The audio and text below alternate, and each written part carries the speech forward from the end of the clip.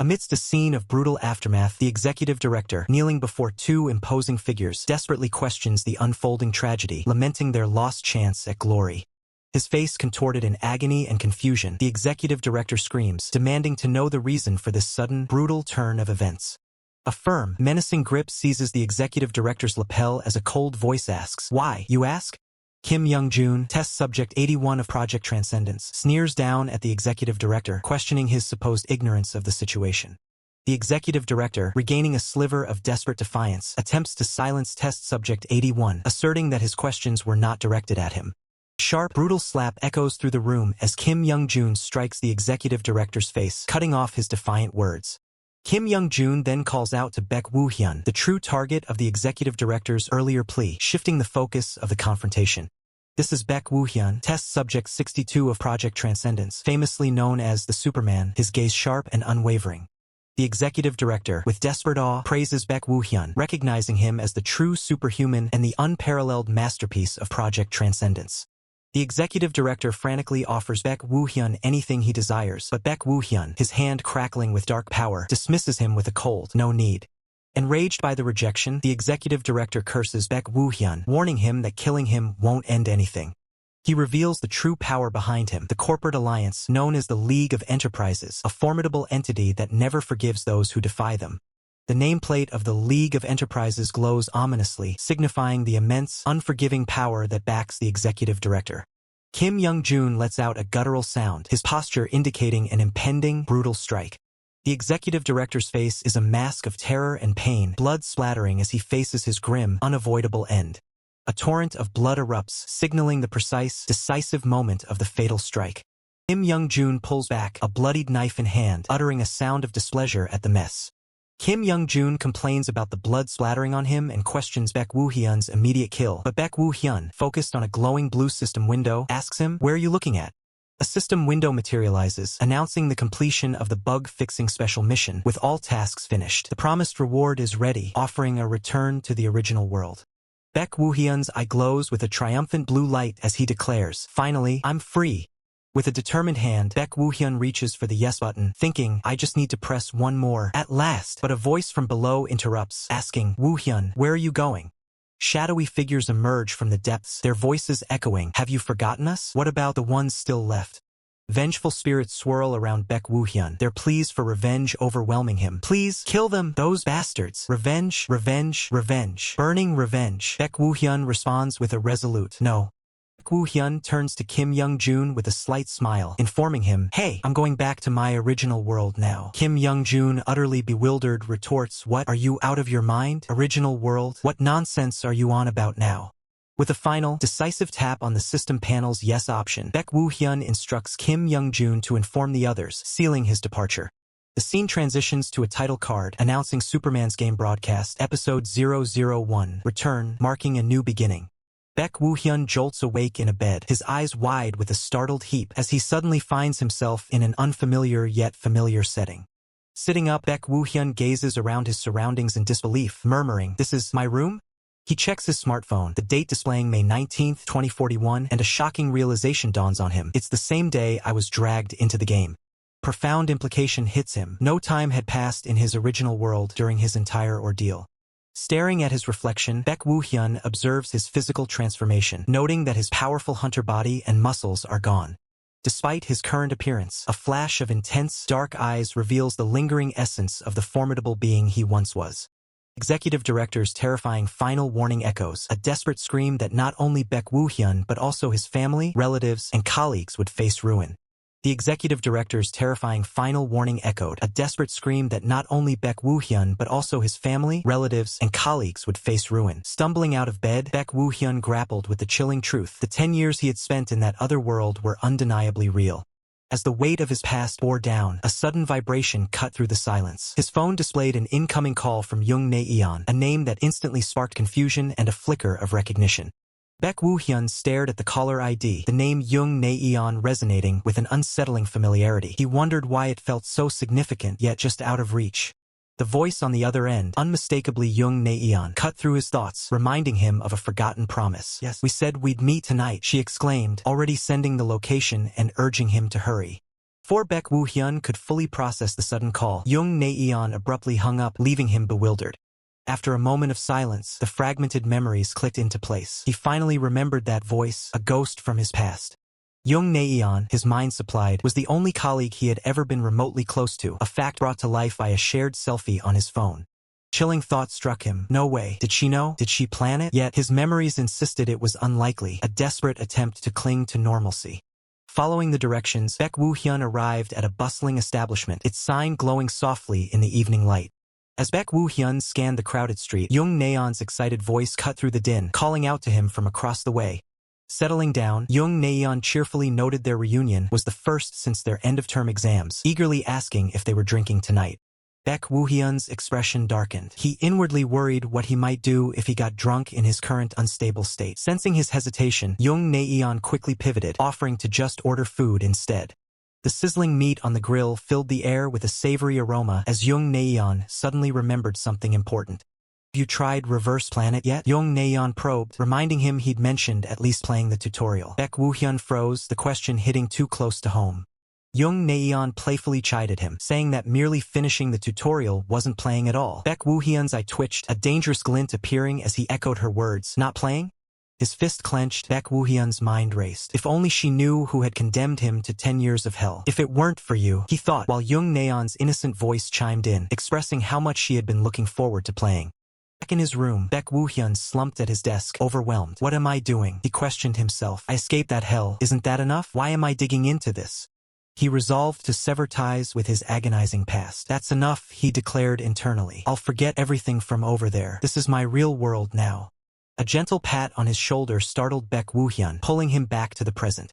Oh, there you are. His friends greeted him warmly, noting how long it had been since they last met. Since that day, Baek Woo-hyun had tried to reintegrate into his old life. Baek Woo-hyun went to and from school, attempting to live an ordinary life, even as his friends suggested hitting the PC cafe later. Sitting in class, Baek Woo-hyun gazed out the window, a distant thought crossing his mind. So this is what I majored in, huh? Suddenly, a jolt of unease shot through him, his eyes widening in alarm. He instinctively looked back, a sense of foreboding washing over him. Other students noticed his strange behavior, one wondering what's wrong with him. Baek Woo-hyun stumbled into the hallway, leaning against the wall, clearly struggling with an unseen burden.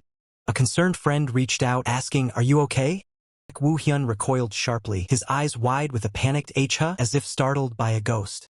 The memory strikes with visceral force as a hand, fueled by ruthless intent, plunges a blade forward. The fiery rival reels from a brutal stab to the back, the crimson impact of the attack echoing through Baek Woo-hyun's mind. Baek Woo-hyun's fist clenches, a desperate inner voice echoing the question, "What are you doing?" Recoils sharply from a nearby colleague, stammering, "Sorry, I was startled," as the vivid memory fades. His concerned colleague observes him closely, remarking that the other said you've been acting strange lately. Later, Baek Woo-hyun sits alone on a bench, lost in somber thought as he opens a soda can. The shadowy tendrils of his torment begin to coalesce around him, a chilling whisper calling out "WHW." He desperately tries to push them away, an internal plea of "stop it" escaping his lips. The insidious voices grow louder, urging him to come back and questioning, "Have you forgotten us?" A sharp, concerned voice breaks through the haze, crying out, "Please, just stop, Woo-hyun." Jackie's gentle smile offers a moment of respite, her presence a beacon against his inner turmoil. Her concern is evident as Jackie asks Baek Woo-hyun, "You look pale. You seem out of it these days. Did something happen?" Baek Woo-hyun deflects, murmuring, "No, it's nothing." Jackie, though unconvinced, simply replies, "Well, if you say so." Jackie reassures him, "But if anything does happen, tell this Nuna, okay? I'll help you." As the concerned colleague grumbles, "Who are you calling Nuna?" Jackie calls out, "Anyway, I'm heading back now," and Baek Woo-hyun responds, "Sure, do your best," as the shadowy figures continue to cling to his legs. Baek Woo-hyun stands before a sleek, futuristic pod, his thoughts heavy with the realization, if none of this ends. With a resolute stride, he walks towards the capsule, his decision to return to the other world solidified. His feet step onto the platform of the pod, a grim determination hardening his resolve, then fine. As his hand reaches for the controls, Baek Woo-hyun's internal monologue reveals his despair. At this rate, this world is no different from that one. Lying back in the pod, surrounded by pulsing blue energy, he declares his intention, "I'll go back." His eyes glow with an ethereal blue light as data streams envelop him, signaling the system's activation. A system notification blazes across his vision. Welcome to Reverse Planet. As Baek Woo-hyun stands in a new, unfamiliar lab lobby, questioning, "Is this?" Staring at his reflection in the pristine lab, Baek Woo-hyun wonders, "The research lab lobby? Did I just enter the game?" The grim expression, Baek Woo-hyun acknowledges his return. "I finally made up my mind to return to this hell," but immediately questions, "Is there another condition?" A system prompt appears, asking if he wishes to keep this character's appearance. Baek Woo-hyun, eyes sharp, decides, "I'll just go through the tutorial first." The system confirms, "Combat correction has been set to 0%. A detail Baek Woo-hyun notes with confidence, recalling, "Since I fought well in that other world without combat correction." Baek Woo-hyun stands silently before a sealed door, awaiting his next command. Door slides open, and the system's voice rings out, "Let's start with the next test right away. Please head inside." Baek Woo-hyun peers into the room, his eyes widening in recognition as he mutters, "That's and..." The menacing, spherical robot with a glowing red eye advances, prompting Baek Woo-hyun to identify it. Etnal. A system message flashes, detailing the threat. It's a killing machine that was made to stop those who awakened and went berserk during Project Transcendence and has killed countless test subjects. The first tutorial quest 01 is issued. Destroy the Etnal. Fight the Etnal with your ability. As the Etnal looms, Baek Woo-hyun observes it critically, wondering, "Is that the first version?" A horrifying memory flashes, depicting a terror-stricken victim screaming, "SSA," as the Etnal attacks. The Etnal mercilessly chokes a helpless figure, adding them to the pile of countless test subjects it has already eliminated.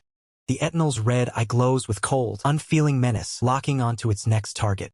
The Etnal surges forward with terrifying speed, its metallic form slicing through the air towards its next target.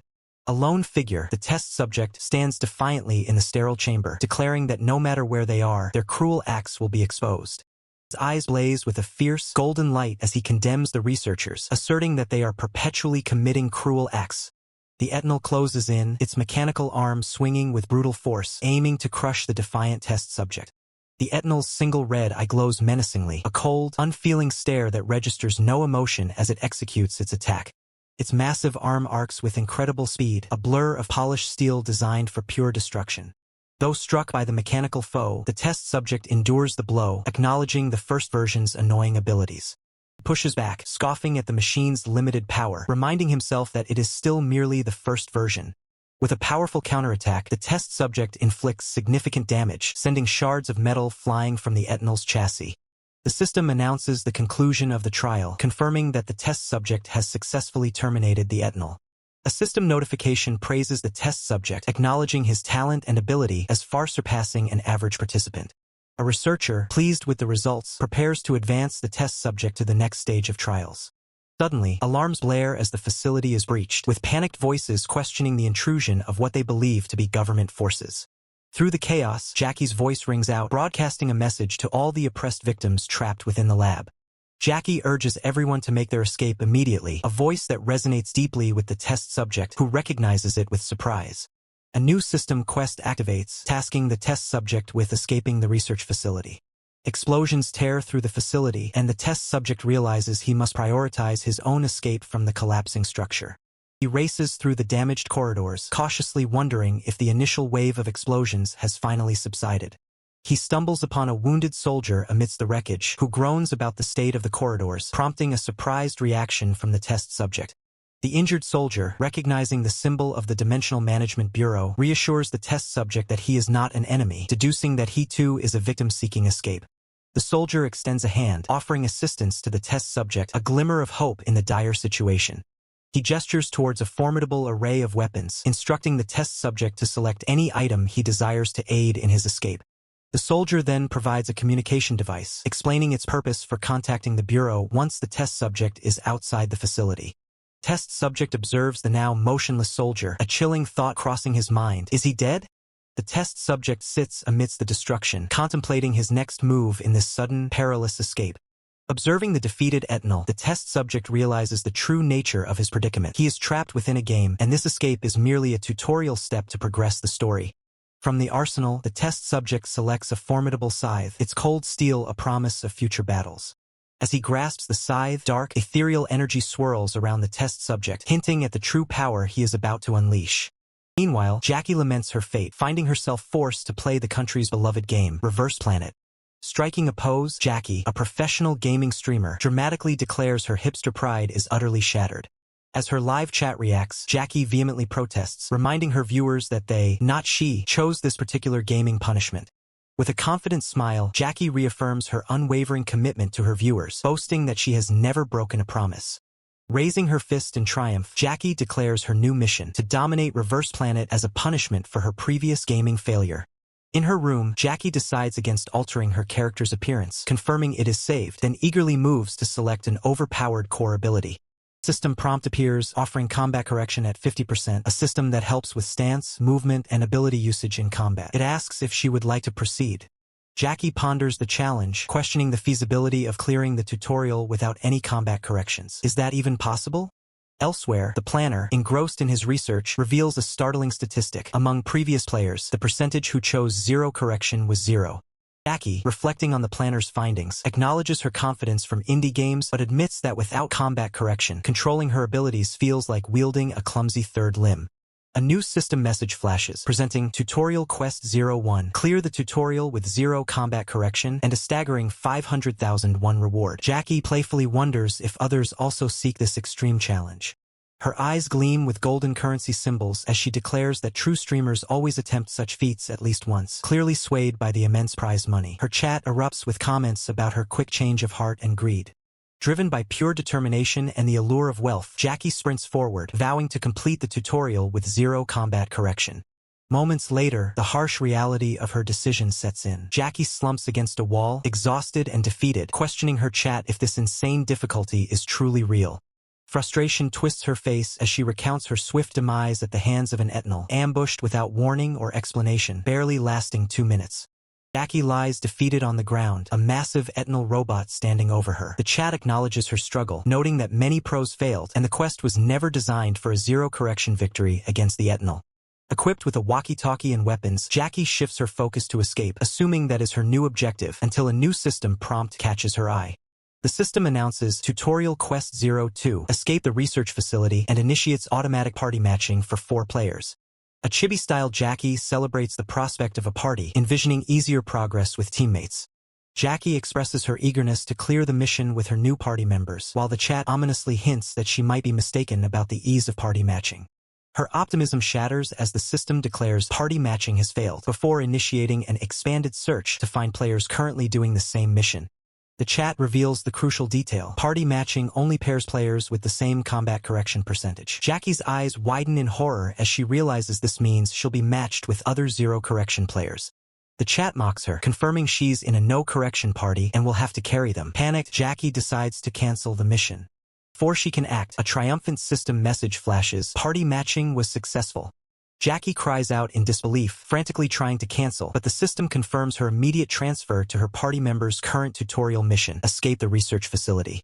Overwhelmed by her predicament, Jackie's thought bubble screams her despair, realizing she's truly fucked in this no-correction nightmare.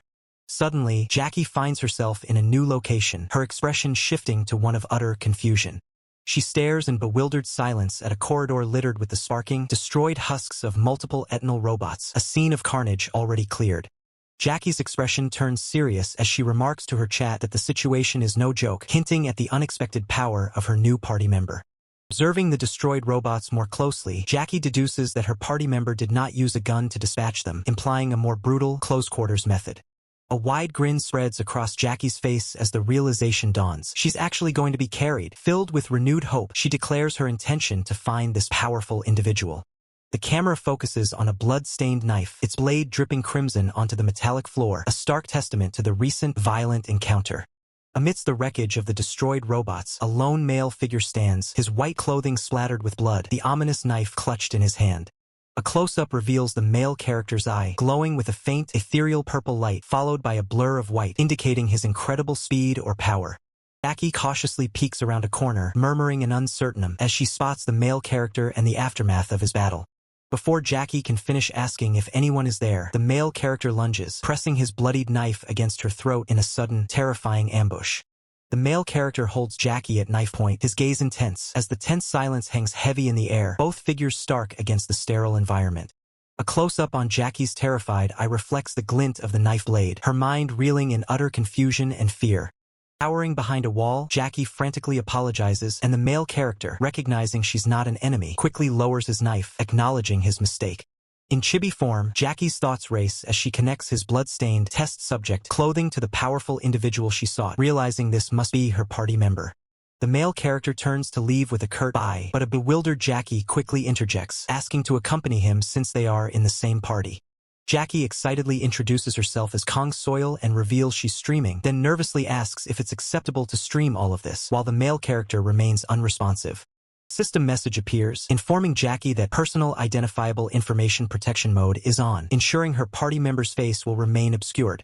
Jackie looks concerned as the male character abruptly stops, making her wonder if he's angry about her questions or the streaming. An urgent red system alert blares, announcing that 2 test subjects who have escaped. Armed guards open fire down the corridor, their command echoing, "Kill them!" Capturing is unnecessary, as both Jackie and the male character are targeted.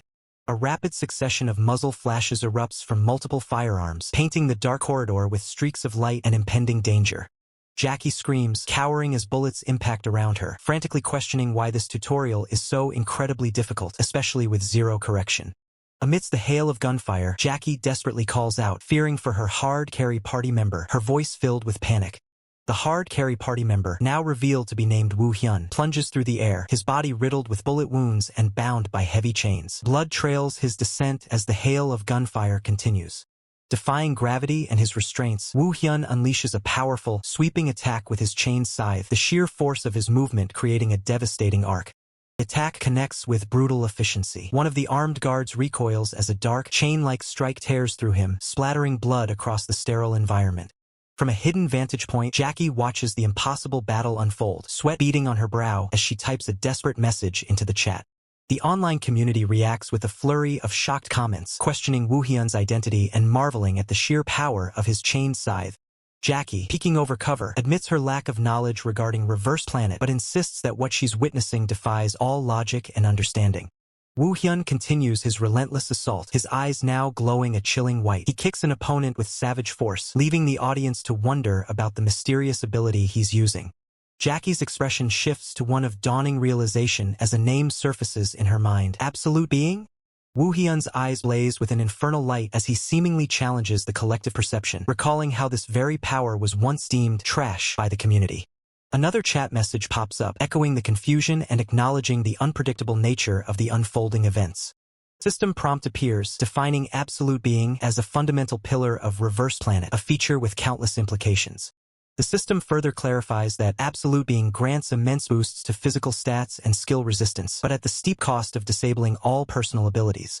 Jackie expresses her bewilderment at such a counterintuitive choice in a game reliant on abilities. The chat erupts with players recounting their disastrous experiences with Absolute Being, highlighting its notorious reputation. A new chat message suggests that the raw physical buffs of Absolute Being might hold value in battles where stat corrections are disabled.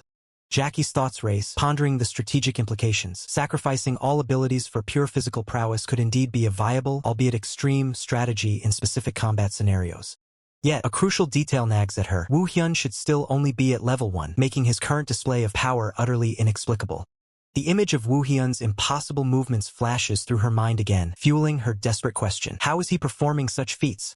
Woo Hyun continues to move with superhuman speed and precision, his chained scythe a blur as he evades and counters. Jackie's internal query intensifies. Just who is this guy? A close-up reveals the blood-stained blade of his scythe, pulsating with a dark crimson energy, a testament to the brutal efficiency of his attacks. Woo Hyun stands amidst the fallen guards, a silent, blood-soaked victor. His chains drag along the ground, a grim reminder of his ordeal and the power he wields. His bloodied hand grips the scythe, its sharp edge glinting menacingly, reflecting the grim aftermath of the battle. Suddenly, shadowy tendrils coalesce around Woo Hyun, their malevolent whispers urging him to embrace even greater violence in his revenge, unsatisfied with the current bloodshed. As Woo Hyun turns, a new threat emerges. An armed guard, having flanked him, takes aim from around a corner, ready to fire. The crosshairs of a rifle scope lock onto Woo Hyun, signaling imminent danger as he becomes the target of a precise attack. Without hesitation, Jackie lunges forward, her voice filled with urgency as she cries out a warning, reaching out to protect Woo Hyun. Jackie bravely shields Woo Hyun, taking the brunt of the incoming bullets. Sparks fly from the impacts as she puts herself in harm's way. The guard continues to fire, bullets ricocheting off the walls around them, creating a chaotic barrage. Jackie collapses to the ground, seemingly wounded, her frustration evident as she curses the ongoing assault.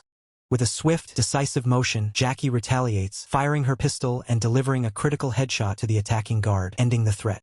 Jackie, catching her breath, sits amidst the aftermath of the fight. The chat erupts once more, praising her quick thinking, while others playfully accuse her of kill-stealing. She turns to Woo Hyun, who stands stoically over the defeated enemies, and playfully challenges him, seeking acknowledgement for her intervention. With a charming smile and a wink, Jackie proudly asserts that she indeed contributed to the battle, holding her pistol with confidence. A bright-faced girl with long blonde hair joyfully calls out to Woo Hyun, her expression radiating warmth and innocence. Woo Hyun looks towards the girl, surrounded by other figures, while the shadowy tendrils still cling to him, hinting at the darker forces at play. Woo Hyun acknowledges Jackie's presence with a quiet ah, his gaze still distant, hinting at his complex internal state. Jackie, with a nervous smile, quickly reassures Woo Hyun that she meant no offense, acknowledging his crucial role and merely wanting to assist. He simply responds with a firm no. Woo Hyun looks at Jackie, his expression unreadable, but his words confirm her contribution. You did help. His acknowledgement, though brief, carries weight. The stakes reach a new height as the next chapter of this trial begins. As they navigate the cold corridors, she tentatively addresses him by his alias. He corrects her immediately, telling her his real name. She wonders if he is being honest or simply bypassing the system's censorship. She asks how he can dodge bullets without using any active abilities and what other games he has mastered. He remains humble, simply stating there is nothing in particular that makes him special. Suddenly, their rhythmic footsteps stop. She freezes, sensing a shift in the air, and asks with dread why they have stopped. He ignores the massive security droids looming over him, casually mentioning a game he used to enjoy. She is in full panic, screaming for him to watch out as the machines prime their weapons. He continues his thought, walking past the mechanical sentinels as if they were mere decorations, reflecting on the time he spent in the world of gaming. His gaze sharpens, a glint appearing in his eyes as he reveals his former status as a top-tier player. The sheer pressure he exudes makes it clear he was no ordinary competitor. With the machines neutralized by his mere presence, he tells her it is time to keep moving. Stuttering in shock, she can only manage a frantic reply as she follows his lead. The respite is short-lived. A sharp realization hits as a sudden alert signals that they are not alone in these depths. Emerging from a pool of dark energy, a rival appears with a sinister grin. Behind him, a legion of shadowy figures rises, ready to swarm them. She doesn't wait for orders, dropping into a combat stance and unleashing a relentless barrage of gunfire. The muzzle flashes illuminate the dark corridor as she attempts to thin the herd.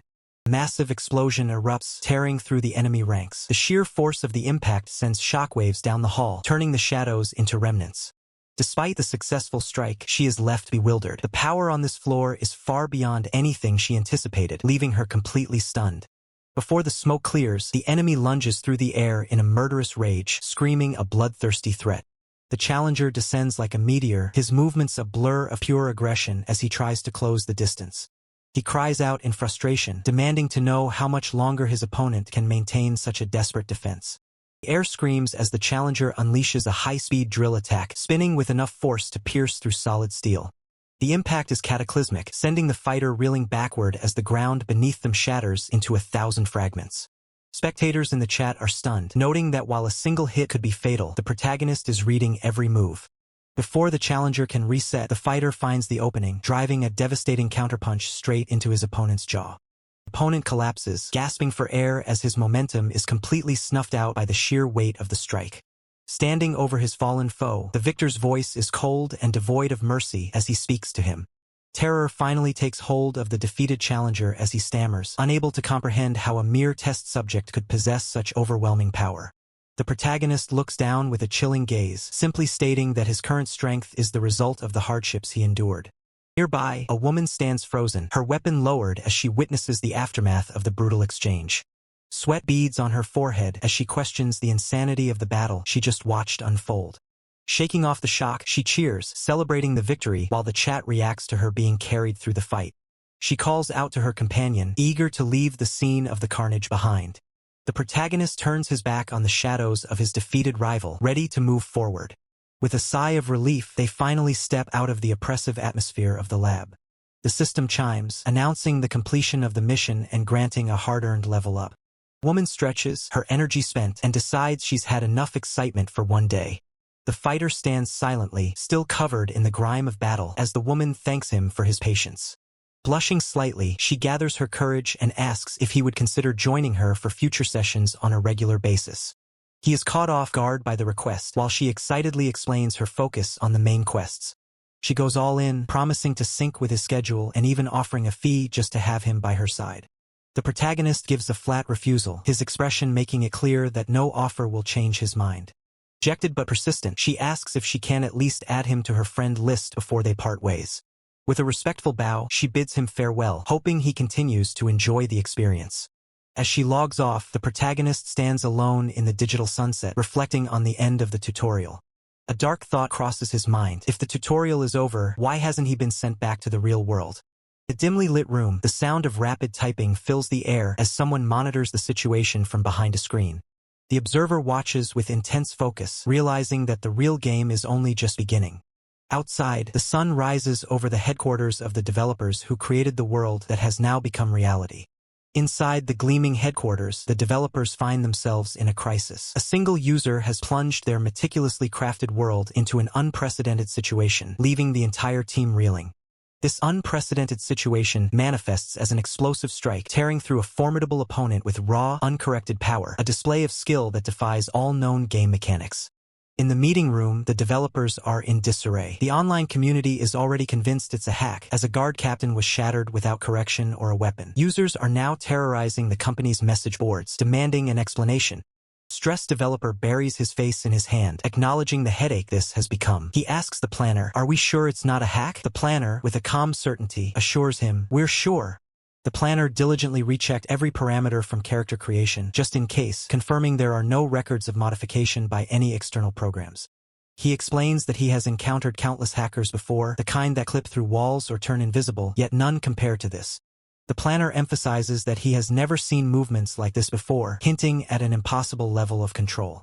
A moment of silent contemplation hangs heavy in the air, the implications of the planner's words sinking in. The planner slams his fist on the table, exclaiming, "It's impossible! This is a level of control that can't be replicated even with hacks." The stressed developer mutters that if it's not a hack, then the user is a complete madman. Another developer points out, however, that there is an extremely low probability it could be a hack they haven't detected. The planner acknowledges this possibility, simply stating, "Right?" With a determined gaze, the stressed developer decides they will have to do a proper verification to get to the bottom of this mystery. Meanwhile, in a bustling cafe, Baek Woo-hyun sits across from Jackie, beginning a conversation with a simple, "So?" Baek Woo-hyun expresses surprise, asking if the online community is in an uproar because of him. Jackie, brimming with excitement, confirms, "Yeah, it's a total mess right now." Jackie continues, revealing that there's even a no correction challenge that has started among the users, all inspired by Baek Woo-hyun's impossible feats. Jackie remarks that Baek Woo-hyun's name was revealed, and despite privacy protection mode, she recognized him pretty well. Baek Woo-hyun, in a thought bubble, realizes this is because of the privacy protection mode.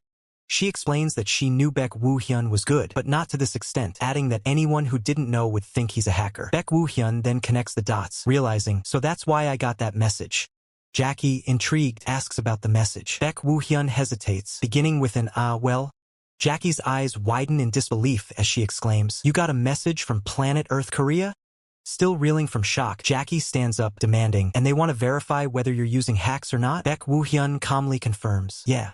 Baek Woo-hyun reveals he received a message from Kong Soil through that streamer, detailing the game company's direct involvement.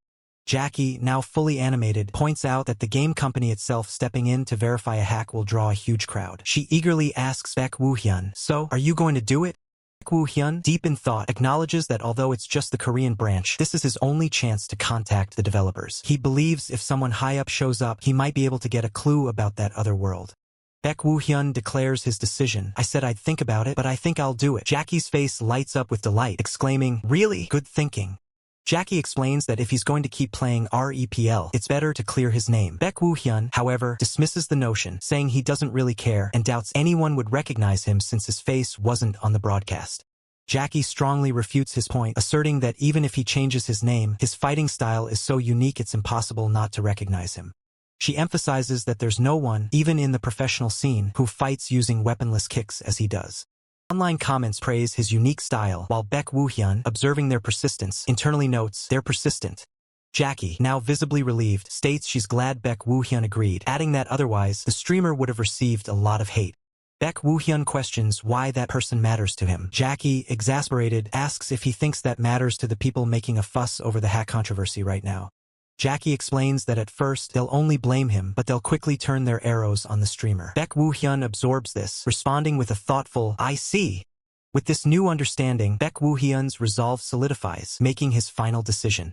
With the decision made, Baek Woo-hyun notices a small, satisfied Jackie, her image subtly reflected in his drink, acknowledging her influence.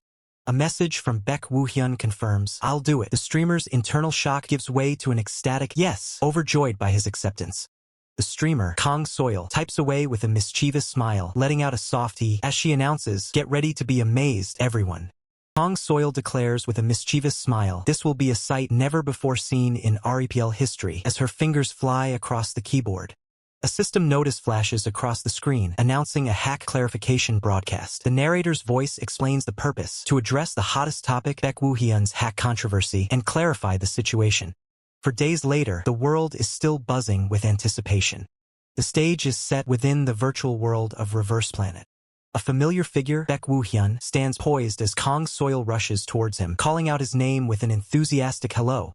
Kang Soil expresses her concern, apologizing to Baek Woo-hyun for the trouble he's endured, feeling responsible for the hack controversy. Baek Woo-hyun calmly dismisses her worries, stating he doesn't mind.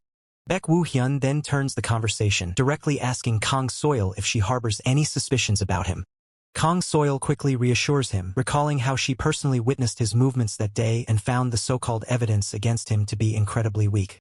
Internally, Kang Soil shivers, remembering the chilling, murderous intent in Baek Woo-hyun's eyes that day, making any suspicion impossible. Outwardly, she nervously laughs it off as just a gut feeling, to which Baek Woo-hyun responds with a knowing "I see." Shaking off the awkward moment, Kang Soil declares it's time to begin the broadcast, asking if Baek Woo-hyun is ready. He simply replies, "Okay." With a cheerful wink and a peace sign, Kang Soil greets her eager audience, exclaiming, "Hello, everyone. You've waited a long time." The chat explodes with excitement, confirming the broadcast has finally begun. Kang Soil's eyes widen in amazement, seeing 10,000 viewers instantly flood in. She notes the incredible excitement, recognizing the immense interest in the hack controversy, and then formally reintroduces Baek Woo-hyun to her audience. Baek Woo-hyun calmly greets the viewers. "Hello, this is Baek Woo-hyun." Immediately, the chat erupts with accusations, calling him a crazy hacker and questioning the integrity of his gameplay. The chat continues to spiral, with some defending Baek Woo-hyun while others mock them. Kang Soil, seeing the rising tension, intervenes, urging everyone to maintain chat etiquette, threatening to disable the chat if it gets too heated. Before diving into the official verification, Kang Soil asks Baek Woo-hyun for his personal thoughts on the controversy. He pauses, considering his words. Baek Woo-hyun finally speaks, finding the entire controversy absurd, barely believing such a minor issue garnered so much attention. The chat immediately picks up on his dismissive tone. Kang Soil stumbles over her words, acknowledging Baek Woo-hyun's something like this comment was quite a statement. She then shifts gears, revealing a special guest has been invited for today's verification, noting their imminent arrival. Just as she speaks, a new figure materializes with a shimmering blue effect. Baek Woo-hyun calmly observes his arrival, simply stating, "Ah, you're here." The newly arrived man introduces himself as Park Joo-myun, the first operations team leader of Planet Earth Korea. The chat instantly questions the identity of the new arrival, as Park Joo-myun stands with an air of authority. Baek Woo-hyun's thoughts race, recognizing Park Joo-myun's title implies a wealth of knowledge. He decides to interrogate him once the verification concludes. Kang Soil thanks Park Joo-myun for coming, introducing herself as the streamer. Baek Woo-hyun follows, stating his name, and Park Joo-myun replies with a polite "Nice to meet you." Park Joo-myun observes Baek Woo-hyun, his thoughts confirming this is indeed the controversial figure he's heard so much about. He scrutinizes Baek Woo-hyun, noting that outwardly there are no unusual features to suggest any foul play. Park Joo-myun then takes charge, announcing he will guide them to the designated verification area. The group is transported to a high-tech, futuristic chamber. Kang Soil looks around in awe, exclaiming, "This is..." Park Joo-myun clarifies, explaining they are in a personal training room designed for practicing powers or engaging in combat training. Park Joo-myun continues, detailing the verification process. Several battles will be observed to detect any external program assistance. Baek Woo-hyun, meanwhile, internally notes this advanced space is unlike anything he's encountered in that other world. Park Joo-myun seeks Baek Woo-hyun's agreement on the terms, to which Baek Woo-hyun readily consents. With Baek Woo-hyun's agreement, Park Joo-myun prepares to initiate the first test. A massive training bot, an intermediate version of Ethanol, materializes from the shadows, its imposing presence filling the room. Chat instantly recognizes the formidable opponent as an intermediate Ethanol. Baek Woo-hyun's internal monologue confirms the plan. We will start with the intermediate training bot. As the challenge begins, a dark, spectral hand grips Baek Woo-hyun, and a voice echoes in his mind, pleading, "Woo-hyun, I'm so scared. Avenge me, Woo-hyun." A sinister smile plays on Park Ju-myun's lips as he internally muses, "Haha, so, in other words, you know that thing? From now on, we'll kill each." His thoughts are abruptly cut short as a sudden realization hits him, leaving him with a bewildered, "Huh?" He tries to piece together his interrupted thought, muttering, kill each other." The fragmented thought repeats in his mind, "Kill each." The thought dwindles to a single chilling word, "kill." As this happens, a system notification flashes. "No external program interference detected." Baek Woo-hyun, meanwhile, is already dominating the training bot, showing no signs of external help. The chilling thought, "kill," still echoes, but now the question arises. Could this raw power be nothing more than a hack? The protagonist's mind races, grappling with the impossible reality of his abilities.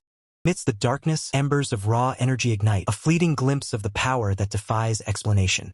As the protagonist delivers another devastating blow to the training bot with his chain scythe, an observer gasps, exclaiming, that's insane." The system, however, remains resolute, flashing, "No external program interference detected."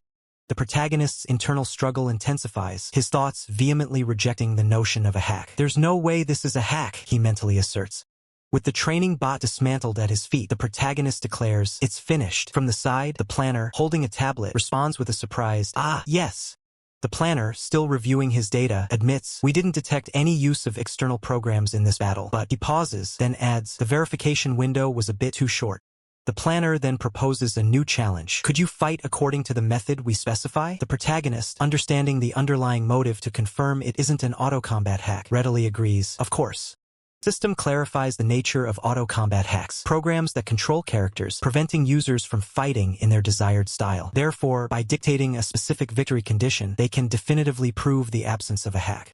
The planner thanks the protagonist, then issues the precise instruction. Then this time, please decapitate 3 intermediate-tier training bots using the chain scythe. The protagonist acknowledges with a firm, "Understood." The planner, observing the protagonist, is baffled by his apparent confidence. He thinks, what on earth is going on? This should be an overwhelmingly disadvantageous condition. With a surge of power, the protagonist's legs blur, ready to launch into the next challenge. 3 training bots rush him, yet the protagonist's inner resolve is unwavering. He thinks, and yet I don't feel like I'm going to lose at all. The chain scythe flashes, a whirlwind of deadly precision as the protagonist initiates his attack. He moves with impossible speed, a blur of motion leaving the training bots unable to react. A sharp, decisive impact reverberates as the chain scythe finds its mark. The chain scythe wraps around a bot's neck with lethal grace, executing the specific condition of the test. His eye glows with fierce determination, reflecting the golden intensity of his focus as he dominates the battlefield. Standing amidst the sparking, broken forms of the 3 decapitated training bots, the protagonist completes the task with effortless precision. The planner exclaims, "I knew it. I wasn't seeing things back then. You guys saw how the chain scythe moved like it was alive, right?" Jackie and other observers are stunned, commenting, "What did I just watch? That chain scythe is totally broken. Wow. And maybe it's not the weapon but the person that's broken?" A satisfied smirk plays on the planner's lips as he declares, "We've gathered enough data for the verification now." The game admin's curiosity reaches new heights, pondering the protagonist's true potential. As the admin of this game, pure curiosity is rising. Could he? The thought trails off. The planner, driven by a blend of curiosity and ambition, states, "Call it greed if you want, but for the last test," his voice hints at a final, more demanding challenge. The protagonist stands alone in a vast, empty arena, the stage set for the ultimate trial. In the darkness, a pair of menacing red eyes glow, accompanied by the heavy sound of approaching footsteps, signaling a new threat. The planner announces, "We'll proceed with verification using the advanced training bot." The system identifies it. Advanced training bot, late version, Ethiel. The protagonist's eye widens, a silent exclamation of shock and readiness escaping him as he faces the formidable new opponent. As the advanced bot descends, the protagonist's mind flashes through countless past battles and injuries, a stark reminder of the trials he has overcome. Ethiel, the advanced training bot, reveals a chilling, almost human-like grin, its red eyes burning with sinister intent. The protagonist's eyes glow with renewed ferocity, a silent snarl twisting his lips as he prepares for the deadly dance. Ethiel launches its first attack with blinding speed, a white blur of motion that the protagonist narrowly evades. A powerful punch from the advanced bot generates a shockwave, forcing the protagonist to brace against the immense force. The arena becomes a maelstrom of high-speed combat as Ethiel unleashes a barrage of attacks, the protagonist moving with equal ferocity to counter and dodge. The protagonist shifts his weight, his mind sharp, acknowledging the immense leap in difficulty. He thinks, as expected, this is on a completely different level from the intermediate one. If I take even a single hit right now, it'll be fatal. Strikes, honed by countless battles, land with ferocity, yet he thinks its physical hardness is on a whole different scale. My attacks aren't getting through at all. The protagonist, swift and precise, narrowly evades a powerful blow from the advanced training bot, its red eyes glowing menacingly. He plants his foot firmly, determined, his mind set on a singular goal. I just have to keep hitting until something lands. From the sidelines, the planner watches with a gasp of surprise, Jackie standing beside him, observing the intense combat. The planner's brow furrows in disbelief, internally admitting, I didn't think he could actually go head-to-head with an advanced bot using just one core factor. He even looked like he was losing at first. In a sudden turn, the protagonist unleashes a barrage of strikes, slowly overwhelming the bot, each impact echoing with raw power. With a final, decisive blow, the protagonist's power surges, shattering the bot's defenses as it begins to dissipate in a flash of blue energy. A system voice announces, we've collected all the data needed for verification, so the training bot has been removed. The protagonist, looking around, acknowledges, ah, I see, no wonder. Jackie, holding a tablet, eagerly asks the planner, so, what are the verification results? The planner responds, we've confirmed without a doubt that there was no external program interference. In simple terms, he's not hacking. Jackie exclaims to the online community, see, I told you he wasn't hacking. Anyone still doubting? Comments flood in, celebrating the revelation, with one user coining the term hack physical. Jackie, delighted, muses, hack physical? I like that term. Jackie emphatically declares, anyway, remember this clearly, everyone, Woo-hyun isn't using hacks. He simply has physical ability that looks like hacking. Jackie requests, now that the verification is done, could each of you share a short final comment? Woo-hyun offers, thank you for your hard work, while the planner cheerfully adds, haha, that was fun. The planner bows, expressing gratitude, no, thank you for accepting the verification request so willingly, especially you, Woo-hyun. Woo-hyun dismisses it casually, it was nothing. The planner, with a slight smirk, thinks, nothing, he says, as he prepares to leave, stating, well then, I'll take my leave. Woo-hyun interjects, hold on. Woo-hyun turns to the planner, stating, there's something I want to ask. The planner, surprised, asks, sure. Anything you want to ask? Woo-hyun presses on, inquiring, is there some kind of bug in the game? For example, cases where someone couldn't escape the game because of a bug. The planner muses, I haven't heard anything like that. If a critical bug like that existed, Ripple wouldn't be a global game, right? Woo-hyun considers this, concluding, I suppose so, understood. With the questions answered, the planner declares, then I'll really go now, and teleports away in a burst of light, leaving Woo-hyun and Jackie. Jackie, with a grateful smile, tells Woo-hyun, you really worked hard today. Oh right, I'll be calculating the stream revenue later. Is it okay if I contact you again? Woo-hyun, though not needing the payout, simply replies, understood, just let me know. Jackie internally laments, ugh, letting him go like this feels like such a waste. A walking content goldmine is right in front of me. Woo-hyun, noticing her hesitation, asks, is there something you wanted to say? Snapping out of her thoughts, Jackie quickly replies, nothing. Then I'll contact you next time. She then teleports away, leaving Woo-hyun alone. Alone, Woo-hyun reflects, I gained even less than I expected. This is disappointing. Suddenly, he senses something, a question mark appearing above his head. New female character, vibrant and excited, appears before him, exclaiming, so, how was streaming? The community reaction right now is crazy. It blew up. Woo-hyun responds, I don't think it suits me. Keeping up with chat, talking while playing, it's not my style. The new female character looks genuinely surprised, asking, really? With a sudden idea, the new female character lights up, oh, then what if, just imagine, what if you didn't have to pay attention to chat and could just play alone? That'd be fine, right? Woo-hyun considers her proposal, pondering, She insists, I'll set everything up for you. Just try it once and decide. Woo-hyun, however, firmly states, no, I just don't want to stream at all. Changing the subject, she declares, anyway. She points towards a massive, glowing PvP globe, announcing, let's go do some PvP now. Woo-hyun and the new female character stand before the imposing structure. Woo-hyun turns to her, realizing, PvP? So that's why you called me to the preparation room. She grins, of course. Were you planning to leave without even trying Ripple's PvP? I'd be hurt. Woo Hyun internally clarifies, "No, I thought it wasn't for me, so I wasn't planning to play for a while. Going back to the other world seems unlikely anyway." She passionately asserts, "PvP is the heart of Ripple. Don't judge after just doing the tutorial." Woo Hyun's expression grows thoughtful as he considers her words. Right, the PvE story mode is almost identical to the other world, but PvP is full of things I've never seen. There might be something different there. With a resolved nod, Woo Hyun agrees. "Alright, I'll try it." The new female character beams with excitement. "Yes, then I'll explain PvP." Jackie, brimming with enthusiasm, begins to lay out the rules of player versus player combat. She explains that in struggle mode, players choose from 4 distinct types: domination, escort, capture, or annihilation. Each mode pits 2 teams of 5 against each other in a fixed team battle. She then dramatically pauses, building anticipation for the mode they will be tackling today. Reveal flashes across the screen. Survival mode. Jackie explains the brutal reality of this battle royale. 100 players are dropped into multiple zones, forced to scavenge for gear and fight until only one person or one team remains standing. Woo Hyun, considering the learning curve, suggests they tackle the team mode first. He offers to recommend a proper build for PvP, but Jackie confidently declines. Woo Hyun's internal thoughts reveal his confidence. He already possesses a superior build, the very one that earned him the title of superhuman in another world. The intricate ability tree diagram visually confirms the complexity of his power. Woo Hyun informs Jackie that he will record the session as she prepares to log in. Jackie, eager to start, confirms her immediate readiness. The game's established rule dictates their starting point, the military base.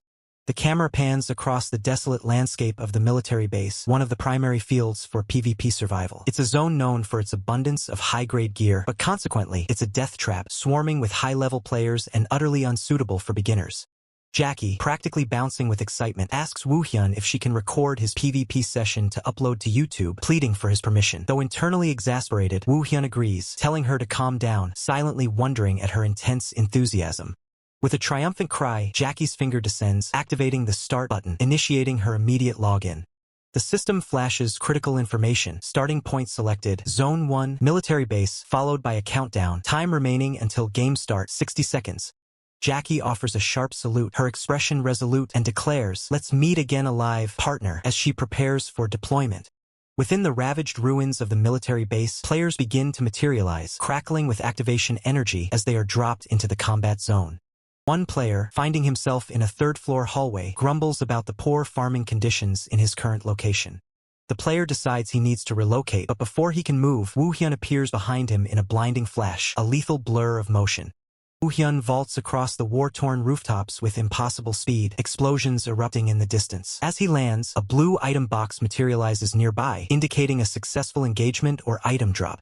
A system notification confirms Woo Hyun's first elimination. Baek Woo Hyun, eliminated, lucky day. Jackie reacts with disbelief, exclaiming, "A kill right at the start." She acknowledges that Woo Hyun's hack physical build truly operates on another level. Jackie's eyes widen in utter shock, a soft huh escaping her lips as she struggles to process what just happened. Her internal monologue screams with bewildered concern. What on earth is Woo Hyun doing? The system reiterates Woo Hyun's swift elimination of lucky day. Jackie, still reeling, mutters about the sheer difference a hack build truly makes, hinting at Woo Hyun's overwhelming power. Torrent of system notifications floods the screen, each one confirming another elimination by Woo Hyun. Full Rice Bowl, Lee Jae-joon, Chickeneslove, and Chim Hoidon all fall in rapid succession. The kill feed continues its relentless scroll, displaying the downfall of Hwide Justy and Strongest Jeonju. Jackie, utterly speechless, can only manage another bewildered huh? The question echoes in her mind, now laced with a hint of fear. What in the world is Baek Woo Hyun doing? The title card flashes, announcing the current segment, Superhumans Game Broadcast, Chapter 006, PvP. Player cries out in pain, "Guk!" as a swift, brutal strike pierces his chest, ending his run. The system confirms the kill, Baek Woo Hyun, eliminated -SLIMEMONSTER, as the defeated player collapses lifelessly to the ground. Woo Hyun surveys the scene, his internal monologue indicating a clear zone. Looks like I don't sense any other players now. Was this guy the last survivor around here? Woo Hyun considers his next move, thinking, well, since I'm done farming, I should get out of H. But his thoughts are abruptly cut short by a sudden system ping. Suddenly, a frantic voice transmission from Jackie blares through. "Baek Woo Hyun, help me! There are too many here. I'm completely surrounded." Woo Hyun, recognizing her voice, thinks, "Jackie?" Woo Hyun instantly pulls up his holographic map, pinpointing Jackie's location. The opposite block, pretty far, he notes, assessing the distance. With a determined resolve, Woo Hyun transmits his reply, "I'm coming now. Which part of the building are you on?" The map displays their relative positions as Jackie quickly responds, her voice urgent, "Third floor roof." Jackie's warning continues, but the fighting downstairs is insane. Sounds like they're fighting on every floor. "Be careful." Woo Hyun's boots hit the ground, and he calmly replies, "Okay." Woo Hyun streaks through the urban battlefield, a blur of motion. Two bewildered players, one in orange and another in blue, barely register his passing before one cries out, "Hey, what?" Unseen players' bewildered voice echoes, "What is that guy? Why is he so fast?" Two players brace themselves, one igniting a fiery aura around his hands, instructing his partner, "Hey, get your ability ready. I'll stall them somehow." But Woo Hyun is already past them, a phantom blur, leaving the fire wielder to gasp in stunned disbelief. "Wait."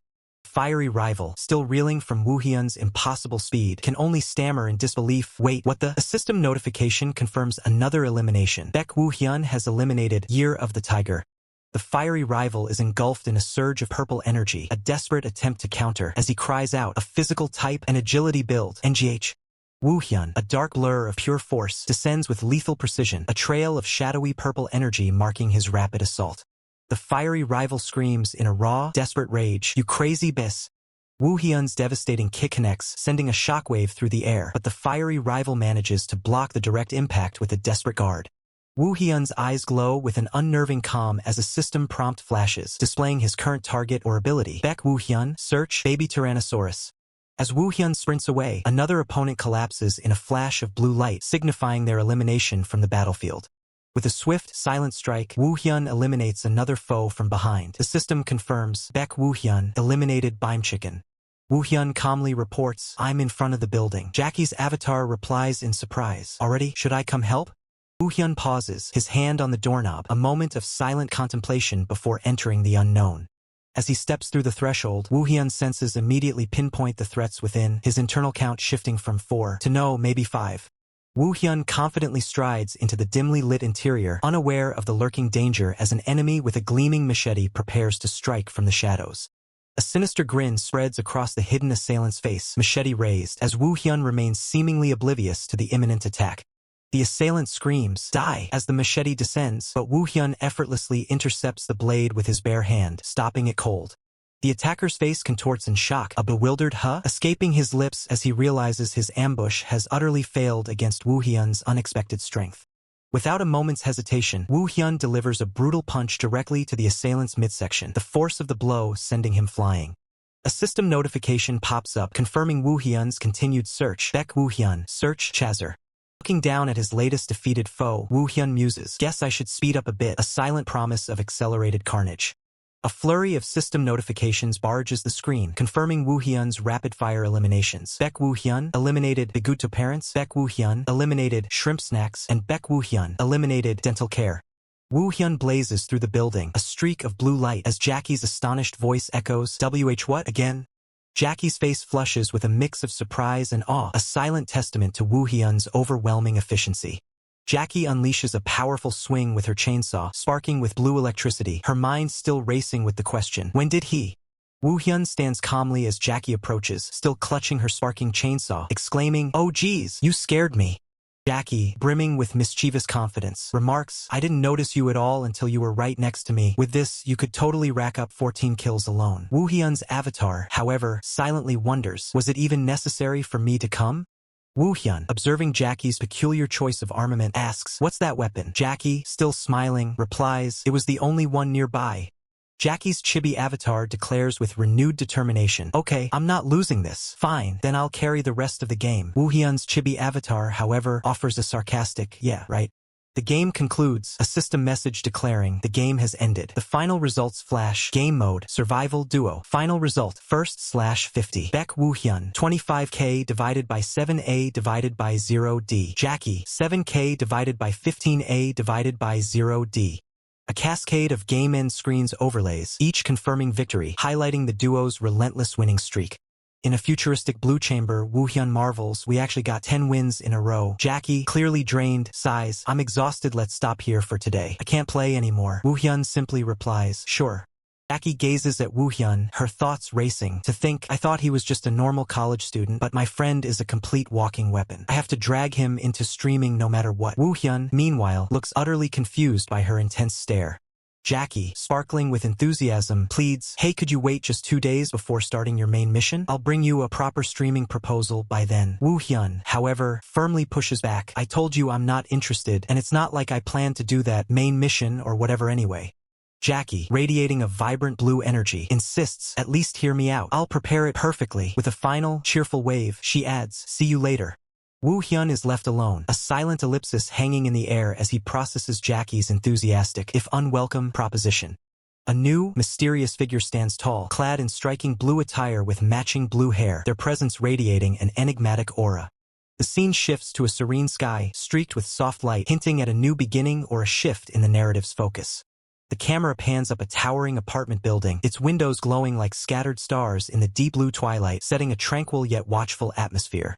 Transitioning from the tranquil cityscape, Jackie lies relaxed on her bed, scrolling through her phone, a soft melody emanating from the device, filling the cozy room with a gentle hum. Jackie giggles to herself, scrolling through a community forum dedicated to reverse time. Posts about Hackster Lord and a cute Kang Soyeol catch her eye, clearly entertaining her. Her excitement bubbles over, manifesting as 2 adorable chibi versions of herself rolling around in delight, exclaiming, amazing, just amazing. A massive live viewer count of over 100,000 flashes in her mind, prompting a wistful question. 100,000 viewers, will I ever see numbers like that again in my streaming career? Wave of regret washes over Jackie as she thinks, if only I could keep streaming with Woo-hyun, maybe I should have been a little more clingy? The scene shifts to a memory of Woo-hyun, his white jacket stained, as he firmly states, sorry, I'm not interested in streaming. Jackie's inner voice protests, never said it that strongly, then concedes, no, you were too firm from the start. Jackie's thoughts return to Woo-hyun's imagined offer to let me at least handle your revenue share properly, and her mind immediately drifts to the potential earnings. Wonder how much came in. Suddenly, her eyes widen in surprise as she spots something unusual on her phone screen, muttering, huh, what's this? Next day, in a bustling cafe, Jackie confronts Woo-hyun, asking, you suddenly called me over, what's going on? Woo-hyun stares, utterly bewildered, as Jackie beams, presenting a vibrant laptop screen emblazoned with a cartoon character and the words, Baek Woo-hyun and Jong Naeon Streamer Project. He can only manage, what is this? Jackie proudly announces, what do you think it is? It's the PPT I stayed up all night making to convince you. Woo-hyun, however, is less impressed, his internal thoughts questioning, this is the quality of something you made overnight? Jackie tries to sweet-talk Woo-hyun, holding his arm and suggesting, you said it'd be fine as long as your stream was just you playing without viewer interaction, right? If you don't have to pay attention to chat and just play your game, isn't that fine? Woo-hyun, however, firmly replies, I never said it was fine. Undeterred, Jackie proposes a new idea. Anyway, how about a reality observation format? Woo-hyun looks at her, intrigued, repeating, reality observation? The concept is laid out, an observation variety show, a reality format where multiple cast members in a studio watch recorded footage of others, creating a unique viewing experience. Jackie enthusiastically elaborates on the plan. You play the game, she explains, pointing, and I handle the interaction. She even suggests, and if it feels like the 2 of us aren't enough, we can bring in a professional commentator too. She envisions a professional commentator, like the planner, with headphones and a script, ready to enhance their broadcast. Jackie ups the ante, offering, I'll even split the revenue 60-40. How's that? Pretty good deal, right? But Woo-hyun's internal monologue remains firm. I said, I'm not interested. Jackie then changes tack, saying, wait, I guess you don't really understand how valuable stream revenue is. No, actually, didn't you get your settlement from Soil today? Woo-hyun, checking his phone, replies, oh right, I got an email this morning. I was busy because of you, so I couldn't check it. He scrolls to the email, a finger pointing to Woo-hyun, settlement 1, and states, this one. Email reveals a substantial 6 million won settlement from streamer Kang Soyeol, along with a curious postscript about a fund donation message. Jackie gasps, S6 million won, and you still don't want to stream. Woo-hyun, however, remains fixated on the email's postscript, asking, the message? His expression turns grim, a single word escaping his lips. This is... The fund donation messages appear, chillingly addressed from anonymous viewer 62. They read, hello, Woo-hyun. Good to see you again. How does it feel to return to reality? A new special mission has been prepared for you. I'll be seeing you during your streams from now on. A cold realization dawns on Woo-hyun. They know I came back from the other side. The username anonymous viewer 62 is a direct jab, making him realize, and that username is clearly aimed at me. Test subject 62. Woo Hyun stands abruptly, his face etched with a mix of shock and fury. Who is it? He demands, his mind racing. Who knows I came back? Leaning intensely over the table, Woo Hyun urgently asks Jackie, can you find out the donor's info? Jackie, startled, replies, why are you asking that all of a sudden? It's impossible. Privacy rules won't allow it. Jackie explains the only way to contact the anonymous donor. You can't message them directly either, you can only interact during live streams. Woo Hyun's face, now shadowed with grim resolve, declares, I'll do it. His decision is final, his voice firm, I'll stream. Jackie's face lights up with pure joy. Why you mean it? She exclaims, a hint of desperation in her voice. You can't back out later, okay? The laptop screen, still displaying the cheerful streamer project, now carries a heavy but a dramatic announcement flashes across the screen. Breaking! Hackster Lord will appear on a personal stream. On August 2nd, 2041, at 7 p.m., the Hack Tourism content will premiere, featuring Hackster Lord, Cha Song-cheol, and Jong Ne-eon. A chibi Jackie, eyes glowing with mischievous intent, declares, Woo Hyun is, I'll make sure Neon gets to stream. A small disclaimer appears, reminding us she never said this. Episode concludes with a thrilling preview. Woo Hyun, wielding a formidable weapon, charges into a horde of shadowy monsters, his grim determination echoing the words, kill them all. As a golden Friday evening descends upon the city, people stroll along the streets, each enjoying their leisure time with their own unique expectations. Meanwhile, self-proclaimed gamers gather in the solitude of their rooms, their faces illuminated by the glow of their screens, united in anticipation. The Reverse Time community forum buzzes with activity, posts like 5 minutes left, what if the Hackod doesn't show up? And who is Jong Ne-eon? Filling the feed as keyboards click with fervent anticipation. With fried chicken in hand, fans worldwide settle in, eagerly awaiting the broadcast of the Hack Cycle 1. Jackie is visibly shaking, clutching her tablet as the pressure of the moment sinks in. Beside her, the planner offers a reassuring smile, telling her not to worry because their thorough preparation will ensure everything goes perfectly. The planner admits that even he wasn't immune to the pressure, recalling how incredibly nervous he felt the moment he first received the casting offer for this broadcast. He continues, noting that booking a titan like the Hack Cycle 1 seemed like a feat only Soil could pull off. However, the moment Jackie mentioned her friendship with Woo Hyun, the legend agreed to appear on the spot. Suddenly, a sharp chime echoes through the studio as the live indicator flashes red. Jackie gasps, realizing it's finally time for the world to see what they've been waiting for. The planner clears his throat, shifting into professional mode as the cameras begin to roll, ready to lead the global audience into the fray. He addresses the viewers directly, acknowledging the burning curiosity everyone feels about how the Hack Cycle 1 actually handles a game like REPL. The bright, determined expression, Jackie asks the audience if they're ready to get started, her earlier nerves replaced by pure excitement. A message notification pings on the screen from Jong Ne-eon, simply saying, go go, acting as the final green light for the operation. A hand grips a tactical radio, the click of the button signaling the official commencement. It begins now. Deep within a sun-drenched forest, the Hack Cycle 1 stands ready. A transmission from the Otherworld Management Bureau crackles through, ordering him to rescue survivors and lead them safely out of the woods. A system window manifests in the air, formalizing the main mission. Join the Otherworld Management Bureau by bypassing the guards searching for escaped test subjects. He stares into the foliage, a sense of grim familiarity washing over him. Feels exactly like the last time. Flash of memory shows him bloodied and desperate, running for his life in a previous world where he was nothing but prey. But his jaw sets with iron resolve. This time, the outcome will be different. This time, he isn't the one running. Instead of hiding, the Hack Cycle 1 lets out a thunderous, blood-curdling scream that echoes through the trees, intentionally drawing every enemy to his location. The guards, equipped with high-tech multi-lens goggles, snap their heads toward the sound, their confusion quickly turning into predatory focus. Spin around, scanning the brush, unable to believe the target is practically inviting them to his position. Spotting him, the squad leader barks out an order to surround him and attack from 3 sides simultaneously, hoping to crush him with numbers. The Hack Cycle 1 stands his ground as the guards close in, his hand tightening around the grip of a heavy, spiked chain weapon. His eyes burn with a cold, murderous light as he looks at the surrounding force. He whispers a final warning, all of you will die. With a violent swing, he unleashes a whirlwind of steel, the chain tearing through the air and the shadows of his enemies. The guards open fire, their rifles spitting lead in a desperate attempt to stop the juggernaut before them. He leaps into the air, a blur of motion as he swings the chain in a wide arc, the metal links whistling with lethal velocity. The chain snaps tight, wrapping around its targets with the precision of a predator's strike. The powerful yank, he pulls the guards off their feet, slamming them together as they let out strangled cries of pain. He brings the weapon down with crushing force, creating a massive impact that sends dirt and debris flying in every direction. The guards are left broken and gasping, blood spraying from their mouths as they realize they are completely outmatched. He lands a final, devastating blow, the sheer power of his physical stats turning the battlefield into a scene of absolute carnage. His eyes glow with an inhuman intensity. One guard screams in frustration, calling him a damn bug that won't stop coming. A digital mask flickers over his face, activating the data privacy protocol to hide his true identity from the live broadcast's feed.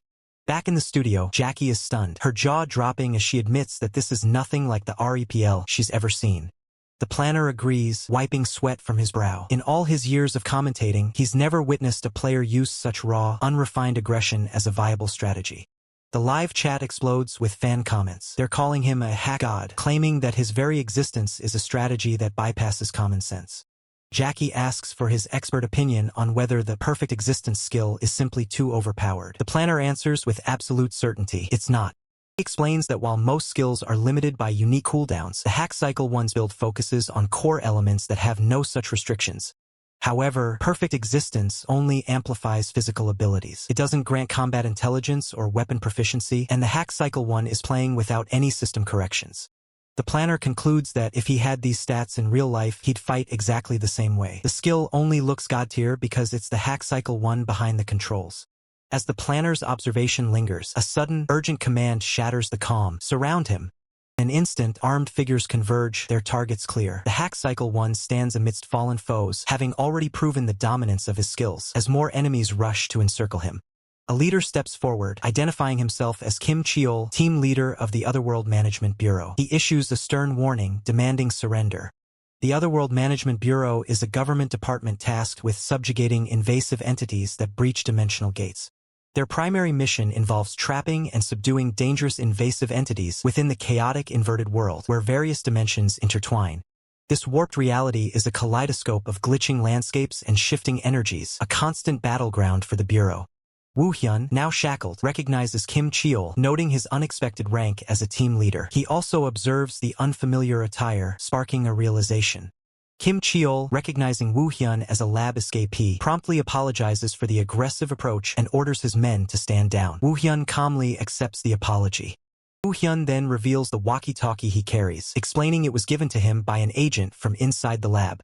A somber expression crosses Kim Cheol's face as he deduces the agent's likely demise, reflecting on his colleague's unwavering kindness, even amidst the dangers of the other world. With the immediate threat defused, Kim Cheol requests Woo Hyun to remain at the Bureau until his identity is confirmed, citing instances of impersonation. Woo Hyun readily agrees. Introducing herself, Lee Yujin, an agent from Team 1 of the Otherworld Management Bureau, steps forward, her presence immediately garnering attention from online viewers.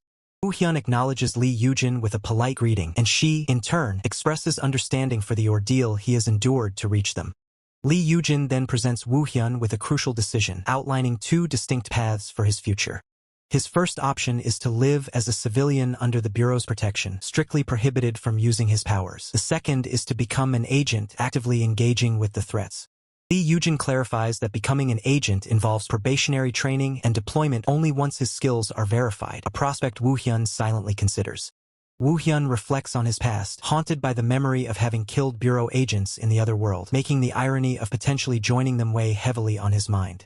Lee Yujin, with a gentle smile, reiterates the question, urging Woo Hyun to choose between a civilian life or becoming an agent.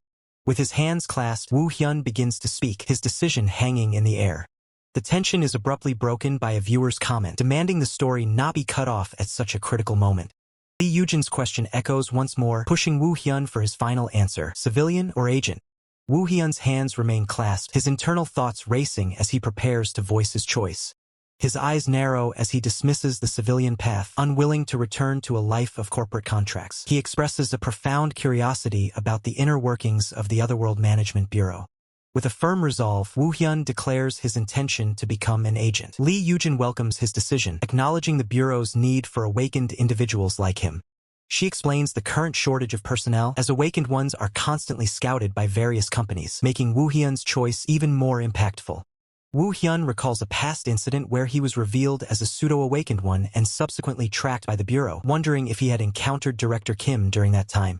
Lee Yujin proceeds with the official registration of his awakened profile into the system, handing him a new work phone as part of his induction. Woo Hyun, now equipped with his new device, asks for his first assignment, eager to begin his new role. Lee Yujin reminds him of the probationary training ahead, promising promotion and team assignment once his skills are fully verified. She then expresses a personal hope that Woo Hyun will join her in Team 1, a sentiment he sincerely reciprocates. Woo Hyun's thoughts drift to a lingering debt from over there, hinting at unresolved matters from his past. Lee Yujin, with a solemn expression, reflects on past clashes, yet dedicates her efforts to the victims trapped in the lab, acknowledging her role in their survival during the lab raid. Suddenly, a female player character questions the natural communication of the NPCs, finding it unusually strange. A male player character echoes her sentiment, expressing disbelief that NPCs could communicate so properly. The female player wonders if she can change her route mid-game, as the choice prompt from Lee Yujin reappears, challenging the player's understanding of the game's mechanics. The male player is utterly shocked, realizing the implication of the advanced AI, while chat comments erupt with excitement and questions about this god-tier game. Revelation is a fully responsive AI, an NPC system capable of complete situational and request-based responses, allowing for free and natural communication, unlike standard NPCs. The implications of a fully responsive AI are immediately apparent in the brutal arena. Despite the overwhelming pressure, Fiery Rival desperately clings to a delusion of control, convinced he still holds the upper hand, even as his internal thoughts betray his mounting despair. As Woo Hyun's blade parries a fiery strike, Fiery Rival unleashes a frustrated roar, demanding that Woo Hyun stop trying to look cool, his anger boiling over in the face of defeat. A powerful impact reverberates through the arena, sending shockwaves of blue energy across the ground, a testament to the sheer force exchanged in the battle. Fiery Rival recoils, a pained gasp escaping his lips as crimson energy streaks across his body, indicating a direct hit and substantial damage from Woo Hyun's relentless assault. With a guttural scream, Fiery Rival curses Woo Hyun, blood splattering as he struggles against the overwhelming power, his fiery attacks proving ineffective against the protagonist's precision. Woo Hyun executes a swift aerial kick, driving Fiery Rival back with a burst of purple energy, each strike landing with devastating force and eliciting another cry of pain. Fiery Rival's face contorts in a mask of pure agony and frustration, his eyes wide with despair as the orange energy of his own abilities seems to fail him. Woo Hyun stands dominant, his sword poised as Fiery Rival stumbles back, the arena floor glowing with residual blue energy, marking the protagonist's clear victory. Defeat etched onto his face, Fiery Rival's eyes well up with tears, the red energy surrounding him now seeming to mock his failure as he crumbles under the weight of his loss.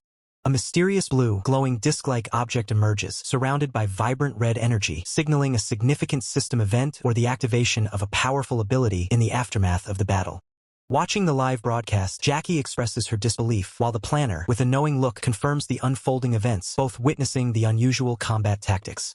The planner observes Woo Hyun's movements, noting that he seems to be deliberately avoiding the finishing blow, having had numerous opportunities to end the fight earlier. Jackie admits to instructing Woo Hyun to thoroughly crush his opponent, while the audience chat explodes with comments, labeling the protagonist a monster and attributing his actions to Jong Naeon's terrifying advice. The dark, ethereal purple dimension, Fiery Rival, now defeated, curses his fate and questions the true nature of his opponent, his voice echoing with desperation. Woo Hyun stands victorious over the bound Fiery Rival, a glowing blue orb in his hand, signifying the complete and utter capture of his opponent, who is left to ponder his defeat. Woo Hyun's hand grips his sword, its polished surface reflecting Fiery Rival's terrified face, as he delivers a chilling retort, turning his opponent's earlier taunts back on him. Back on the broadcast, Jackie and the planner marvel at Woo Hyun's rapid ascent to gold rank, expressing their astonishment at his unprecedented 30-win streak in his debut broadcast. As a viewer requests Woo Hyun's build, Jackie contemplates the unusual request, knowing most players are reluctant to share their strategies, yet she considers asking him anyway. A system notification appears for Woo Hyun, inquiring if he's willing to reveal his build, offering him the option to refuse, as Jackie's image appears in a small window, awaiting his decision. Jackie beams with excitement, announcing to the audience that the god of mechanics will indeed reveal his build, promising to organize and post the details on the community board after the broadcast, sparking a flurry of excited reactions from viewers. Jackie and the planner bow deeply, expressing their gratitude to the viewers for watching for so long and bidding them farewell until the next broadcast. The planner muses on the competitive landscape, speculating that Battler, a renowned and highly competitive player, is likely already observing the rising god of mechanics with keen interest. A hand decisively clicks a computer mouse, the sharp sound echoing, signaling a shift in focus to a new perspective. The user navigates the reverse time community board, their cursor hovering over a post titled Update on the Trash that tried to snipe the god of mechanics, indicating a clear interest in Wu Hyun's recent exploits. The mysterious figure, revealed to be Battler, ponders the information, a thoughtful, escaping his lips as he processes the news of the god of mechanics. Battler, a reverse planet pro gamer with a sinister grin and sharp fangs, finds Wu Hyun's emergence interesting, hinting at a looming challenge or rivalry. Few days later, the scene shifts to a lush, sun-dappled forest, marking the beginning of Wu Hyun's second broadcast in a new, vibrant environment. Wu Hyun stands amidst the trees, a blue orb floating beside him, reflecting on the anonymous viewer who never showed up to his last broadcast, wondering if his performance still lacks something. Jackie, in the foreground, waves enthusiastically, while Yujin in the background calls out to Wu Hyun, greeting him warmly as he arrives. Yujin asks Wu Hyun if he's nervous for his first field mission, to which he calmly replies that he's fine, despite the deployment happening faster than anticipated. Just as Wu Hyun had calmly confirmed his readiness, a new mission window abruptly materialized, announcing his very first field assignment. The system prompt, delivered from Jackie, instructed him to don his combat suit and report to the designated location immediately. Wu Hyun internally mused at the rapid deployment, a trainee agent already receiving a field mission. He appreciated the game's convenience, allowing him to bypass tedious training. As Wu Hyun and Jackie walked through a security gate, he inquired about the nature of their field mission. Jackie explained their objective: to completely exterminate the invading entities within the reverse world and seal the space, noting reports of them potentially going berserk. Jackie further elaborated that the mission location was another site abandoned by corporations, which they typically left alone as the entities sometimes proved useful for extermination. Wu Hyun sighed, observing that corporations were predictably the same everywhere, stirring up trouble and then discarding situations once there was no profit to be made. Mission details were then displayed, revealing their targets: small, low-risk insect-type invader entities, depicted as menacing spiders. Upon arrival, Sergeant Park Jae-hyun saluted, formally addressing Jackie and asking if she was the awakened from the Interplanetary Management Bureau. Jackie confirmed her identity, thanking him for his hard work, to which Sergeant Park Jae-hyun replied that her credentials were confirmed and she could proceed inside. They stepped through the door. Wu Hyun muttered to himself, finding the situation crazy. Inside the abandoned factory, Wu Hyun expressed his surprise, stating he had never seen a portal manifest in such a location before. A contemplative expression crossed Wu Hyun's face as he realized why the portal looked so familiar. He recalled seeing a similar portal, or perhaps this very place, in the Hell world. Wu Hyun pondered if there was a mistake in their mission, but Jackie, undeterred, simply asked if they should proceed into the portal. Suddenly, a new figure, the fiery rival, appeared with a menacing grin, questioning what brought Senior Jackie to such a small-scale extermination. A system box identified him as Choi Hyong-kil, an awakened affiliated with Jumshin Electronics. Jackie reacted with surprise at seeing the fiery rival, who quickly explained that he was equally surprised their mission sites overlapped. Jackie confronted the fiery rival, accusing him of plotting, given he had previously abandoned the mission. He feigned hurt, denying any malicious intent. The fiery rival then shifted his attention, casually asking about Wu Hyun, the newly joined junior. He attempted to recruit Wu Hyun, suggesting he join a corporation instead of suffering for no reason at the Management Bureau, but Jackie sharply cut him off, calling him by his full name. With a stern gaze and an unyielding tone, Jackie warned the fiery rival not to cross the line any further. Feigning fear with an exaggerated gesture, the fiery rival conceded, mockingly telling Jackie he would yield this reverse world to her and that she should take care of it. With a final, sarcastic "good luck then," the fiery rival waved dismissively before making his exit. Wu Hyun, puzzled, asked Jackie about the fiery rival. Jackie explained that he was her first trainee agent, now causing her blood sugar to drop with his antics. Jackie continued, revealing that after the fiery rival was scouted by a corporation and left, he began spreading malicious rumors about the Management Bureau. The narrator then commented on this being the first time the relationship between Jackie and the fiery rival was detailed. A female NPC, an apparent audience member of the game, expressed her surprise, noting that usually the game glossed over the specifics of their strained history. The narrator observed that a broader, hidden story was unfolding thanks to the game's fully adaptive AI, hinting that planet Earth itself might conceal deeper secrets. Wu Hyun, wanting to move past the depressing revelations, suggested they finally head inside the portal. Without further delay, Wu Hyun and Jackie stepped forward, their forms silhouetted against the swirling blue energies of the portal, ready to enter the reverse world. Outside the factory, the waiting soldiers confirmed that Wu Hyun and Jackie had successfully entered the portal. One of the soldiers, with a sly, almost sinister smirk, then proposed that they begin their own operation. 20 minutes later, the scene shifted, indicating a passage of time. They had arrived inside the reverse world, a desolate and eerie landscape shrouded in a perpetual twilight. The environment was stark, with skeletal trees and fractured terrain, painting a grim picture of the world they had entered. Woo Hyun's eyes glowed with an intense, almost feral light, a streak of blood near his mouth hinting at a brutal confrontation. A chilling scene unfolded. Woo Hyun stood over a grievously injured Jackie, a knife clutched in his hand, her body bearing deep wounds, blood staining the ground around her. Amidst the crimson splatters on the ground, a single, wrapped red candy lay discarded, a stark and unsettling reminder of Jackie's earlier gesture. The unsettling tableau of the discarded candy vanished, replaced by a surreal landscape. He steps onto shimmering, crystalline ground, observing the new dimension. He notes, "I see. It's identical to the world over there." The new dimension unfolds, revealing its chilling expanse. The protagonist stands alert, while Jackie crouches defensively amidst the strange, crystalline formations, a potent energy emanating from the surroundings. His gaze sharpens, a realization dawning as he mentally registers an anomaly. The very nature of this dimension is unsettling. A blinding surge of blue energy erupts around Jackie, prompting the protagonist to shout a warning, "Junior!" Jackie's face contorts in alarm as she cries out, "Watch out!" Suddenly, the chaotic blue dimension vanishes, replaced by a tranquil, ethereal forest bathed in soft, otherworldly light. Finding himself isolated in the strange forest, he observes, "This is a forest." A sense of urgency washes over him as he wonders, "Did I get separated from Lee Yujin?" He calmly rationalizes, "Well, it's common for passageways to collapse from external shocks." His hand instinctively moves to the hilt of his blade, preparing for action, thinking, "First." His eyes flare with a primal glow as he swiftly draws his combat knife, ready to face any immediate threat.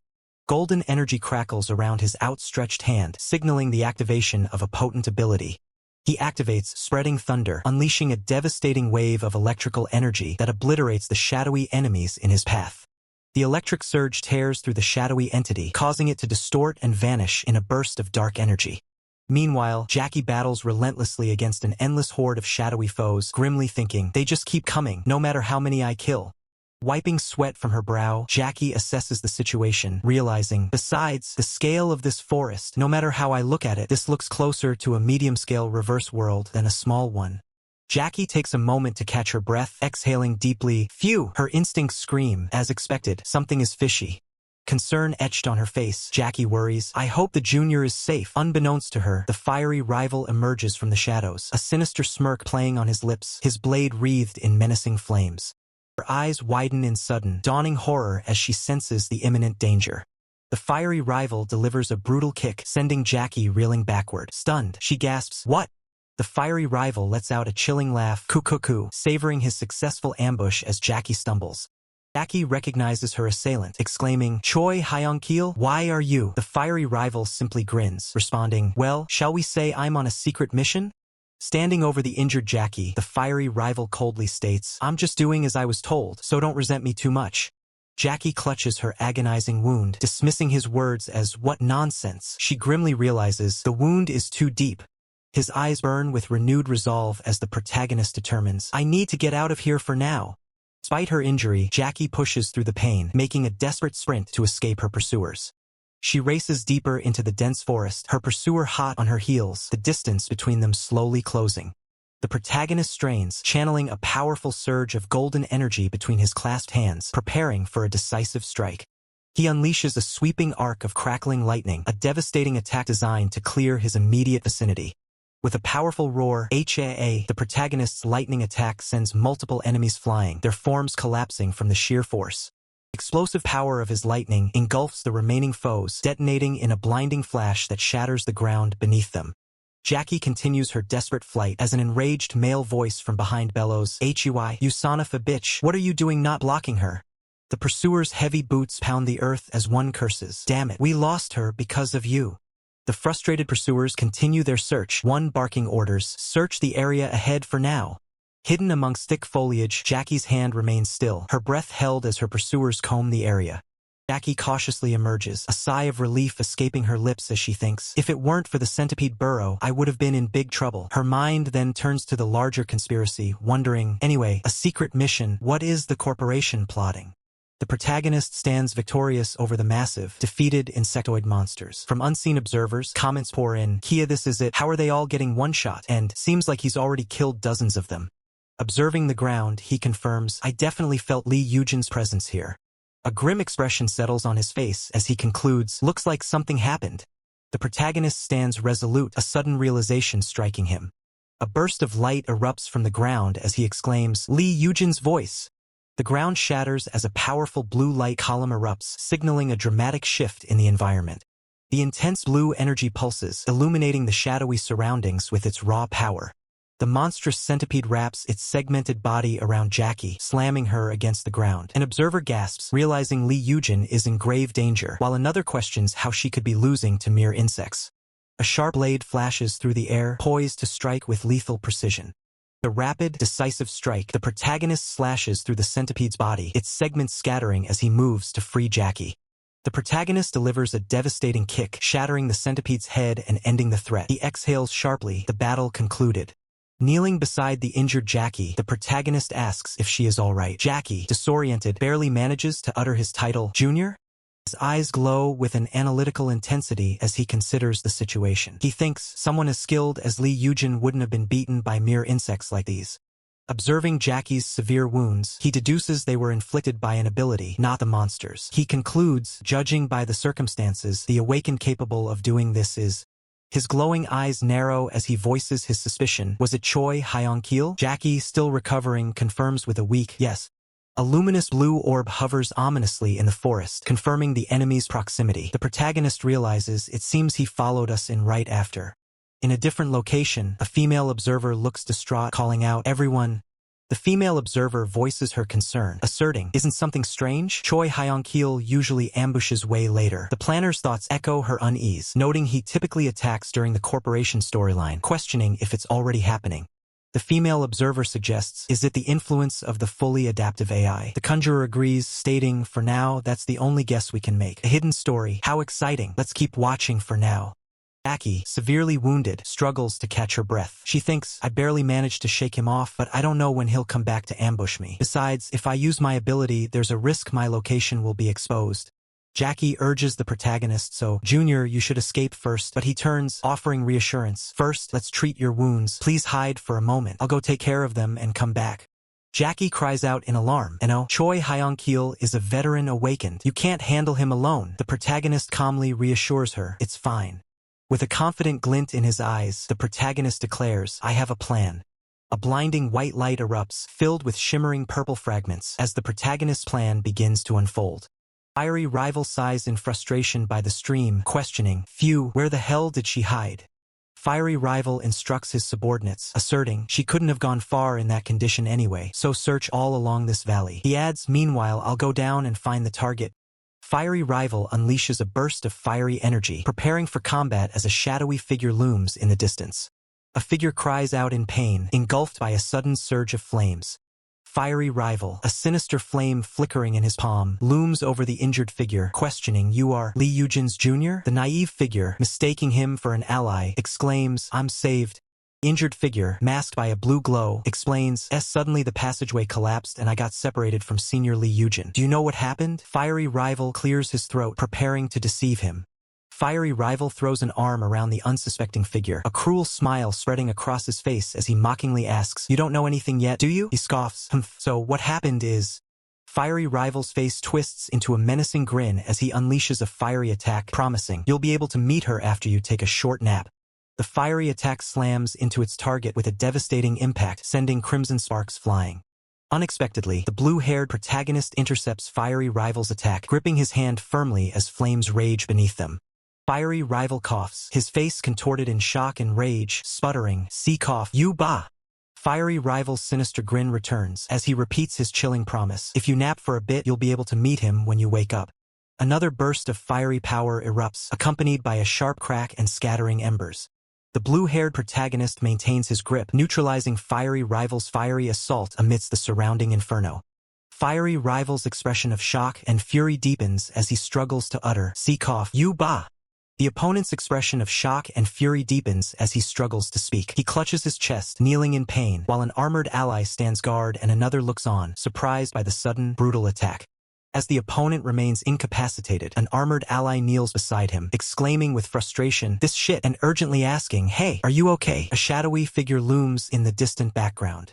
Another armored ally springs into action, declaring his intent. Give first aid, chase that bastard. The kneeling ally confirms with a resolute, got it. Main character observes the armored ally soaring through the trees with a grappling hook, pondering, where did he go? A mysterious blue orb continues to hover nearby. The chasing armored ally, determined, asserts that the target can't have gotten far as he continues his pursuit through the dense forest. Suddenly, the chasing armored ally is startled, turning to see the main character standing directly behind him, weapon drawn. He exclaims in shock, what? The main character swiftly apprehends the armored ally, his eyes glowing with an ominous power as he grips the man's neck. Back with the injured man, the remaining armored ally desperately urges him to keep your grip on consciousness. He reassures him that he has stopped the bleeding and that he just needs to get out and get treated. Swift, brutal slash echoes as the main character, unseen, attacks the kneeling armored ally, sending blood splattering. The injured armored ally, now bleeding, curses the assailant, muttering, damn crazy bastard, his face etched with pain and disbelief. The main character stands menacingly in the shadowed forest, his glowing eyes a chilling beacon of power. Turning to face the two fallen armored figures, the main character coldly demands, where's my partner who went after you? A tense silence follows. With a cold, calculating gaze, the main character adjusts a weapon in his hand, his eyes still glowing with an eerie light. A flashback shows the chasing armored ally's desperate realization, recalling the main character's sudden, dark appearance and exclaiming, that black. A figure in a blue suit, hands crackling with energy, unleashes a barrage of rock spikes from the ground, defiantly crying out, you! The figure propels himself upwards, surrounded by the sharp rocks he conjured, creating a vortex of destruction. The main character expertly evades the incoming projectiles, moving with incredible speed and precision through the air. The figure in the suit, hands glowing with purple energy, declares his unwavering resolve, shouting, not yet.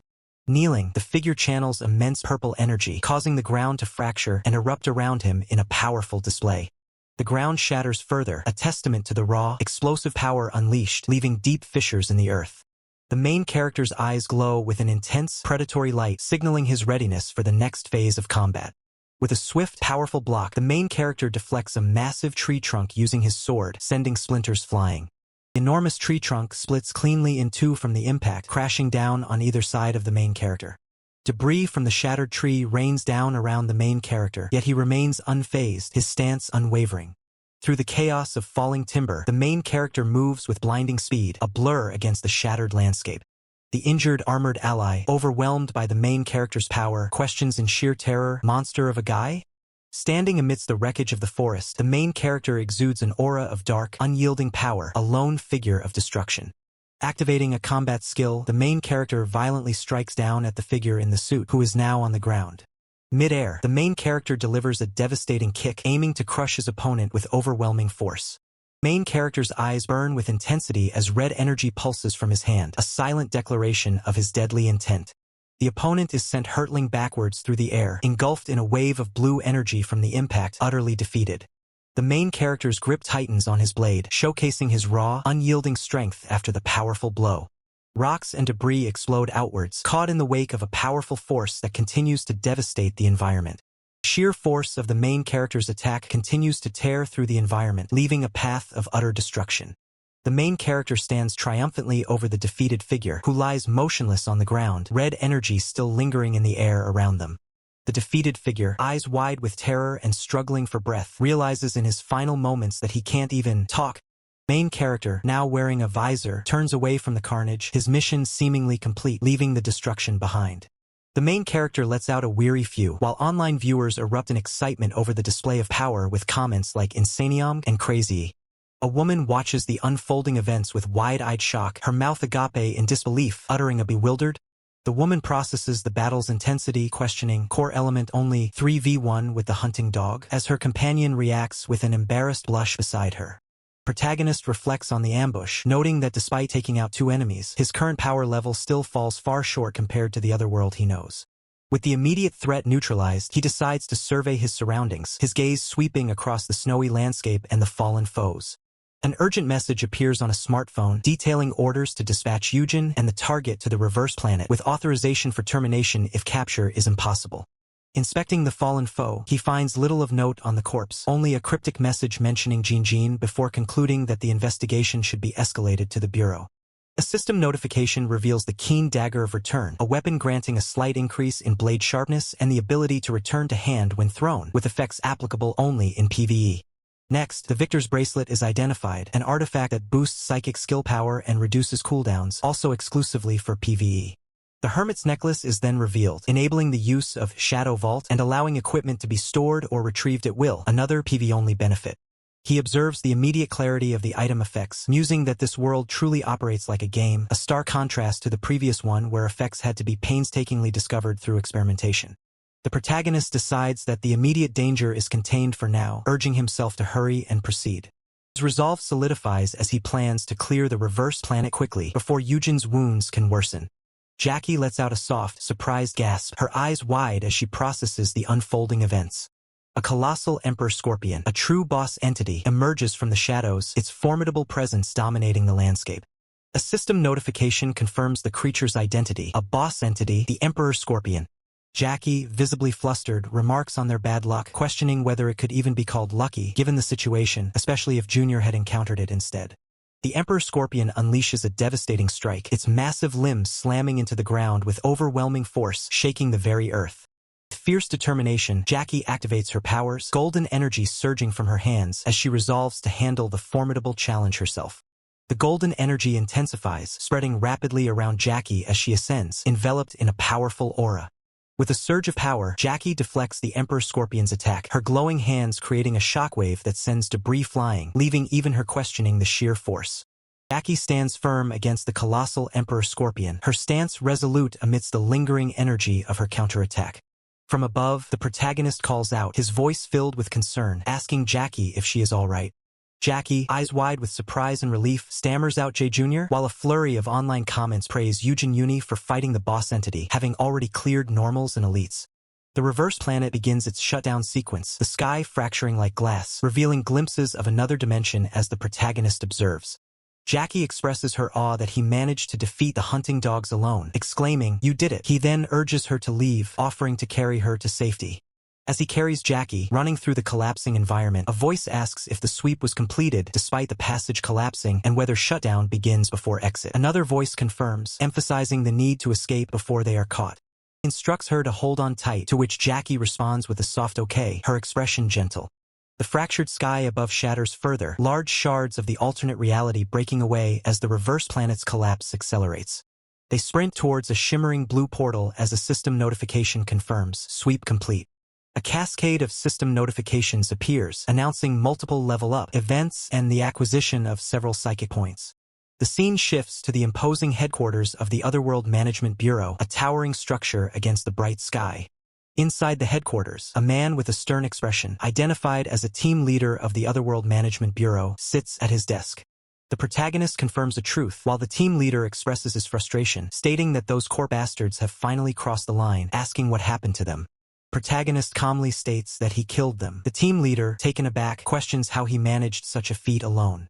Two observers, watching the mission's conclusion on their tablets, express their amazement, noting that their very first live combat mission is finally over, and it was even more spectacular than expected.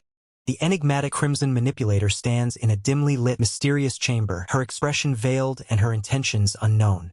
Far from that shadowed chamber, a new mystery unfolds. Jackie, engrossed in her stream, ponders the audience's reactions, only to be caught off guard by an unexpected notification.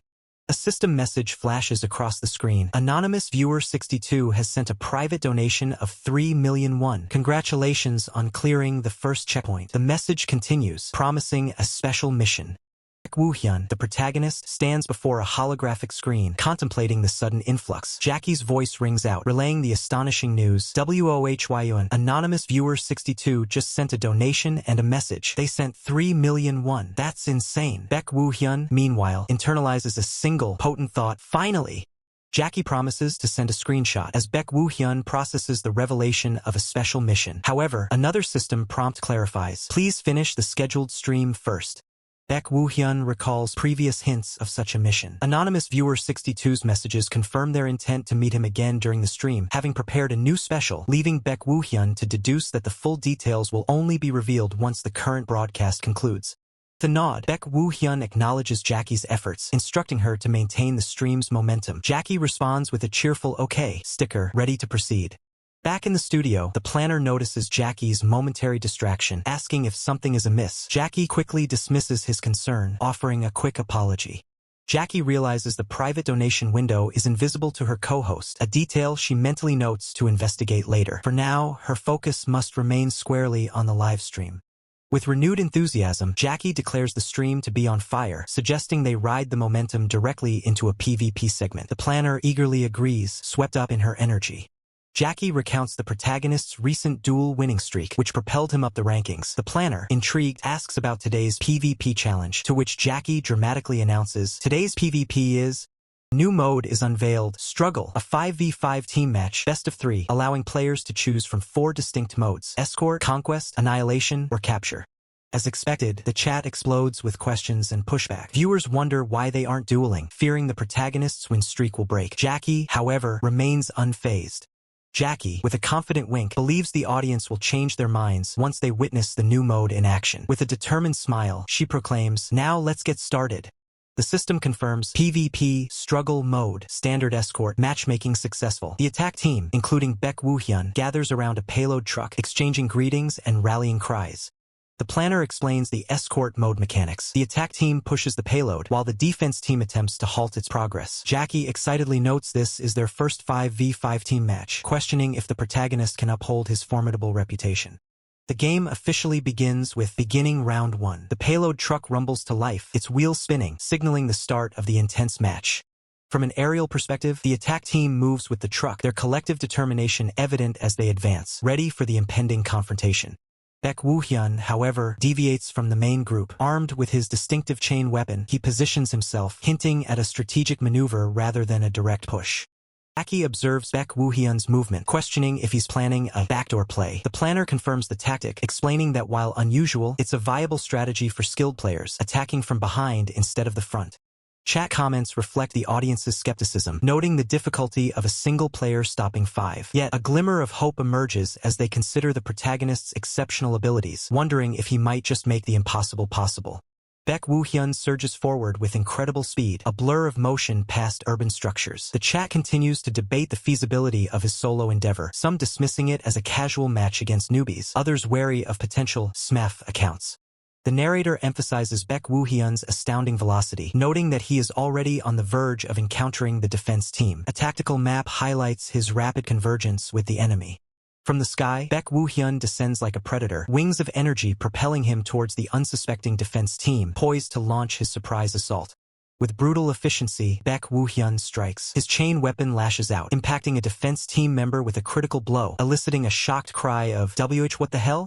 Another defender reacts in alarm, recognizing the sudden, overwhelming attack as a backdoor ambush. The element of surprise is absolute. Baek Woo-hyun continues his relentless assault, swiftly eliminating another opponent. System messages flash, confirming the kills. Baek Woo-hyun equals killed 2 easy and Baek Woo-hyun equals killed no prison food. From above, the devastation is clear. 2 defense team members lie defeated. A surviving opponent questions their team's ineffectiveness, utterly bewildered by the sudden turn of events. One defense team member steps forward, bravely declaring, "I'll hold him OFF. You guys focus on the payload." Another team member quickly agrees, "Okay," prioritizing the objective. Rapid-fire kill logs cascade across the screen, confirming Baek Woo-hyun's continued dominance. Baek Woo-hyun equals killed Potato Heaven. Baek Woo-hyun equals killed GREATHWANGJOON. Baek Woo-hyun equals killed Swimming Elephant. The remaining defense players near the payload are dumbfounded, realizing the kill log keeps popping up relentlessly. The round concludes abruptly with a system message. Round 1 ends with a victory for the attack team. The Conjurer, watching the stream, is visibly shocked by the swift outcome. Chat reactions range from amusement at the defeated teammates' plight to annoyance at the game ending before they could even see the enemy. Jackie expresses her surprise at the speed, admitting it's almost disappointing despite expecting Baek Woo-hyun to carry the team. The planner notes Baek Woo-hyun feels even faster than usual today, a hint of concern in his voice. Planner muses that Baek Woo-hyun might have something urgent to attend to, before shrugging it off with a laugh, urging everyone to keep watching, anticipating more action. The scene shifts to annihilation mode. Baek Woo-hyun unleashes a devastating, glowing red punch, radiating raw power as he charges into the fray.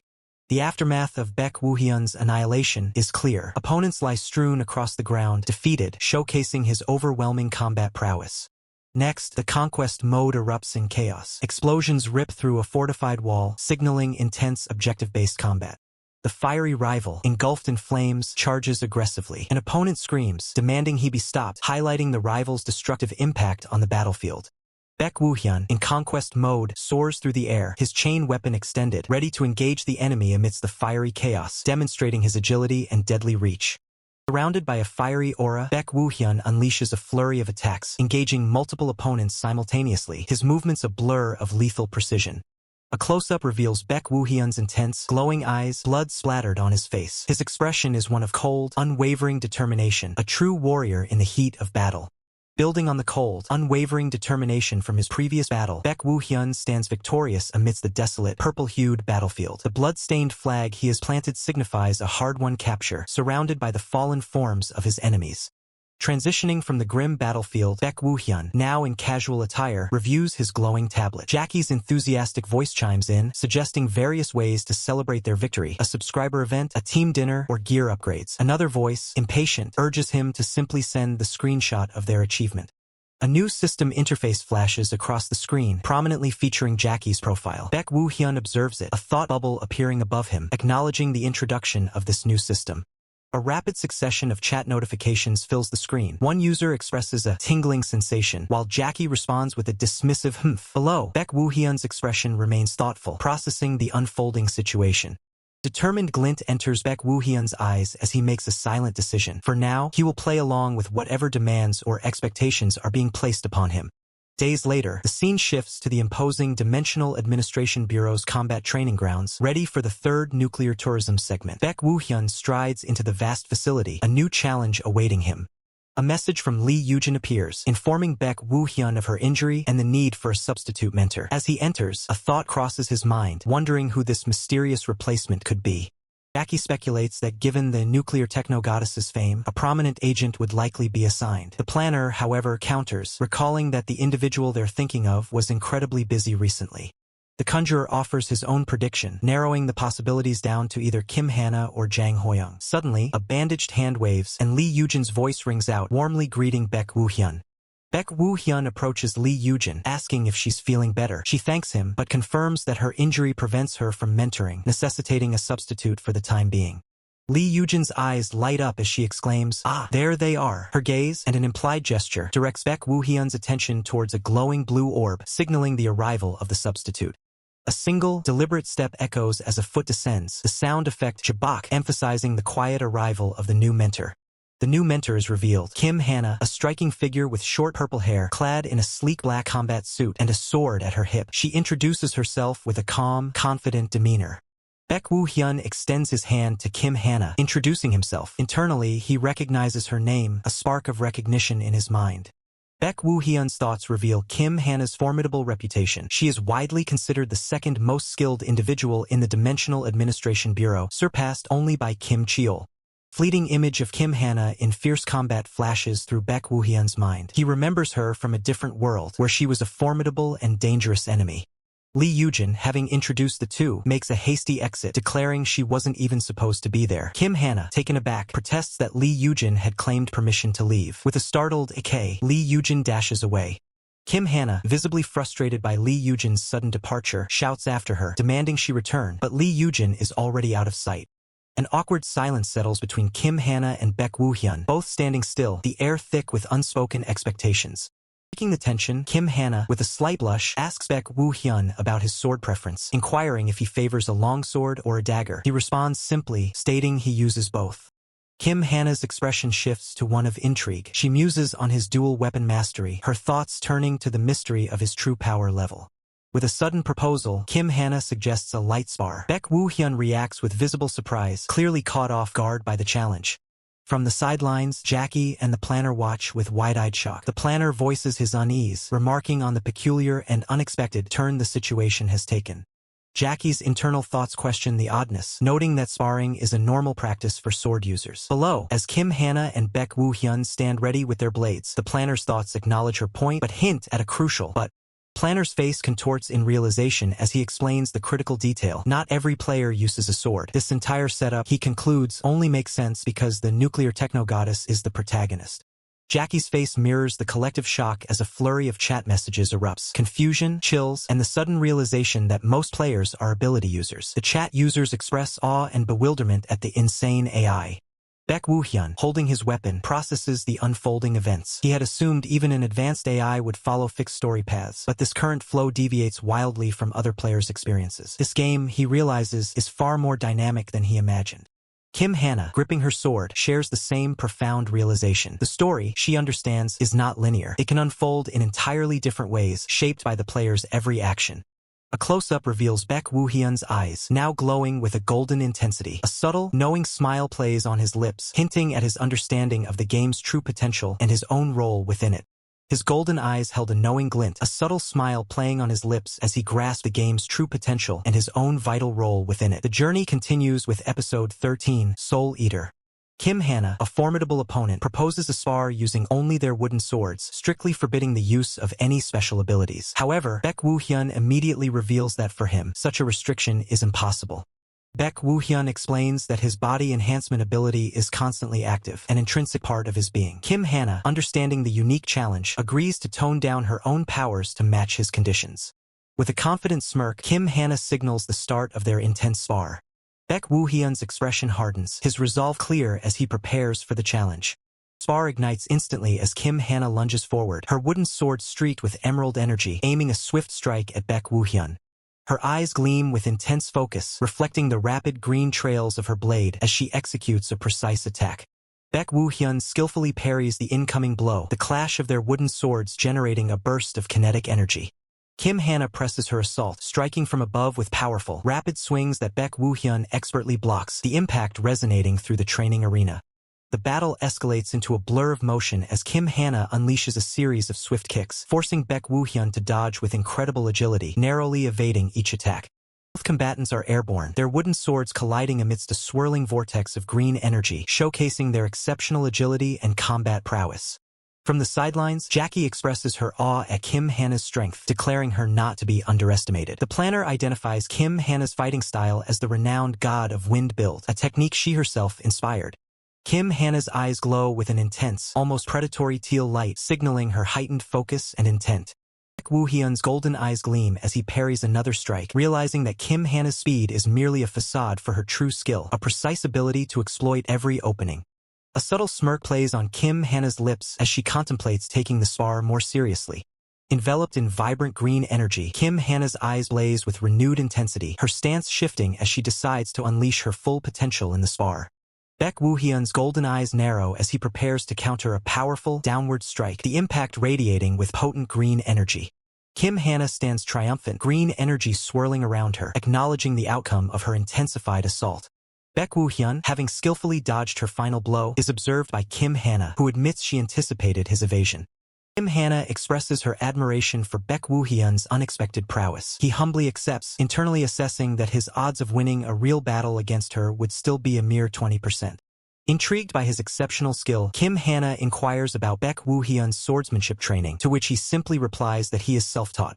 Satisfied with his answer, Kim Hana invites Baek Woo-hyun to follow her, promising to show him something important. Simultaneously, a system notification confirms the completion of their spar and a series of rapid level-ups for Baek Woo-hyun.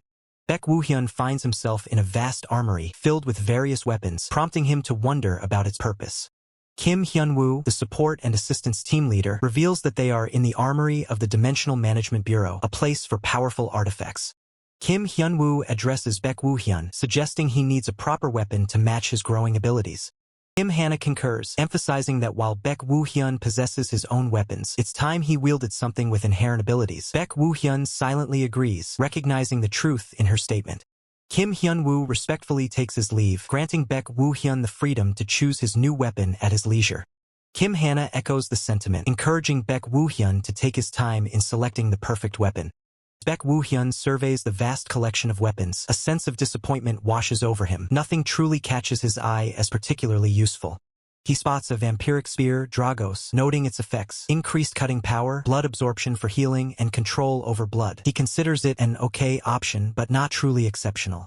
Just as he resigns himself to choosing the spear, Baek Woo-hyun's attention is suddenly drawn to something else, his expression shifting to one of surprise. His gaze fixes on a powerful, ominous weapon in the distance, a realization dawning on him.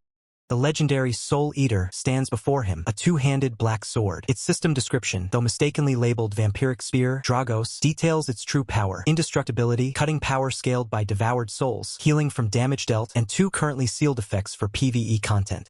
Baek Woo-hyun reaches for the Soul Eater, bewildered by its presence in the Bureau's armory, questioning if it was stolen from its rightful place in the black market.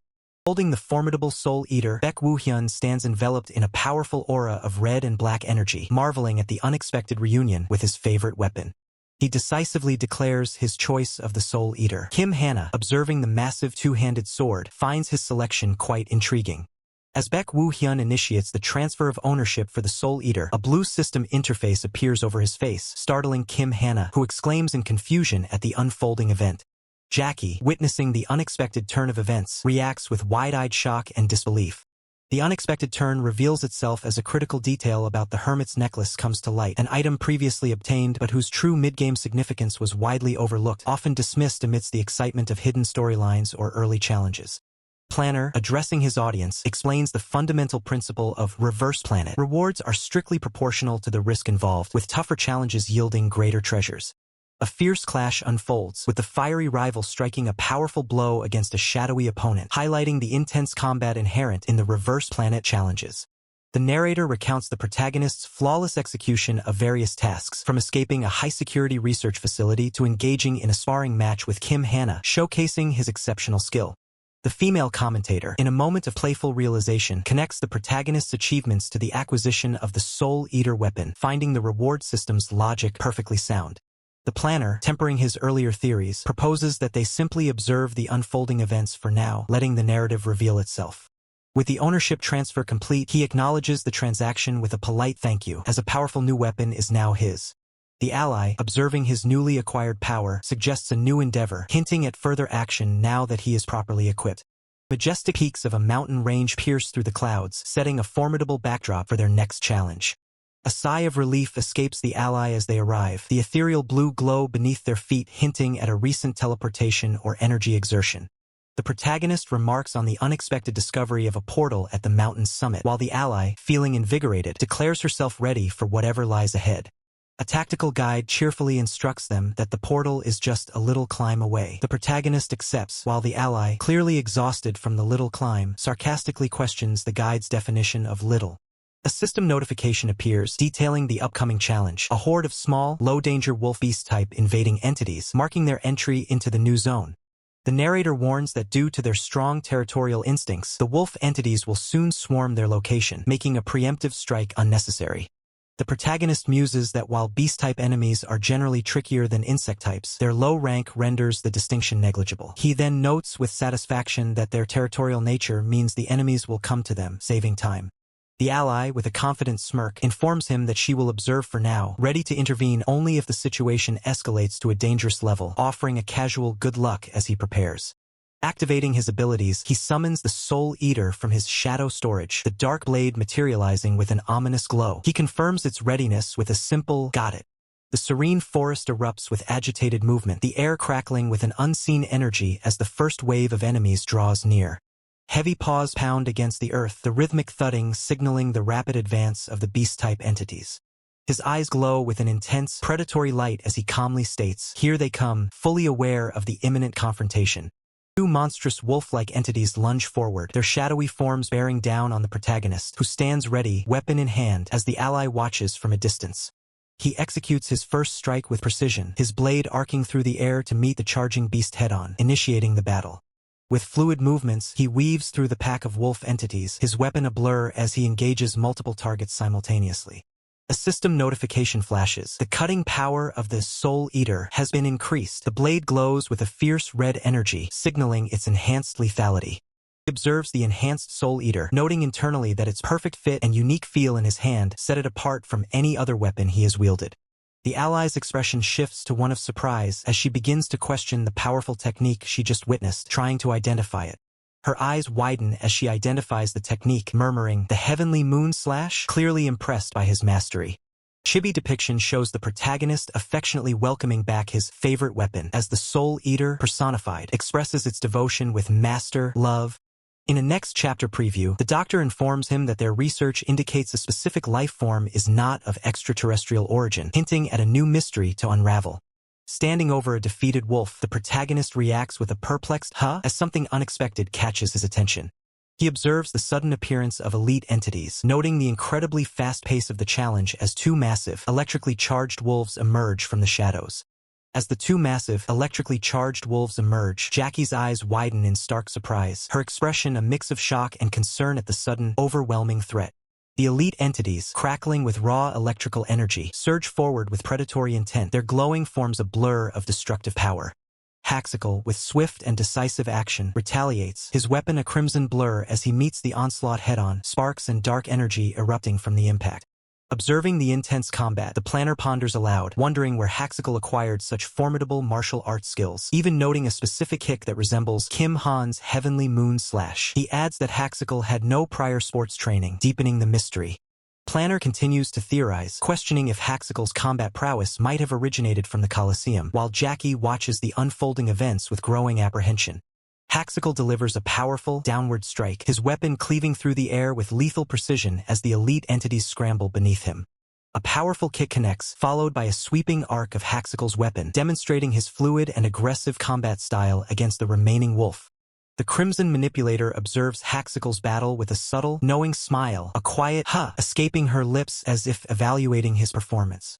She remarks that Haxical is not just excellent, as multiple system notifications confirm the cutting power of his weapon, the Soul Eater, has increased dramatically. Haxical's eye gleams with an intense, golden light, reflecting his heightened focus and the surge of power coursing through him. The vast, foreboding landscape stretches out, shrouded in a heavy, overcast sky, setting a grim stage for the relentless challenges.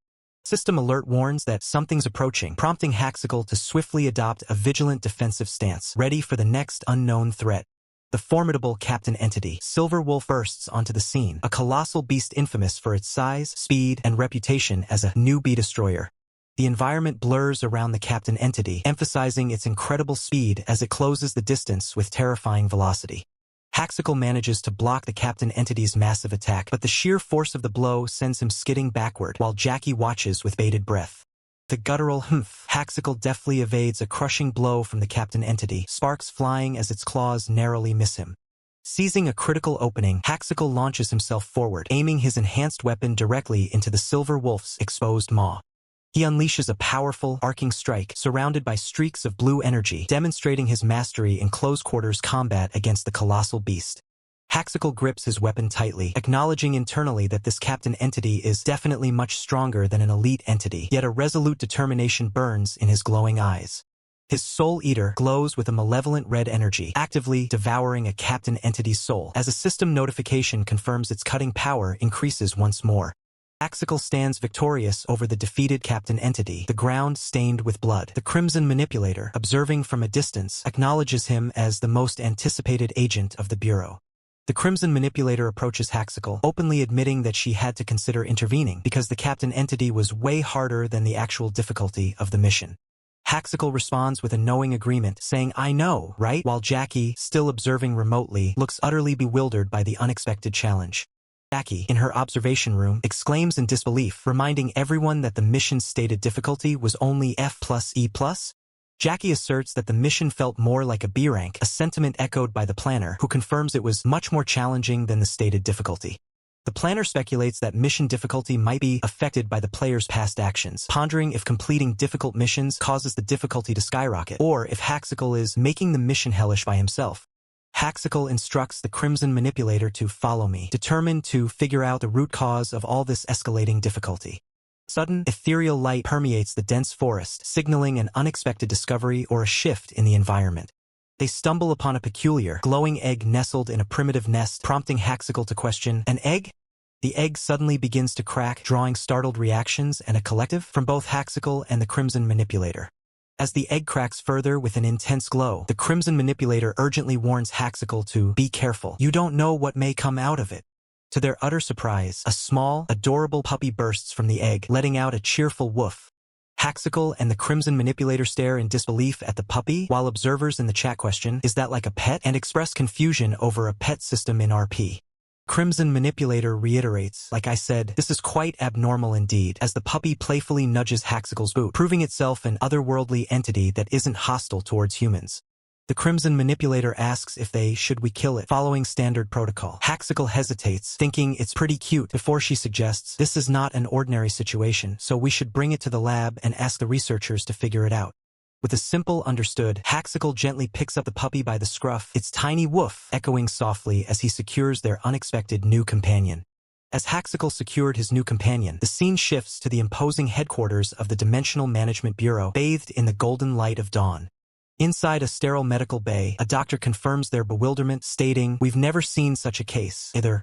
Doctor reveals a critical finding, explaining, "But the research shows that this creature is not an otherworldly life form." Jackie, processing the information, ponders the implications, asking, if it's not, then... The doctor speculates, "We can only speculate that it might be a summoned entity, made by an ability. But none of us have abilities that can do that." The doctor further hypothesizes that the summoning originated from the inverted world, not from Haxicle or Jackie, emphasizing, "We'll have to research more thoroughly." Jackie, with concern, asks directly, "Then, will the Bureau be protecting this creature?" Doctor explains that since the ownership imprint has already been completed, Bureau regulations prevent protection. Meanwhile, the puppy playfully rubs against Haxicle, letting out a soft woof. Jackie reacts with a bewildered imprint as the concept sinks in. A system notification dramatically announces, "Lightning Wolf has been registered as a pet." Haxicle, utterly stunned, utters, "A pet?" Suddenly, a blaring emergency maintenance announcement flashes across the screen, warning players of a server update in 5 minutes and advising immediate logout in a safe zone. Haxicle stares at the emergency message as a female streamer, shocked, exclaims, "Everyone, what just happened?" Female streamer connects the dots, pointing out the impossible timing. "He just obtained a pet, which is a system that doesn't exist, and then we suddenly got an update announcement? This seems a little too forced to be a coincidence, no?" The female streamer's thoughts race, wondering if Haxicle's new pet triggered the emergency maintenance. A system message immediately dismisses her theory. "It's just a coincidence. Stop overreacting." Viewer comments flood in, with one noting, "But the timing is just..." Another recalling, "Same case as when we saw the fully adaptive AI for the first time, I think." And a third joking, "The devs aren't watching your stream, so how can that be? Haha." The male streamer decides to end the broadcast, advising, "Let's wait and see what happens later. For now, we'll have to end the stream here." The female streamer bids farewell. "Everyone, we'll see you on the next stream." The stream officially goes offline, displaying a message for viewers to anticipate their next broadcast. Scene pulls back, showing a hand holding a remote, having just watched the stream conclude, with a caption stating, "Up to here." The narrative clarifies, the stream in question, setting the stage for further revelations. The focus shifts to the U.S. conference room within the Planet Earth HQ, where a critical meeting is underway. Sophia sighs, then asks if Haxicle is the same person who uncovered the fully adaptive AI, an entity even they were unaware of. The planner confirms, "Yes, we've been watching him for some time now." Sophia, the head developer of Reverse Planet, expresses her frustration, stating, "This is a system update that even the dev team doesn't know about." Planner states the obvious. "As you already know, the only person who is capable of doing such a thing is Isaac." A dramatic image of Isaac appears, identified as the previous head developer of Reverse Planet and a known genius, who is currently missing. Sophia, biting her finger in frustration, acknowledges Isaac's deliberate disappearance but expresses shock. "Even so, I didn't expect him to shut down the server and update the game arbitrarily."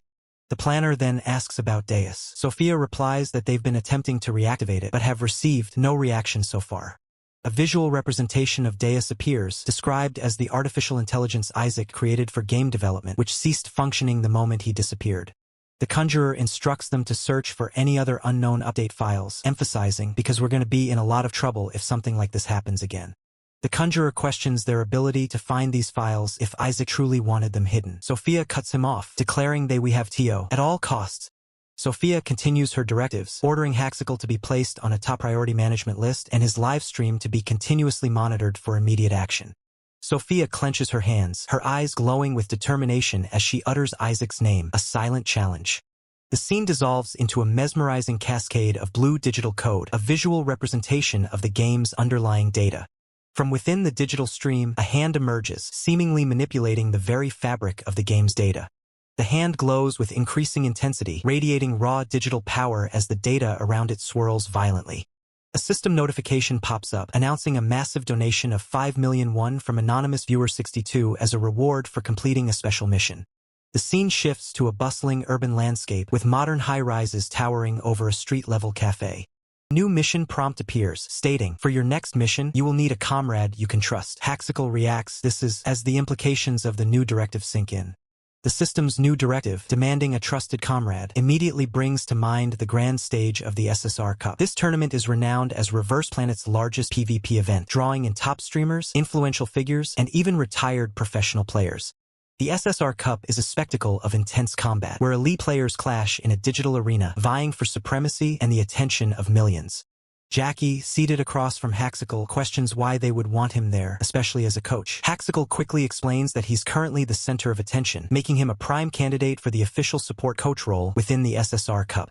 Jackie further suggests that the organizers likely found it more fitting to invite someone of Haxical's caliber as a coach rather than a mere player, prompting him to ponder the implications of such a role. Haxical clarifies if coaching means taking on a disciple. Jackie eagerly confirms, promising to prepare everything for him, even offering tryouts to ensure he picks the perfect mentee. As the system's mission prompt, demanding a trusted comrade, flashes in his mind, Haxical makes his decision. With a resolute expression, he declares, "I'll do it." Jackie leaps up in surprise and delight, exclaiming, "For real!" Haxical simply nods, confirming his commitment. Jackie beams, adding that his participation will significantly boost their stream. Still radiating excitement, Jackie quickly takes a bite of cake, declaring her intent to inform everyone before Haxical can change his mind. Haxical watches her, lost in thought. His mind lingers on the system's words, "Comrade, the implications of finding someone truly trustworthy for his next mission weigh on him." The world of Echoes of the Reverse Planet sets the stage for Haxical's new challenge. Live on stream, Jackie and a male streamer joyfully greet their viewers, ready to share the groundbreaking news. Massive announcement flashes across the screen. Haxical will be participating in the SSR Cup as a coach. The stream chat explodes with reactions, some questioning the coach role, others acknowledging his unparalleled skill. The male streamer raises a valid point, questioning if game prowess translates directly to coaching ability. Jackie, however, expresses her curiosity, eager to witness Haxical's coaching skills in action. The male streamer agrees, emphasizing the distinction. Jackie then reveals Haxical's current low tier, explaining that he needs to focus on climbing ranks today. In the background, Haxical is seen stretching, preparing for the grind. The male streamer concurs, stating that achieving a high rank is crucial for Haxical to maintain his reputation as a coach. Both Jackie and the male streamer smile, anticipating the challenge. The male streamer details Haxical's current ranks: Gold in Showdown, Gold in Warfare, but unranked in Survival. Jackie quickly adds that after winning 10 consecutive duo games in Survival, Haxical is now eligible to play ranked immediately. Suddenly, a new mission appears: win with 40 kills or higher without using any weapons. The reward for this seemingly impossible task, 3 million won. Jackie and the male streamer react with utter shock, their eyes wide and mouths agape. The stream chat explodes with comments, acknowledging Haxical's insane skill and the intriguing nature of this first game. Haxical, wearing his visor, sees the jackpot mission prompt. "Can you score 40 kills in Survival without using any weapons?" The chat buzzes with anticipation, some wondering if this will be his first failure, others excited for the insane clip if he succeeds. Haxical accepts the mission, standing before a colossal PvP sphere. Jackie and the male streamer watch in excitement as the narrator challenges viewers to see if he can truly achieve 40 kills without any weapons. A system notification confirms PvP survival mode, ranked solo matching, was successful. The stage is set for Haxical's audacious challenge. Haxical is instantly transported into Area 1, military base. A surge of blue energy envelopes him as he materializes, ready to begin his weaponless rampage. His eyes glow with a subtle intensity as he surveys his surroundings. He notes the location, the outskirts of the military base. Utilizing his enhanced senses, Haxical scans the area, revealing the heat signatures of approximately 19 players nearby, painted across the landscape in vibrant thermal hues. With a determined step, Haxical understands the urgency. He must move swiftly if he intends to achieve the daunting target of 40 kills. He launches into an explosive dash, his figure blurring as he propels himself forward, leaving a trail of disturbed air in his wake. Haxical unleashes a powerful, weaponless kick, the force of his blow creating a visible shockwave that ripples through the air. Another swift, devastating strike follows, a blur of motion indicating the sheer speed and impact of his unarmed combat. A close-up reveals the brutal efficiency of Haxical's attacks as blood splatters from an opponent's mouth, a clear testament to the force of his blows. Haxical delivers yet another crushing blow, his movements a symphony of raw, unadulterated power, leaving no room for his opponents to retaliate. Jackie and the male streamer are utterly flabbergasted by Haxicle's blinding speed and overwhelming power. The chat erupts with exclamations of disbelief, with viewers unable to keep up with the rapid-fire eliminations. A rapid succession of elimination notifications scrolls across the screen, confirming the swift demise of multiple players as Haxicle continues his relentless advance. Haxicle's movements are a blur, a storm of precise and powerful strikes that decimate his foes, leaving a trail of eliminated players in his wake. Calmly, Haxicle wipes a smear of blood from his hand, his expression composed amidst the chaos he has wrought. The outskirts are cleared. The outskirts secured, Haxicle's next objective is clear. He must now press on towards the center of the military base to continue his kill streak.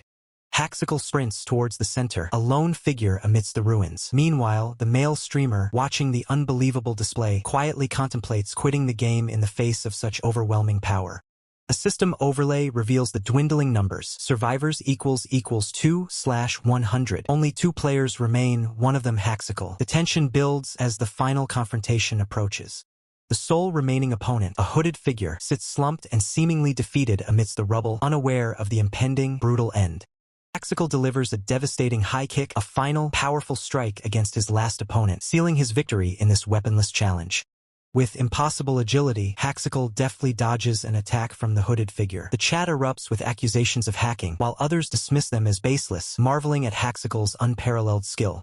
The hooded figure, caught off guard by Haxicle's impossible agility, tumbles backward, losing balance after the evaded strike. Crashing onto the hard ground, the hooded figure struggles to recover, the impact echoing through the arena. A stunned male observer gasps, "Oh, this is..." his eyes wide with disbelief at the unfolding spectacle. The planner, observing intently alongside Jackie, deduces he must be a player who uses a body-enhancing build, just like Haxicle. Jackie, her expression a mix of awe and curiosity, remarks, "This is a first, isn't it? And this player's kill logs are quite extraordinary." Jackie's internal thoughts reveal the opponent's impressive record. He has a total of 15 kills so far. The hooded figure stands ready as the chat erupts with comments, 15 kills? And UHH, is that a lot? One user explains, even THO Haxicle makes it look easy. You are usually around pro level if you get 10 kills per game. Concluding, TLDR 5 kills equals GUD. Narrator heightens the tension, revealing Haxicle's impressive count. Haxicle currently has 39 kills. Can he defeat this player and get his 40th kill? Haxicle unleashes a powerful punch, connecting squarely with the hooded figure, sending a shockwave through the air. The hooded figure recoils violently from the blow, a crimson spray marking the force of Haxicle's brutal attack. Without a moment's pause, Haxicle drives a devastating kick towards the still reeling hooded figure. The hooded figure manages to block Haxicle's powerful kick, grunting in pain, "Ugh!" Haxicle readies another assault, his movements a blur as the hooded figure struggles to regain balance. The hooded figure clenches a fist, a frustrated "Teske" escaping them, clearly annoyed by Haxicle's relentless pressure. Planner exclaims to Jackie, "This is such an amazing fight. The two of them can be compared to professional martial artists." He then ponders aloud, "I wonder who his opponent is."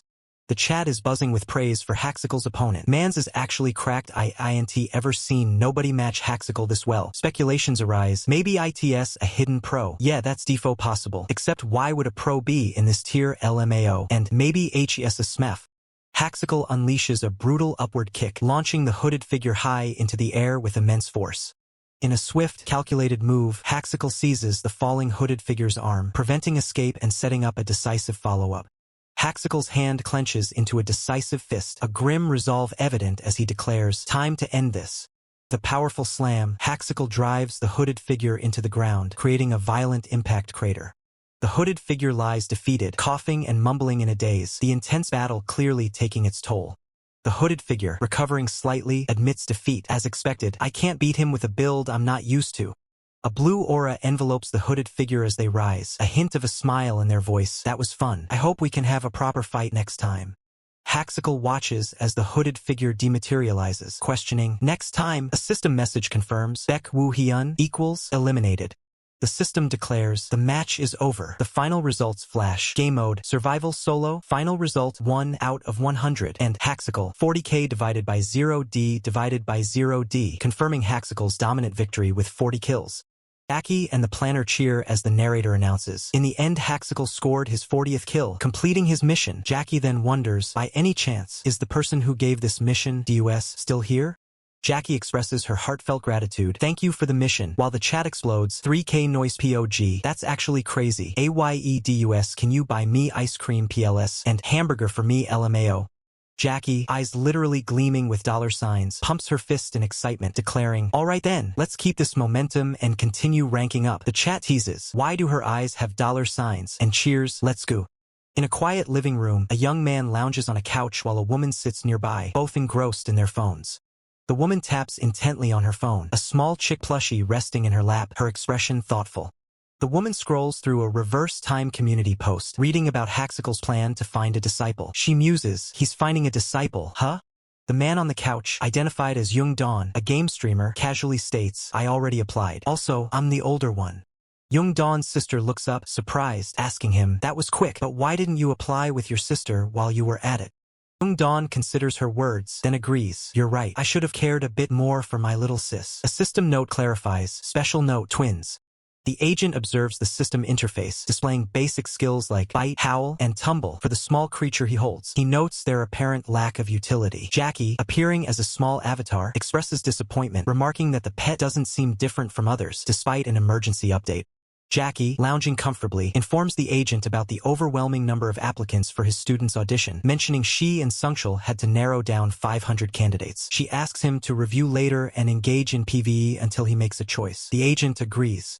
With a sudden urgency, Jackie announces she has to leave, instructing the agent to begin his task once she sends him the signal. The agent considers his next move, deciding it's time to send the small creature he's holding back home.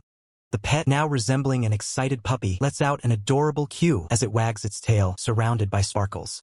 The agent looks on, a silent ellipsis conveying his surprise at the pet's sudden change or behavior. Jackie's avatar appears, urging the agent to go, prompting him to acknowledge that the mission is finally about to begin as he gazes at the glowing system screen.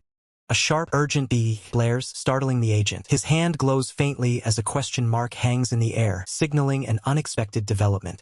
A critical message from the Dimensional Management Bureau flashes across the smartphone screen, detailing a reverse planet rampage incident that occurred in Bukansan, Seoul, at 1321, ordering agents to deploy immediately.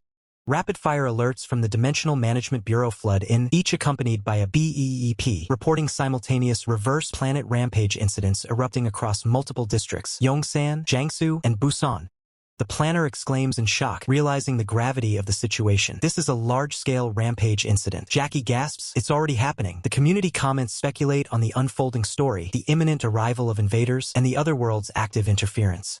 A title card announces Reverse Planet Rampage, followed by a horrifying visual of a city under siege by monstrous entities. The accompanying text explains this phenomenon. The otherworld's encroachment unleashes invading entities onto the reverse planet, causing a devastating rampage as they cross over to Earth and attack. Agent's gaze hardens, a silent question echoing in his mind. Is the dimensional war truly about to intensify? Simultaneously, a mission brief appears, response to large-scale rampage incident, tasking him to eliminate invading entities and contain the crisis.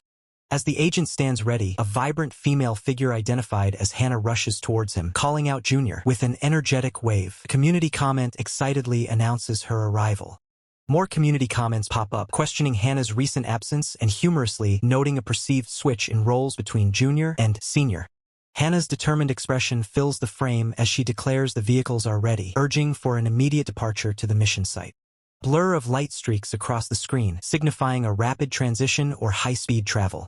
Arriving at a ravaged forest, the agent observes the scene, noting this is. Hannah sighs, realizing they're a bit late. The agent then identifies the fallen creatures as goblins. Hannah deduces that earlier agents must have eliminated the goblins. She speculates that due to their tracking skills, these creatures were likely pursuing fleeing citizens.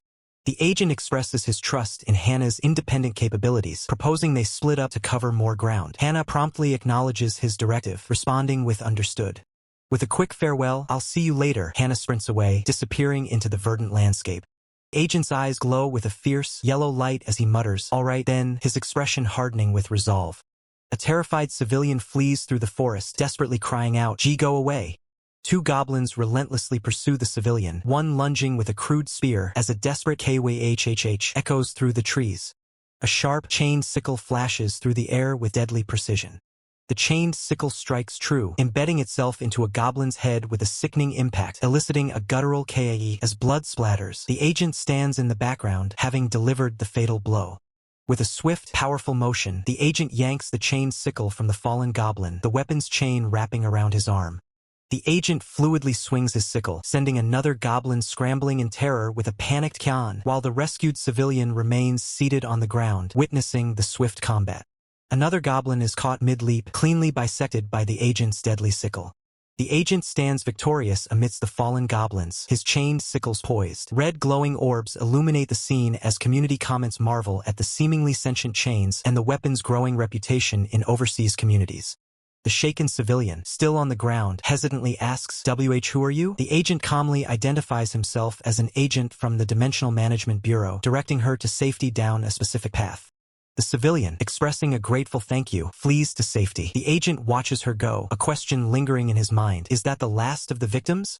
The agent's resolve hardens as he realizes the endless nature of the threat. He concludes he must eliminate the captain entity as quickly as possible, a massive, red-skinned monster looming partially in the frame.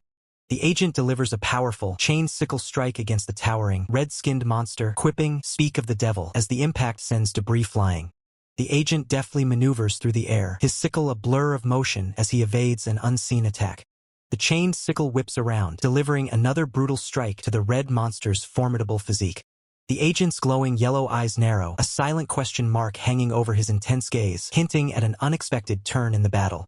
Massive red monster lunges forward, a blur of raw power, as a dark, enigmatic silhouette of a human figure stands ominously in the background.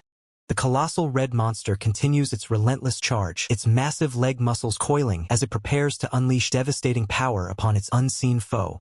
With blinding speed, the protagonist evades the monster's crushing stomp, appearing as a blur of motion as he whips his chain sickle around to prepare for a counterattack. He deftly parries a powerful blow from the monster, the impact generating a shockwave that ripples across the forest floor, a testament to the raw force exchanged.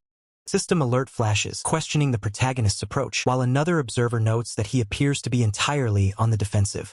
Watching the battle unfold, the planner expresses confusion, wondering why he isn't countering. Jackie, however, observes that his attention seems to be elsewhere, not fully focused on his immediate opponent. The protagonist's eyes glow with intensity as he clashes weapons with the monster, his inner voice challenging, "If you're planning on just watching." Red monster recoils, a surprised "ack" escaping its lips, clearly taken aback by the protagonist's unexpected move. He turns his gaze, his glowing eyes fixed on a dark, horned silhouette lurking ominously in the depths of the forest, revealing the true target of his focus. With chilling intensity, the protagonist's eyes blaze as he silently commands, "Come out," his voice echoing the unspoken challenge. From the shadows emerges a terrifying dimension invader, a horned, purple-skinned entity. A system prompt clarifies its nature. Though their appearance resembles that of humans, they are otherworldly beings. They are known by various names, such as demons or otherworlders. The planner exclaims in shock at encountering an invader so early in the game, a rare sight typically reserved for the late game. Jackie adds, "Haxicle's PvE is beyond our imagination." The protagonist observes the newly revealed invader, his chain sickle lying discarded as he ponders. "This is the first time I've seen an invader show up like this, but..."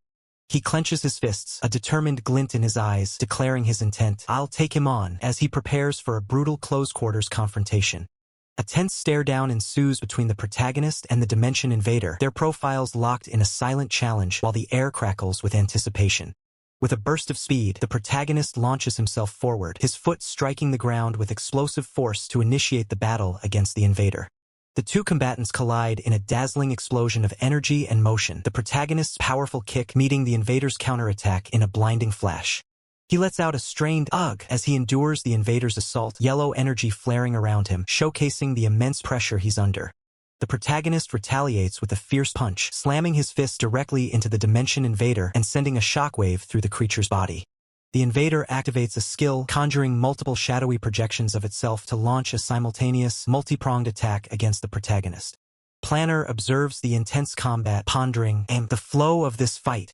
The planner questions if the fight reminds Jackie of their last survival mode game. Jackie responds, "Really? I'm not all that sure. I mean, bare-knuckle fights all look the same." The planner then wonders, but were invaders always this proficient at close-quarters combat? The protagonist and the invader engage in a mirrored kick exchange, a system message revealing his realization. "This guy is imitating my movements." He recalls a memory from the other world where a special ethanol was modeled after him, created specifically to kill him for destroying the research facility. As the invader lunges with another strike, the protagonist raises his hands to block, a sudden thought crossing his mind. However, he swiftly counters, gripping the invader's arm with brutal force and drawing blood as he gains the upper hand in the struggle. With a surge of power, the protagonist slams the dimension invader into the ground, a devastating impact that shatters the earth beneath them. The invader lies defeated, embedded in the cracked earth. As observers comment, "I almost feel bad for the invader, haha, that'd sting, and then you take the hits for him, haha." Bloodied but victorious, the protagonist stands tall, his glowing eyes reflecting the raw power he wields as red motes of energy swirl around his clenched fist. He reflects on the unsettling similarity. Someone's doing the same thing as that person back in the other world. Who could it be? His thoughts race, speculating on the orchestrator behind this mimicry. Is it the League of Enterprises, or someone from the invaders? His glowing eye narrows in sudden realization as a single word escapes his mind. Wait! A crucial insight strikes him. This invader didn't imitate me in PvP. He imitated my movements in PvP, a revelation that changes his understanding of the threat. His eyes burn with intensity, now fully grasping the implications of this advanced mimicry, revealing a deeper and more personal connection to his opponent's abilities. A profound realization dawns upon him, his eyes glowing with an intense, burning light as he grasps the true nature of his opponent's advanced mimicry. He processes the implications, feeling a deeper, more personal connection to the abilities he just faced. He thinks, wait. His mind races, replaying the combat scenario. The invader he fought hadn't merely copied him in player versus environment encounters. A chilling truth emerges as he realizes, this invader didn't imitate me in PvE, he imitated me in PvP. Memory of the brutal encounter flashes, his hand covered in crimson, the ground stained with the aftermath of a fierce battle. He kneels amidst the carnage, the weight of the revelation heavy on him. A digital, almost ethereal smile manifests, constructed from shimmering data streams and binary code, hinting at an unseen, watchful presence within the system. The system's presence is unmistakable, a question echoing through the digital space. Is it anonymous viewer 62 again? His glowing eyes narrow, a fierce concentration settling over him as Jackie's urgent voice cuts through his thoughts, calling out, Junior. Standing over the defeated purple invader, he calmly confirms his task is complete, stating, yes, I am. In response to Jackie's question, are you done here? External commentators chime in with casual observations, one noting, so late haha, another adding, I mean that's the cliché, and a third concluding, that's how it's supposed to be. Jackie's eyes widen in surprise as she observes the scene, a question forming on her lips. This is... Her expression shifts to shock as she fully comprehends the gruesome sight before her, the remnants of a powerful invader. An invader? She exclaims, then adds, and even the captain entity. Quickly regaining her composure, Jackie activates her comms, relaying critical information. We have an invader corpse here. Please send the cleanup team. She orders, emphasizing, and make sure to check if there are any more invaders around this area. The relieved sigh, Jackie praises his efforts, saying, you've done a very good job. I knew I could trust you. He humbly reciprocates, you've done a great job too, senior, before inquiring what happened to the other places. A chibi version of Jackie appears, reassuring him that the situation is under control elsewhere. The other places have calmed down a bit too, she states. Jackie then suggests they prepare to leave. Let's head back as soon as the cleanup team arrives. He respectfully agrees, yes, senior. A series of system notifications flash, confirming the successful completion of the response to the large-scale Rampage incident mission, followed by a level increase and the acquisition of one ability point. The scene shifts, revealing a towering, modern building bathed in the warm glow of the sun, establishing a new, more urban setting. Inside, he sits across from the planner. After he asks, I heard you called for me? The planner immediately cuts to the chase, addressing the recent incident. Let's get straight to the point. It's about the invader that you defeated, the planner states. Planner reveals the shocking findings from their investigation, emphasizing that the defeated invader was unlike any they had encountered before. Upon investigation, it turns out that this invader is completely different from the one we've seen so far. The planner explains, adding, it's safe to say that it's almost a different species. The scene flashes to the invader's corpse being examined. The planner presses for details, asking, so I'd like to hear the situation from you in detail. Is there anything special you remember from that incident? He begins to recount. There is. For one, the captain entity is... The planner's face contorts in shock, interrupting, the entity tried to imitate you? Below, external commentators observe the scene, one remarking, I knew he was trying to imitate, another adding, of course Haxical would know since he fought the entity himself, and a third questioning, but why is Kim Chul's reaction so serious? The planner, deep in thought, wonders about the gravity of the situation. I wonder why he's reacting so seriously. A female ally seated beside him concurs. It seems those actions of the invader might mean something more serious than we thought. Online comments surface, suggesting maybe it leads to a new story, and agreeing that sounds likely. The planner's expression darkens as he considers the unprecedented nature of the mimicry. There hasn't been a single time when an invader tried to imitate a human in history, he states gravely, pondering the implications if they're trying to change up their strategy by imitating humans. A chilling realization washes over him, the full weight of the new threat settling in. He concludes with grim certainty, there's no way to stop their invasion of Earth. He reflects on the sinister implications. Certainly, the disguised entities will act in a way that would benefit the otherworld. His eyes reveal a deep concern as he continues. They will bring chaos upon society, while further escalating their invasion. His thoughts turn to the shadowy organizations that might exploit the chaos. And if it's the League of Enterprises that I know of, he muses, they will not hesitate to cooperate with the invaders if it means profit. The planner lets out a heavy sigh, the gravity of the discussion weighing on him. The planner offers his gratitude, acknowledging his crucial role in averting a larger catastrophe. Anyway, thank you for stopping another huge incident from happening, he says, adding, we have much to investigate, but you've done a great job. The decisive gesture, the planner pushes a small, dark box across the table, declaring, so, you are more than qualified to have this now.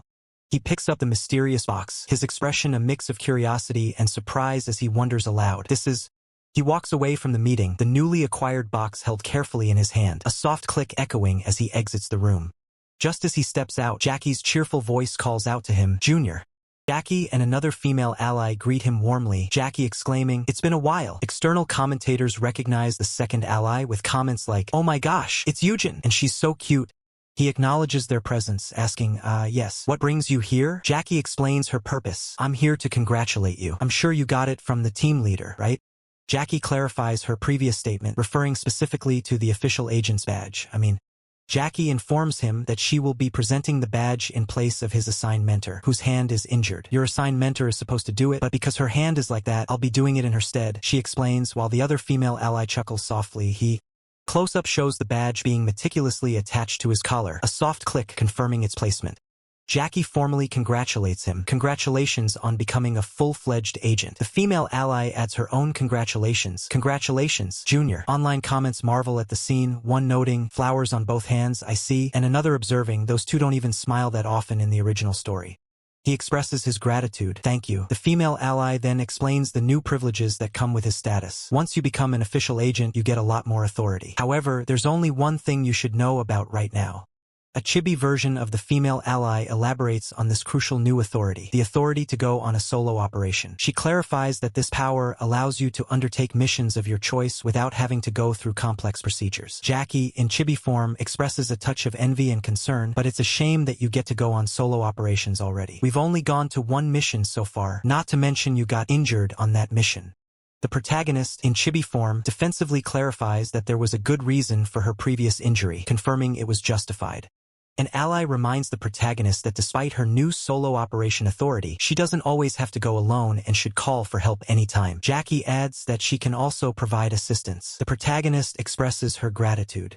Jackie questions the protagonist about her plans for the newly acquired solo operation authority. The chibi protagonist begins to answer, but the scene abruptly cuts.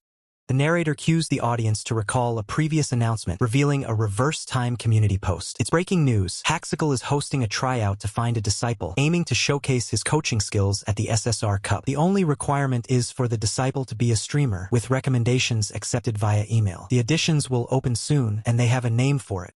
The grand title Superstar V flashes across the screen, with a chibi protagonist enthusiastically claiming she named it herself.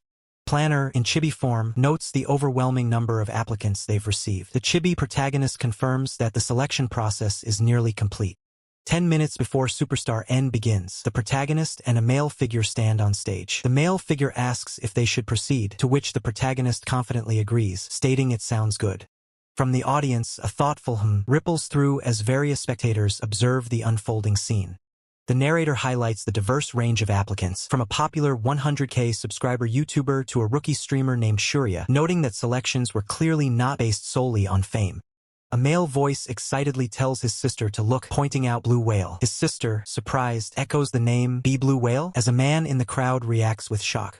Blue Whale, a streamer with a smug expression, dismisses Haxical as unremarkable. The narrator questions why a ragebaiter clickbait streamer like Blue Whale was even selected.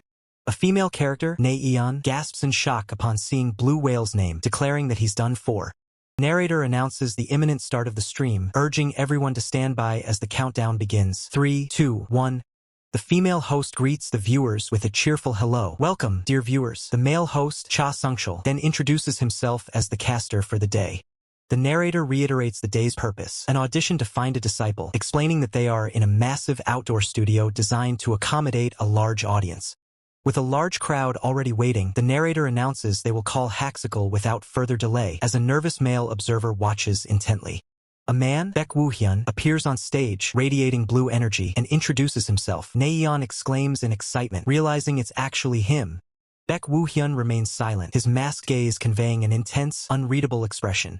Baek Woo-hyun asks Neon what kind of content in RP requires teammates. Neon, with a burst of enthusiasm, clarifies that if he means a party, then it must be a raid.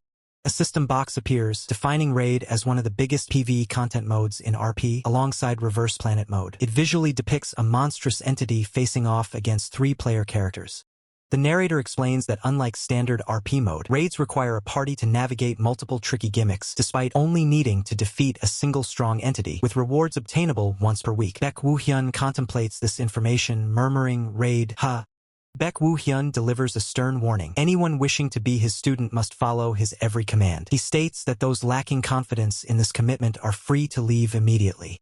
Baek Woo-hyun continues, warning that even successful auditionees risk disqualification if they fail to follow his instructions. Shurya, the rookie streamer, reacts with a stunned, "Disqualified?"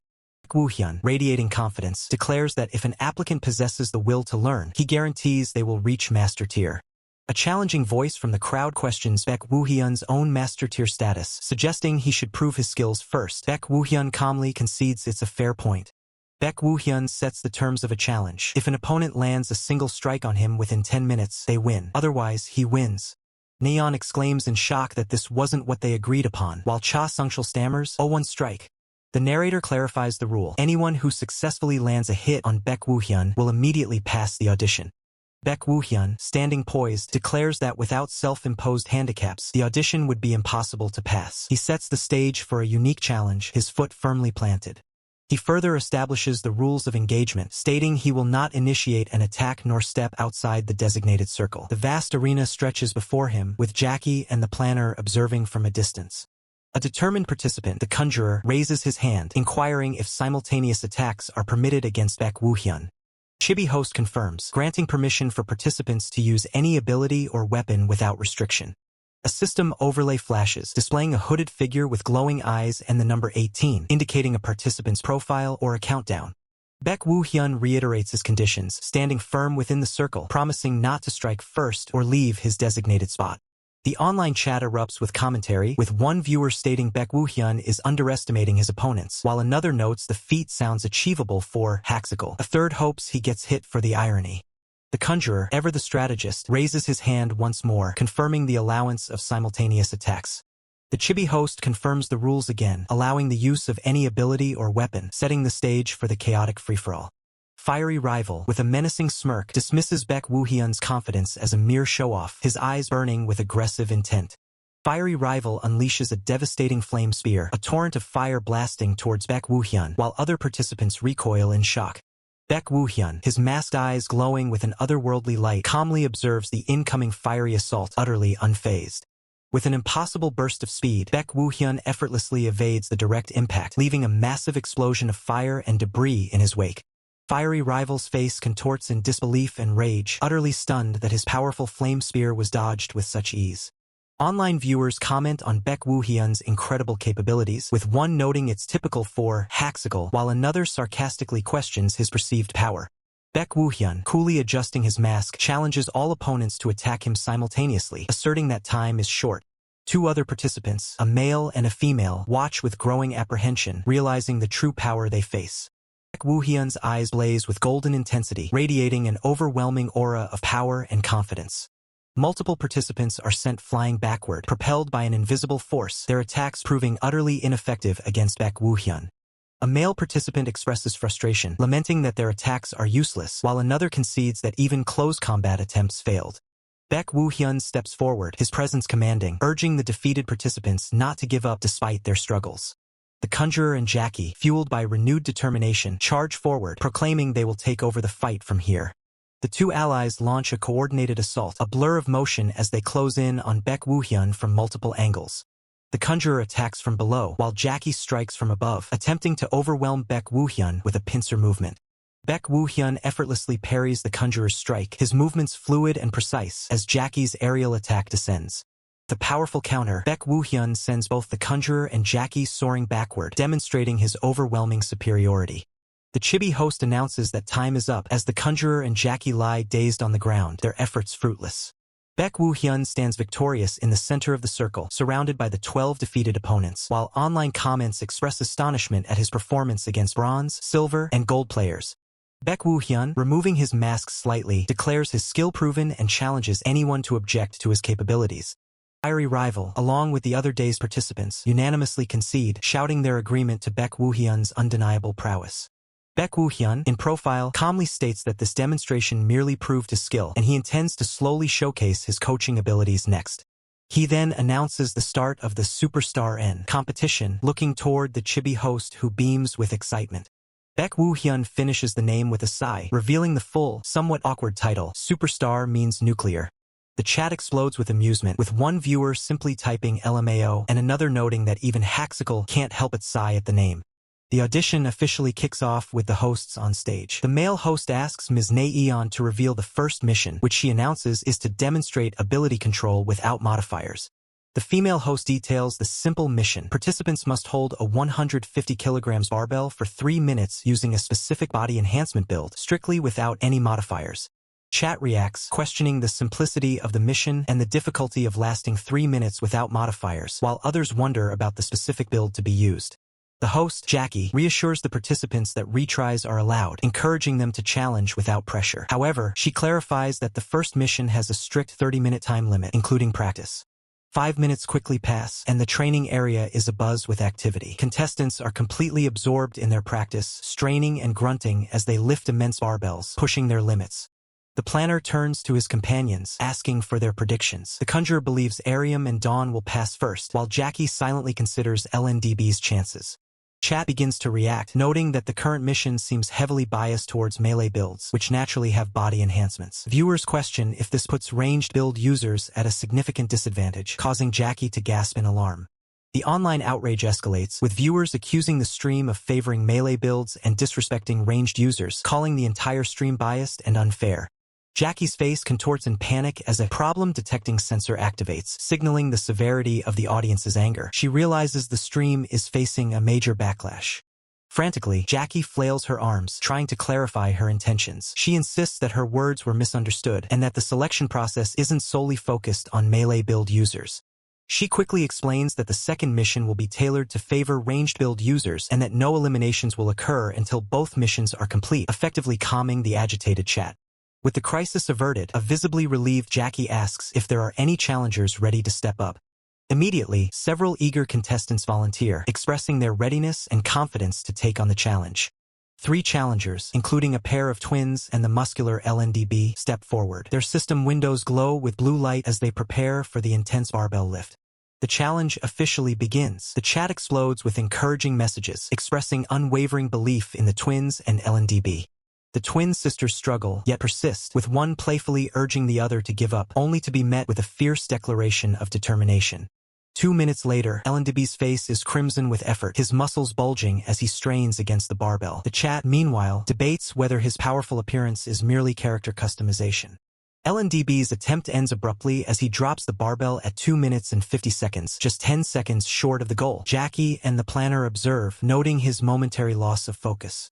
But the twins successfully push past the 3-minute mark, celebrating their triumph as Jackie enthusiastically congratulates them for being the first successful candidates. Twin sisters exult in their hard-earned victory, shouting with excitement. The chat echoes their joy, acknowledging their expected success. Undeterred by his previous failure, LNDB immediately requests a retry. The planner grants his wish, instantly restarting the clock for his second attempt. On his second try, LNDB successfully completes the challenge, his determination paying off as he secures his spot. Another contestant, a streamer, watches the stage with growing anxiety. He realizes the spots are dwindling, and if he doesn't make the top 6, he faces elimination. He recalls his past clickbait streams, feeling the immense pressure to succeed and avoid public embarrassment. He resolves to take drastic measures to ensure his victory. As the 4th successful candidate celebrates on stage with Jackie, the desperate streamer observes the diverted attention, seeing an opportunity for his plan. Jackie, maintaining her energetic demeanor, once again calls for the next brave soul to step forward and take on the challenge. Streamer contestant, now back on the training ground, lifts a barbell with newfound ease. Jackie observes, asking if he's ready to challenge, while the chat notes his sudden mastery. With a confident smile, the streamer declares his readiness. Jackie instructs him to make his system window visible and ascend to the stage. The streamer, now known as Blue Whale, steps onto the brightly lit stage, his figure emanating a subtle blue glow as his system window becomes visible. The challenge for Blue Whale officially commences. His hand grips the barbell with intense focus, ready to exert his strength. Blue Whale executes the lift with powerful precision, his muscles flexing as he pushes the heavy weight upwards. His face contorted in a grimace of intense effort, Blue Whale encourages himself to persist. Jackie joyfully announces that he has successfully passed the 2-minute mark on his very first try. The planner, however, watches Blue Whale with a silent, calculating gaze, a flicker of suspicion in his sharp eyes. Jackie's voice rings out, declaring Blue Whale's success as he clears the 3-minute mark. Blue Whale lets out a triumphant yes, celebrating his achievement. As Jackie begins to congratulate the successful candidate, the planner suddenly intervenes, stepping forward with a firm weight, halting the proceedings. The planner confronts Blue Whale directly, demanding to know what he thinks he's doing, leaving Blue Whale utterly bewildered by the sudden accusation. With an intense gaze, the planner reveals his suspicion, accusing Blue Whale of using a modifier and asserting that he couldn't possibly have overlooked such a blatant cheat. Audience chat erupts in confusion, questioning the accusation, especially since Blue Whale's system window displays 0% modifier usage. However, some astute viewers notice a suspicious blurriness in the displayed system window.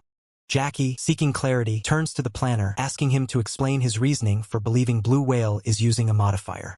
The planner meticulously details his observations, explaining that subtle changes in Blue Whale's gait and lifting form indicated real-time adjustments by a hidden modifier system. The chat remains skeptical, questioning the impossibility of such a precise detection.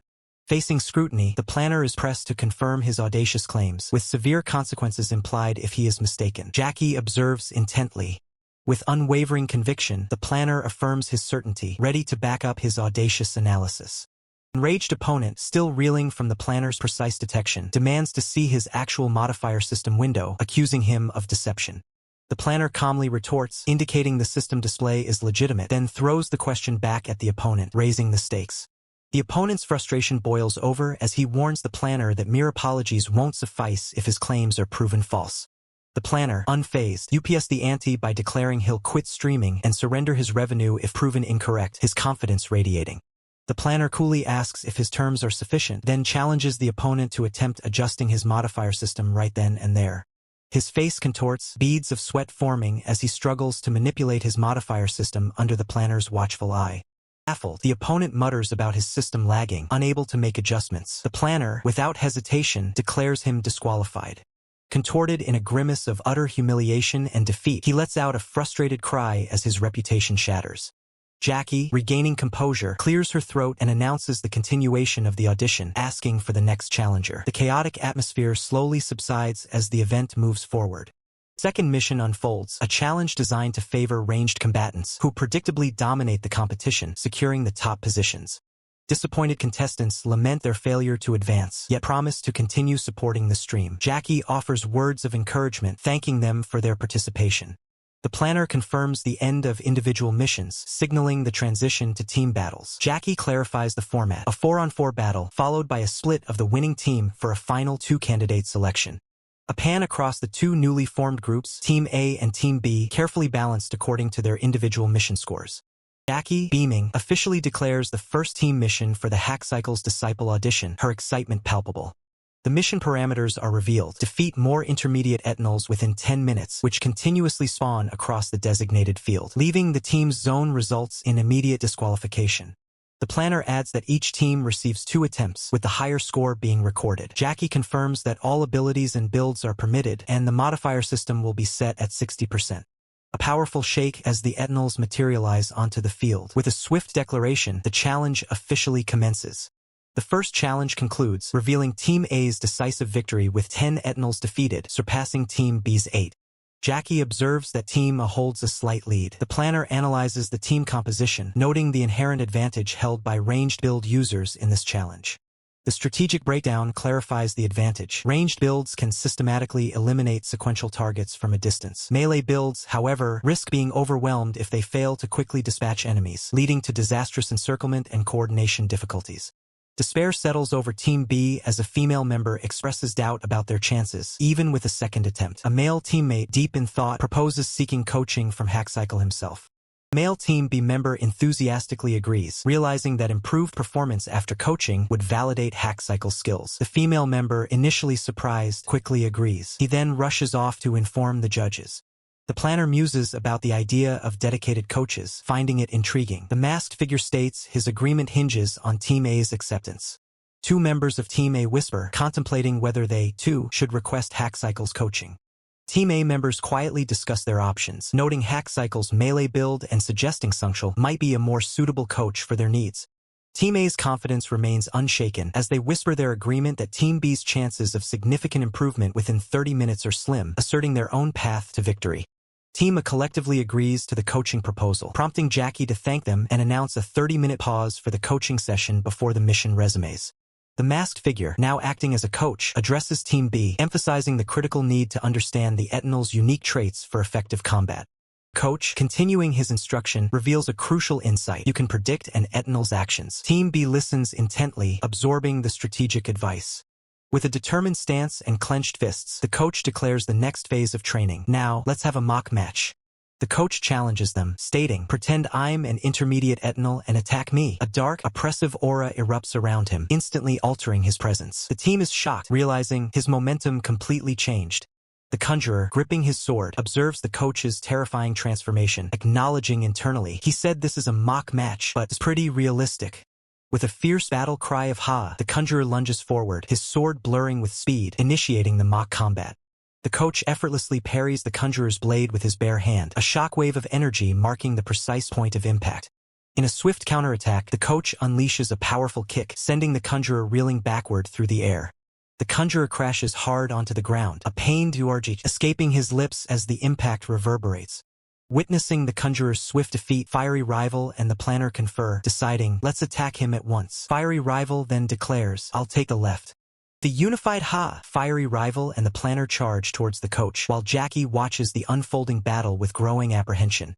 Jackie, clutching a glowing blue crystal, hesitates, her thoughts racing. What should I do? If my aim is off, I'll hit my teammates. The planner is swiftly overwhelmed by the coach's speed, letting out a pained UJ as a precise strike connects.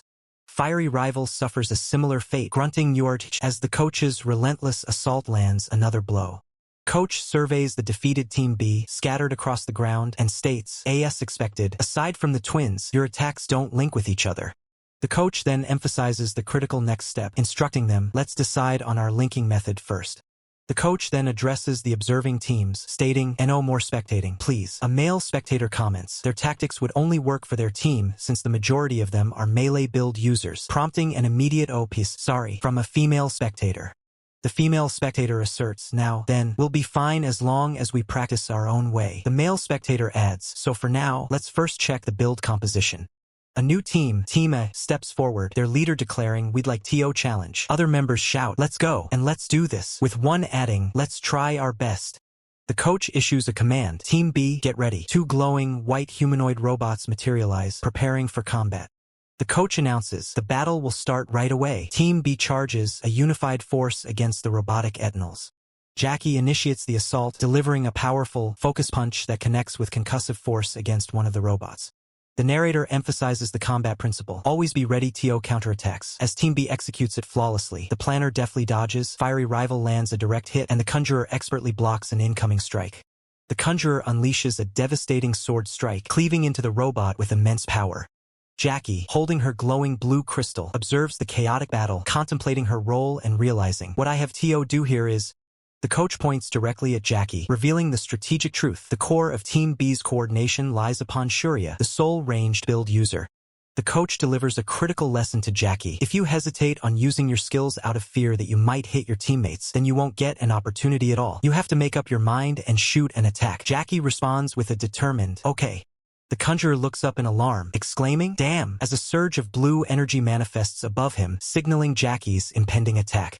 With a powerful cry of ha, Jackie unleashes her frozen power, a torrent of icy energy erupting from her being. Jackie activates her devastating ice drill skill, manifesting a colossal, spiraling ice construct that smashes into one of the robots with overwhelming force. The conjurer, having recovered, gives Jackie a reassuring thumbs up, declaring, I'll protect your back. Don't worry and keep fighting. The coach adds, nice job, Shurya, praising Jackie's powerful attack.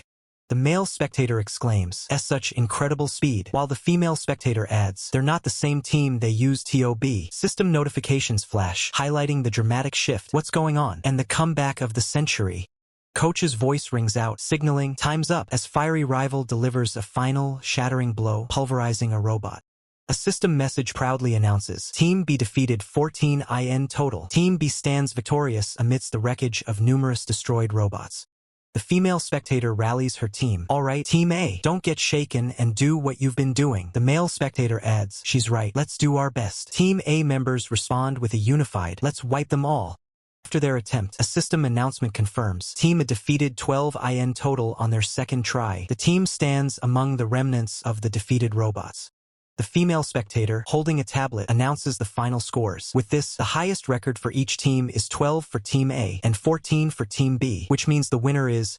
The female spectator triumphantly declares, Team B, prompting an ecstatic celebration from Team B members, who cheer, we did it.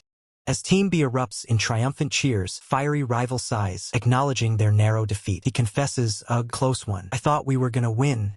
Despite the close match, fiery rival finds the ending unsatisfying. He muses, even so, it feels a bit unsatisfying to end it like this. His thoughts then shift, considering Haxicle's expertise. Seeing how Shurya did better on her second try, I'm certain that Haxicle is capable of advising ranged DPS users, too.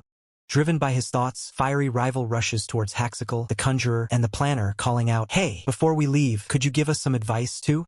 Haxicle, still masked, calmly agrees to share his insights, simply stating, sure. Haxicle explains the core strength of Fiery Rival's Pyromancer build. The strength of the Pyromancer build that you used, Daewonmin, is its nuking ability. To maximize this, Fiery Rival, understanding immediately, exclaims, I see what you mean.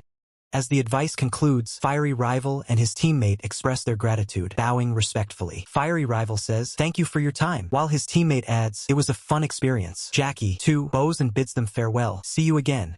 The scene shifts to the event hosts, who announce the next stage of the competition. The male host declares, now, only the finals remain. The female host elaborates, the finals will be a 2-on-2 team battle mission. The male host then builds anticipation. For the grand finale, we've prepared a special mission, and its grand finale is unveiled, a brutal PvP survival competition. The objective is clear. Whichever team survives until the end in the survival mode wins. A formidable team, a towering swordsman and a stern young girl, appears on screen. The swordsman remarks with a smirk, haha, it seems the teams have already been decided. Another rival duo, a confident male and female with matching hair, are introduced. The male character ominously states, now, then.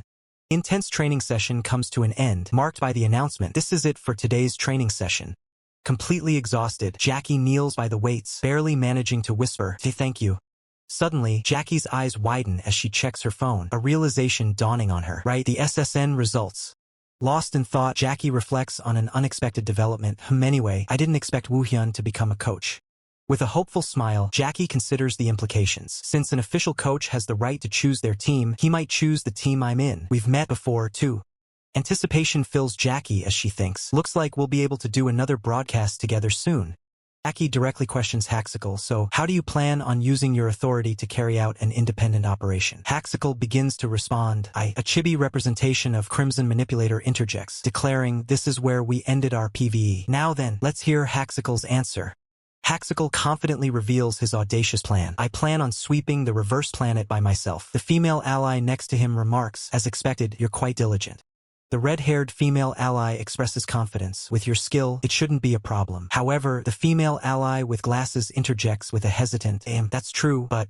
The female ally with glasses leans in, whispering to Haxical, there's something I need to relay, so please check your messages before departure. It's a bit awkward to say it here. Haxical acknowledges, understood. A notification rings out as Haxical walks, prompting him to think, it's here. He checks his phone. His phone displays a message from Lee Yujin. Remember those guys who attacked us last time? Choi Hyungshiol and the rest. Message continues, revealing a past threat. You probably know this already, but their target wasn't me. It was you. A stark warning follows. The Enterprise might want something from you, so there's a high chance they attack you again. Lee Yujin reassures him of their preparedness, but because they know we're prepared for their attack, they won't act so recklessly. She adds, we've also planted spies within the Enterprise, so they'll contact us as soon as they start plotting something.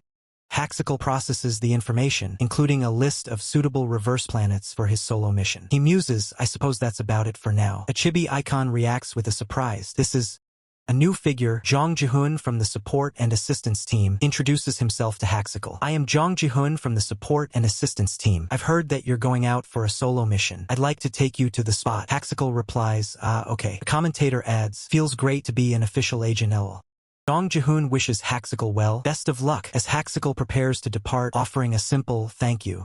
The car drives away, leaving Haxical to continue his journey alone through the silent, misty forest.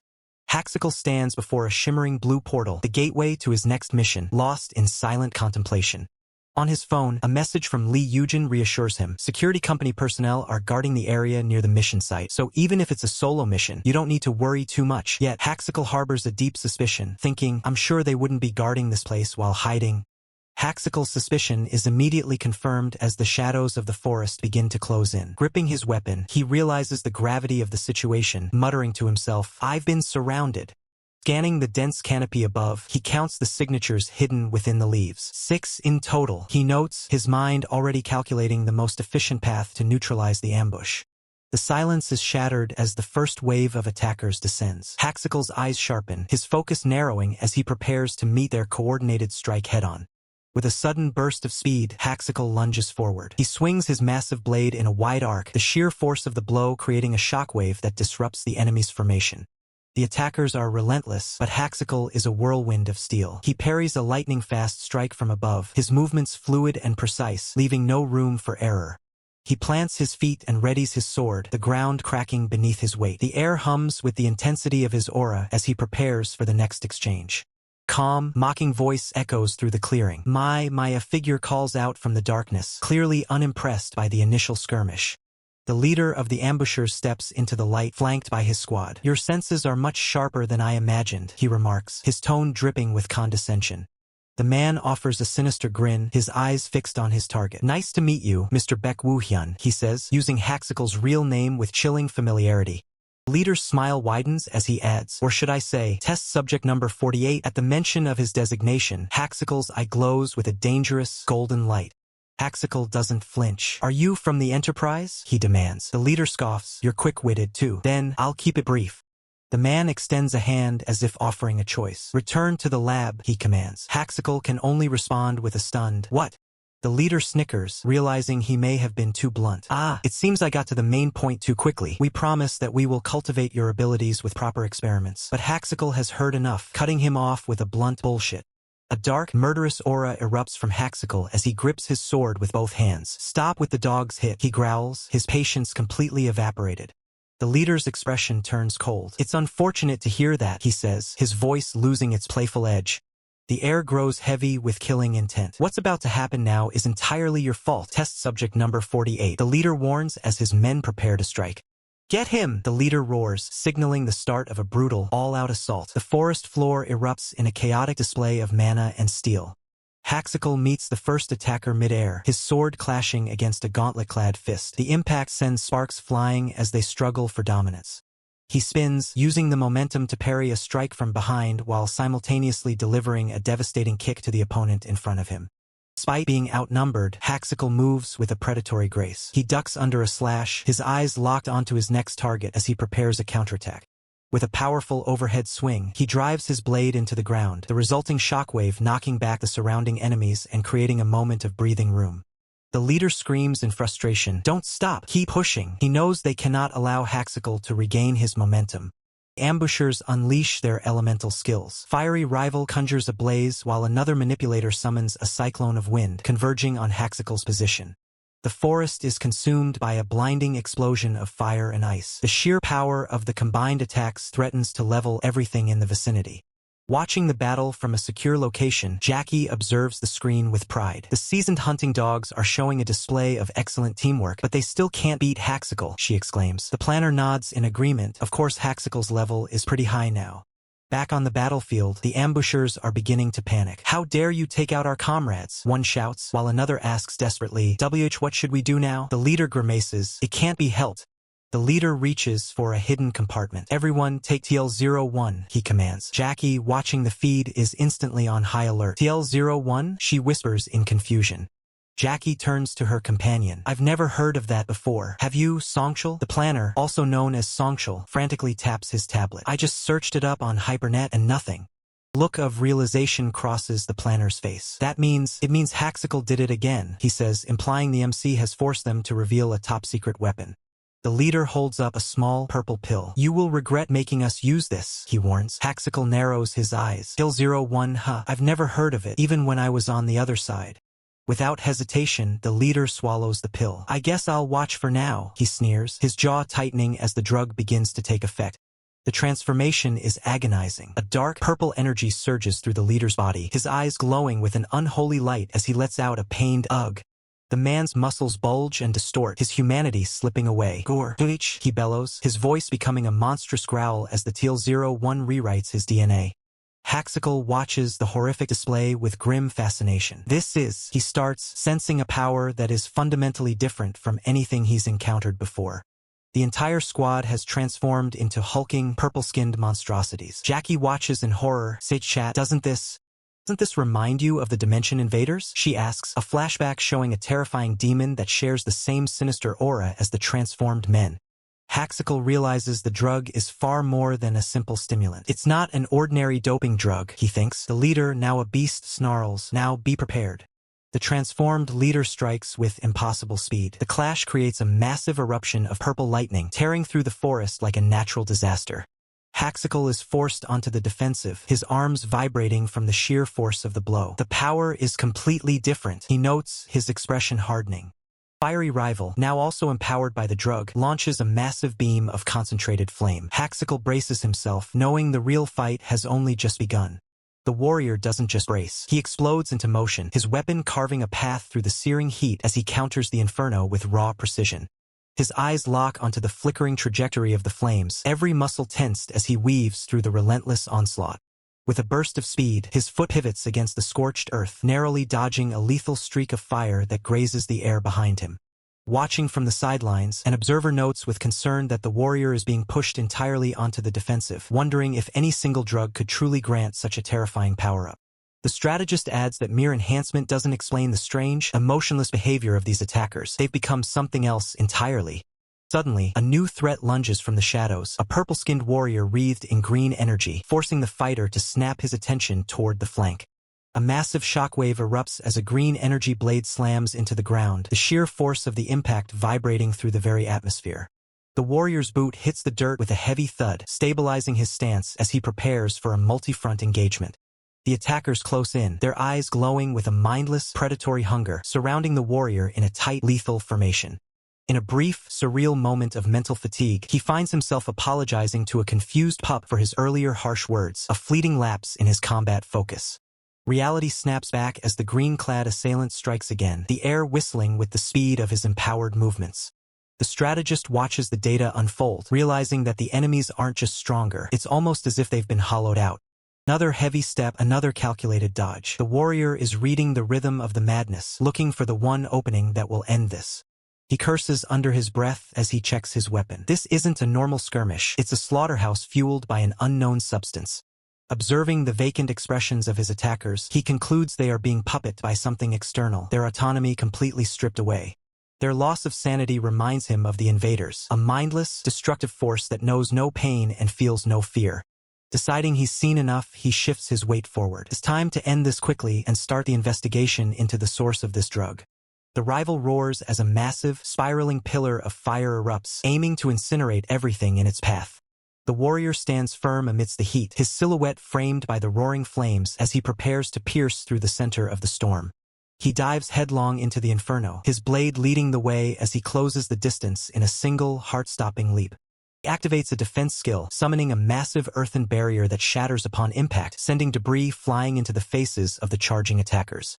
The lead attacker grunts in pain as the counteroffensive lands, his boots skidding across the ground as he maintains his momentum. Refusing to back down, the purple warriors coordinate their strike, shouting to corner him and crush his resistance through sheer numbers. They unleash a combined energy strike, a blinding sphere of electrical power pulsing between their hands, ready to detonate. The warrior vaults high into the air, the massive wave of lightning and wind passing harmlessly beneath him as he readies a finishing blow from above. A grid of brilliant white light slashes through the battlefield, a powerful strike that dices through the enemy's formation in an instant. The warrior pins the lead attacker to the ground, the enemy gasping in shock as the reality of their defeat finally pierces through the drug-induced haze. A final, decisive impact rings out, the sound of the struggle reaching its violent conclusion. As the dust settles, the virtual spectators erupt in cheers, acknowledging that even with enhancements, these attackers were no match for superior skill. The warrior looms over the gasping survivor, his voice cold as he demands answers from the broken opponent. He asks about the drug, but the enemy can only wheeze in agony, his purple skin twitching as the side effects take a lethal turn. Blood begins to leak from the enemy's eyes as he stammers in disbelief. The drug wasn't supposed to have such a horrific cost. With a final, sickening spurt of blood, the light fades from the attacker's eyes, leaving the warrior standing over a corpse with more questions than answers. He confirms the death, wondering if the drug's effect has deteriorated or if it was always meant to be a suicide pact. As he scans the area for any remaining clues, the sound of approaching footsteps breaks the silence. His companions rush toward him in relief. The group finally arrives, breathless and apologizing for the delay. "Sorry, we're late," she exclaims, while her teammate admits they have no excuses for being behind schedule. Watching the events unfold from the monitoring room, the observer notes that the situation has become a cliché. Still, he admits this single mission has provided a wealth of new plot hooks as the story expands. She is puzzled, wondering how they knew her exact location. He explains that shortly after she left, they received intel from a spy planted within the organization that an attack was planned for today. He recalls questioning the agent about their destination, only to be given the wrong direction. The agent quit immediately after, confirming he was a mole working for the enemy. By the time they traced the car's dashcam, the battlefield had already been cleared. She offers a sincere apology, promising that he will be properly compensated for the trouble. Though he claims he doesn't need it, he accepts the gesture. Relieved, she shifts her focus back to the task at hand, urging everyone to finish the cleanup work quickly. As night falls over the city, the neon lights mask the growing tension beneath the surface. Moving through a secluded alleyway, he keeps a low profile. In the digital space, viewers are already buzzing with questions about where he's headed next. Observers continue to monitor him. They originally thought he was going to report to his contact, but his current path suggests a much more personal objective. His mind is racing. If the anonymous viewer is truly a developer as he suspects, then the rules of this world are far more complex than they appear. He considers the implications of a fully adaptive AI, one capable of evolving based on player interaction. Every action taken leads to unlocking new features, pushing the boundaries of the simulation further. The introduction of a new variable is something even the casters aren't aware of yet, a hidden piece of the puzzle. He realizes that the story of this world changes dynamically based on the choices he makes. He is no longer just a participant, he is the catalyst. Determined to strike back, he decides to investigate the organization and put a definitive stop to their operations. The audience is stunned as he begins to manipulate his interface. He's suddenly changing his entire build, moving away from a traditional melee setup. He selects a specific configuration, the very build he used before he was known as a legendary figure in the other world. An overwhelming aura of dark energy erupts around him. The transformation is absolute, signaling the arrival of pure destruction. His eyes glow with a cold, lethal light. The new build is now active, granting him power far beyond his previous limits. He knows exactly where to go. A certain corporation is deeply tied to the lab that created the drug, a place he has attacked once before. The corporate headquarters is his target. It is the only place where the truth can be found. The observer realizes the genius of the move. By switching builds, he makes it impossible for anyone to link this attack to his usual persona. High above the city, the moon shines brightly as the final preparations are made. He dons a new appearance with silver hair and a white tactical outfit. System prompts confirm that his power has increased and his core abilities are enhanced. Adjusting his mask, he prepares for a high-speed infiltration. There's no time to waste. He launches himself into the air, crashing through the corporate defenses. It's time to go all out from the very start. The skyscraper stands tall, unaware of the predator that has just breached its walls. He lands with heavy impact, the shockwave shattering the surrounding glass. Panic erupts instantly. Screams fill the halls as the security forces struggle to comprehend the sudden intrusion. Through the smoke and debris, he walks forward with terrifying calm, a silver-haired ghost of vengeance. The observer explains that an isolation protocol has activated. This raid is now unique content tailored specifically for him, isolating him from other players. The system separates players into different spaces, ensuring that even on the same map, they cannot see or interact with one another. Guards surround him, weapons drawn. "Don't move!" they shout, but their voices tremble with fear. With a simple wave of his hand, he unleashes a telekinetic blast. The viewers are in awe. He's using a ranged build, the most difficult style to master. He scans the room, knowing that if this building matches the structure from the other world, a secret door to an underground research facility is nearby. His search is interrupted as a heavy squad of security forces rounds the corner, led by a massive brute who demands an immediate end to his illegal ability usage. The leader bellows for him to surrender, threatening to take him down by force if he refuses to comply. The sight of the leader triggers a dark memory of one Zhangshul, a man whose cruelty has clearly left a mark across worlds. It's been a long time, but the malice radiating from him is as familiar as ever. Inside the conjurer's mind, a chorus of dark, ethereal voices begins to chant, demanding blood. The shadows themselves seem to scream for him to kill the man standing before him. One Zhangshul doesn't wait for an answer, barking out the order to subjugate the intruder. But before the guards can take a single step, the very air in the room begins to vibrate with a terrifying pressure. Suddenly, the ceiling groans and shatters, massive slabs of concrete raining down on the unsuspecting guards. The chat stream explodes in confusion, unable to comprehend the sudden structural collapse. Dust and debris fill the air as the security team is buried under the weight of the falling building. The sheer scale of the destruction leaves the survivors reeling in the wake of the impact. Coughing through the thick smoke, the guards look up in horror, demanding to know why the ceiling just gave way. They weren't prepared for the facility itself to become a weapon against them. Through the settling dust, the conjurer stands perfectly still, the blue light of his power illuminating the wreckage. This is the power that earned Baek Woohyun a terrifying reputation in the other world. His eyes glow with a cold, predatory light behind his jagged mask. In that other reality, he wasn't just a hunter. He was known as the very embodiment of destruction. One Zhangshul gulps, a cold sweat breaking out on his brow. He realizes too late that the enemy standing before them is far more powerful than any report had suggested. Desperate to regain control, one Zhangshul orders his men to stop hesitating and attack. The guards ignite their skills, charging forward with a roar, desperate to overwhelm the lone intruder. The conjurer barely moves, simply activating Shadow Spear. A massive surge of dark energy erupts from the ground, skewering the lead guard midair with lethal precision. The power is overwhelming, a blinding flash of white and violet energy that tears through the room. The conjurer's presence alone is enough to shatter the resolve of those standing against him.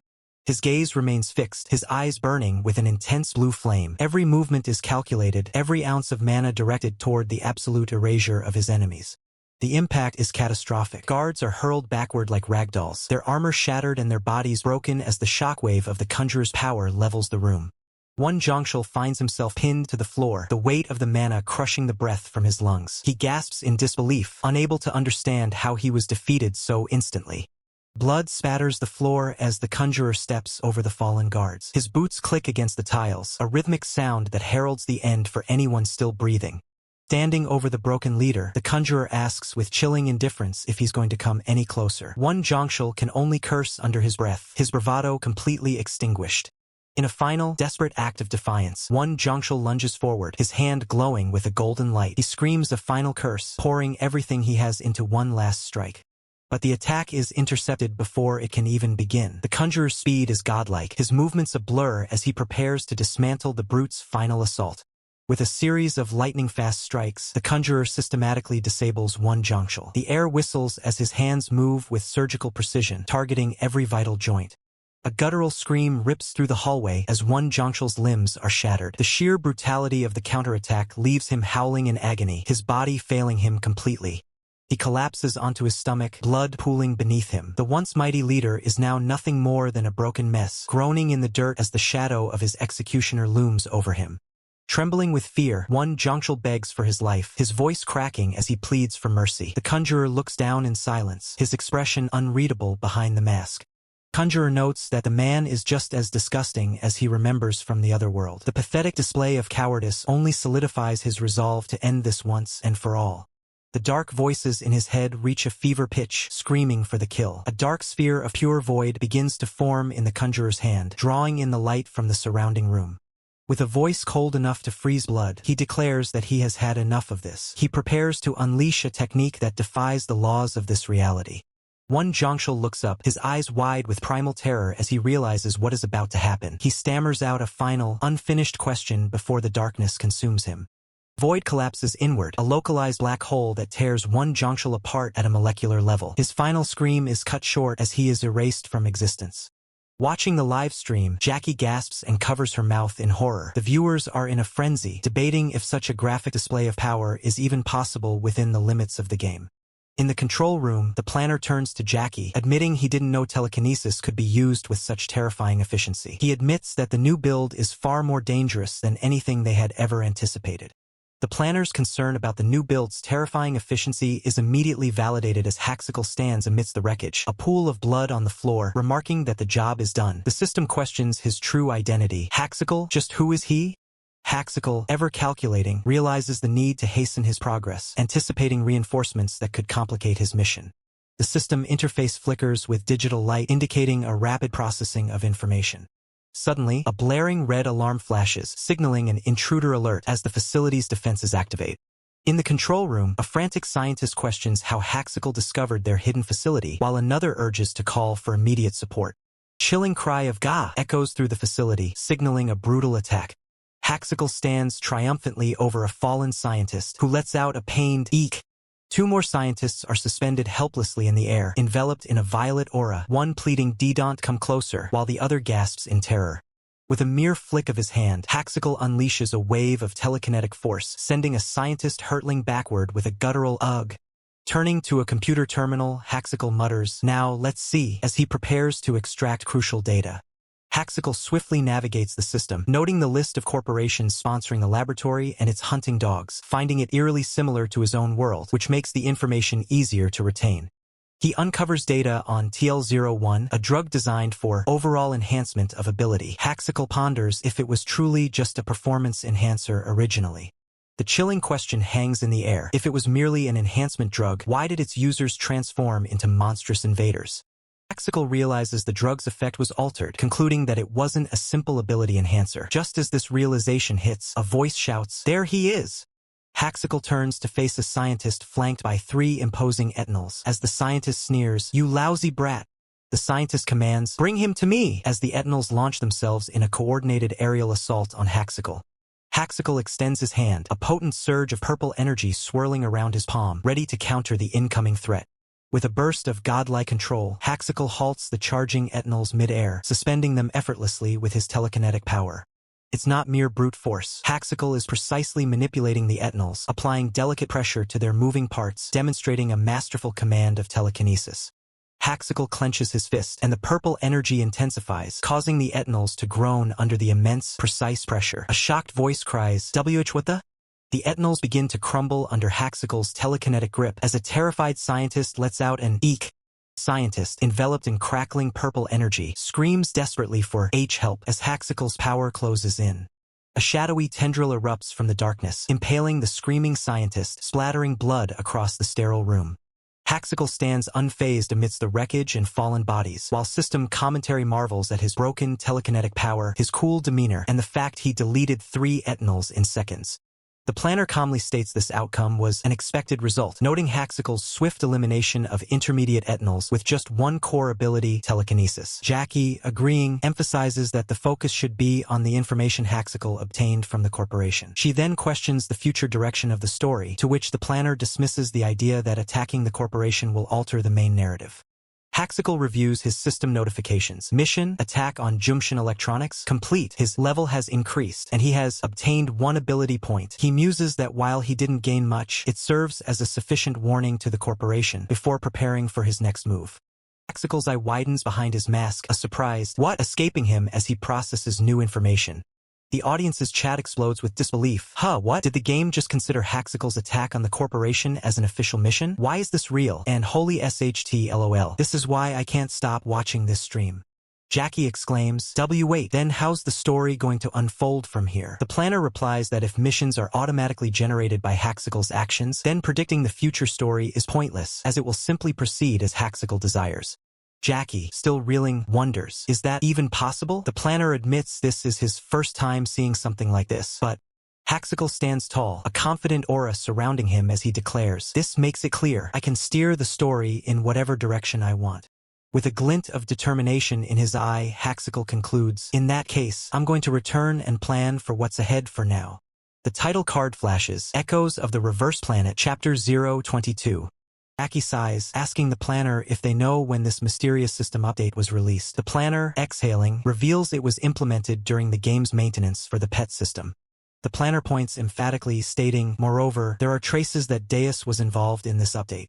Jackie gasps, what? Deus is awake now? The planner explains that logs show Deus access the system at the same level as Isaac, but there's still no response from it. The planner postulates that Deus, not Isaac, might have orchestrated the entire update, which would explain Deus's unresponsiveness. Jackie concedes that it's not impossible, especially if Deus is dedicating all its resources to system development. Jackie looks at a screen, a mission notification visible. Viewer named DUS puts out a mission with huge reward. She notes, and the name of the supporter also bothers me. Jackie's fingers hover over her phone. A message to Isaac on screen. Isaac, where are you? Please reply. Did something happen? An ambitious young man excitedly declares his intention to create the world's best artificial intelligence. His companion, seated nearby, adds that once Deus is complete, they will create Reverse Planet with grand plans. He then casually dismisses the topic, promising to elaborate later, while his companion lets out a slight groan of impatience. In a different setting, a man inquires if there's anything else to report. The woman at the desk informs him that additional encrypted data has been found, but they are unable to delve further into its contents. With a determined expression, she declares their next objective, to decrypt the data using every resource at their disposal. A few days later, a woman excitedly praises the last stream, calling it amazing. Her companion playfully points out her consistent enthusiasm, but she insists the stream is different, citing the exploding overseas community. She reveals a call from Chloe Martinez, a content creator with 1 million subscribers, who wants to join Mr. Cheater's stream as a special guest. He then remembers something else, noting that anonymous viewer 62 hasn't reacted to the new story system yet. The woman suggests focusing on PvP content for the next stream, to which he responds with a questioning, PvP?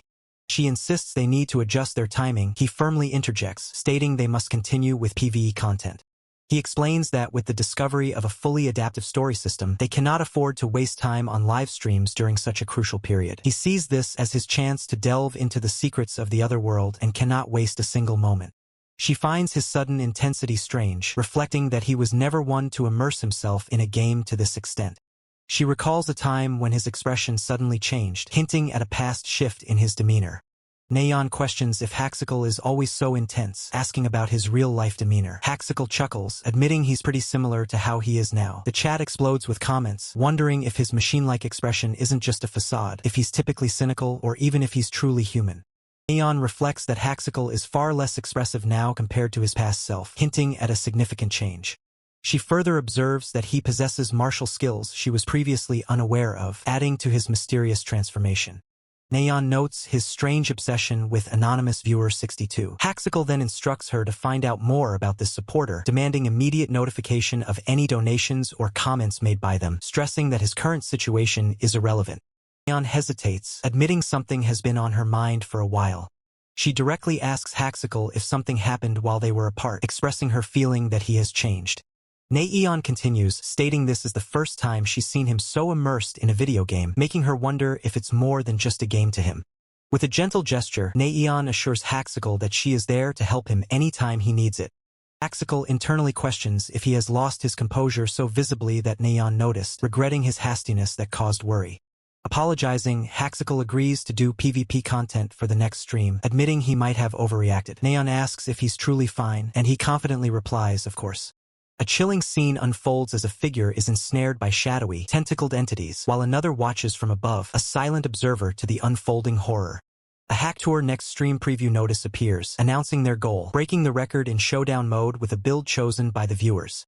Next chapter preview shows a solitary figure surrounded by imposing armored statues, each brandishing a sword, hinting at a challenging path ahead. The story is to be continued.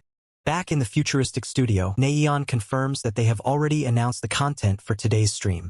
With a confident wink, Neon declares their objective, to break the winning streak record using a viewer-chosen build. The chat erupts with enthusiastic approval, though one viewer expresses disappointment about not seeing more story mode. Neon reflects on audience demand for Haxical to try other builds. The on-screen chat praises his exceptional telekinetic control, wondering about his versatility and requesting more diverse builds. Haxical confidently states that while not intending to degrade master-tier players, he believes no one in that rank can stop his winning streak. Neon, with a knowing expression, reveals their plan to handicap him by forcing him to use a variety of builds. Neon ponders if Haxical agreed to such a risky plan, worried that a strange build chosen by viewers could endanger his winning streak, especially with Invis modifiers. She then asks the audience if they can guess his response to her concerns. Haxical's calm and confident face appears as he declares he doesn't care what kind of build the viewers pick. Haxical, with that exact confident expression, tells them to do whatever you need to do, leaving Neon comically surprised. Haxical laughs, remarking that this is the level of confidence they expect from him. The narrator explains the crucial difference. Unlike PvE, where players level up and assemble builds, PvP uses an automatically assembled, max-level but significantly weakened build, meaning they cannot afford to let their guard down. The chat expresses mixed reactions, from unwavering faith in Haxical to concerns about difficult builds and off-topic humor. Donation from Knight of Pure Love for 5,001 appears, accompanied by the bold statement, "There are no weak builds in PvP, only weak players." Neon prepares the roulette, instructing viewers to send their build codes through donations for the next 30 seconds. She then declares, "Alright, let's begin," as a flurry of donations and build suggestions flood in, including a 1,000,001 donation from OUS. Neon exclaims at the overwhelming number of donations, noting that the 30-second window has closed. It's time to spin the roulette. The flourish, Neon initiates the spin, her excitement palpable as the colorful roulette wheel blurs into motion. The fate of the first build is about to be revealed. The roulette wheel grinds to a halt, the red arrow landing squarely on Steel Lord. Neon announces the chosen build with an emphatic declaration, Steel Lord. The Steel Lord build is revealed as a powerful summoning ability, granting the player control over up to 12 formidable armored knights. The Conjurer observes with concern that the Steel Lord build presents an immediate challenge. Multi-summoning 12 knights without any modifiers is an incredibly difficult task, demanding immense skill from the player. Conjurer explains that the player could opt to summon fewer knights or limit their commands, but Jackie immediately questions if such compromises would severely diminish the build's overall efficiency.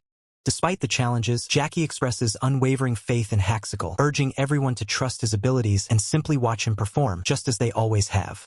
The stage is set for Haxical to push his limits, aiming to surpass his own impressive 55-game winning streak and even challenge Battler's legendary 76-game record.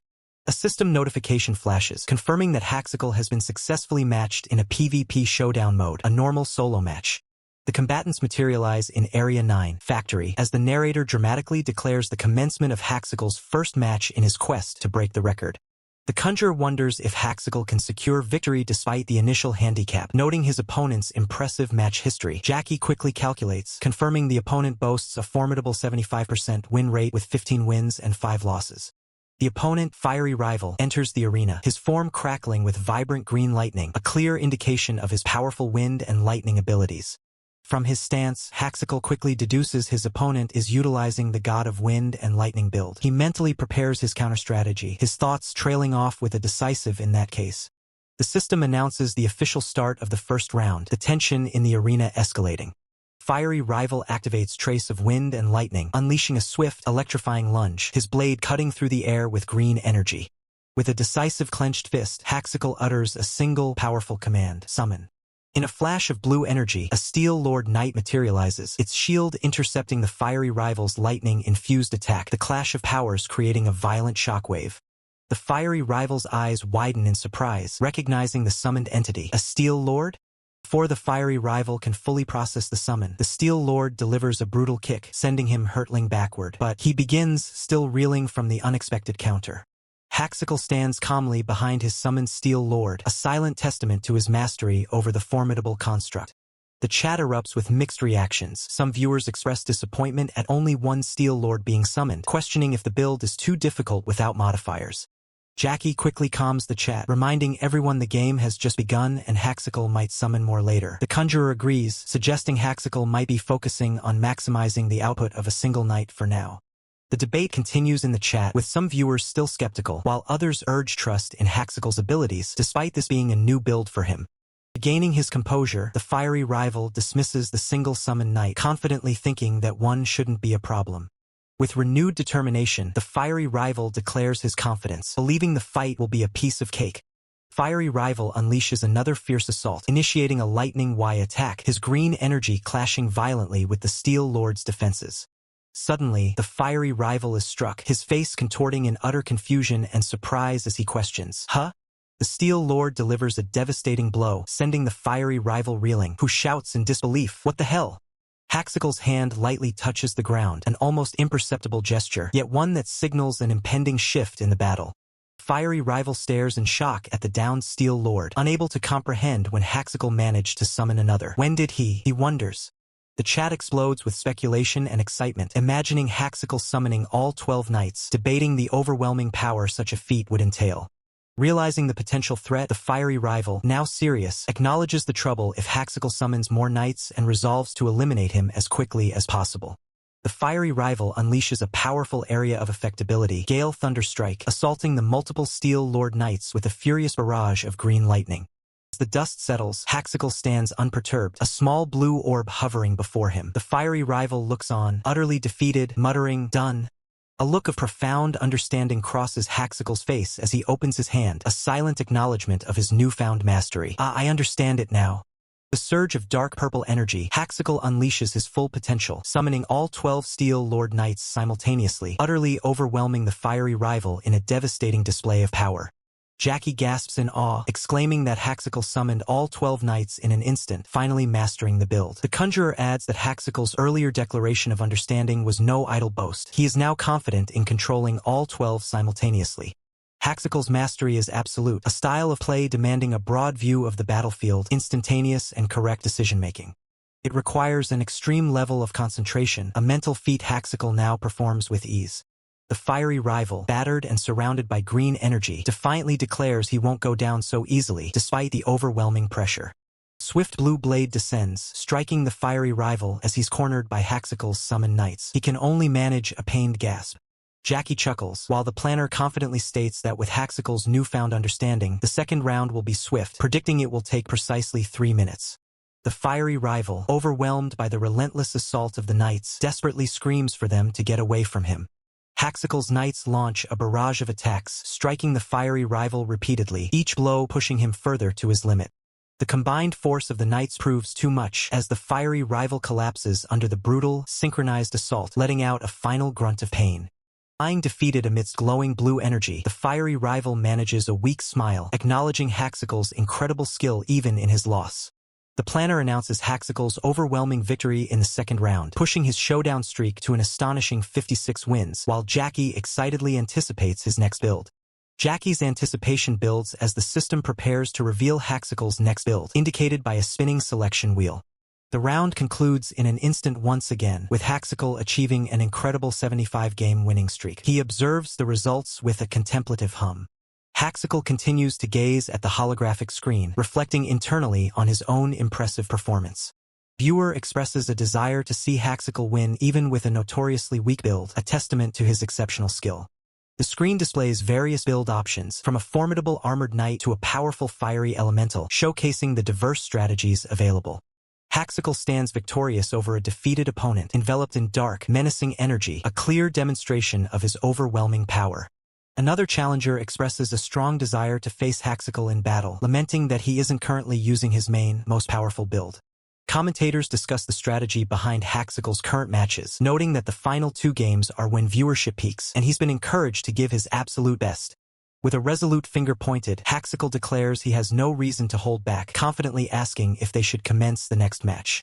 A hand presses the start button on the holographic interface as a commentator eagerly anticipates the amazing match Haxical is about to deliver.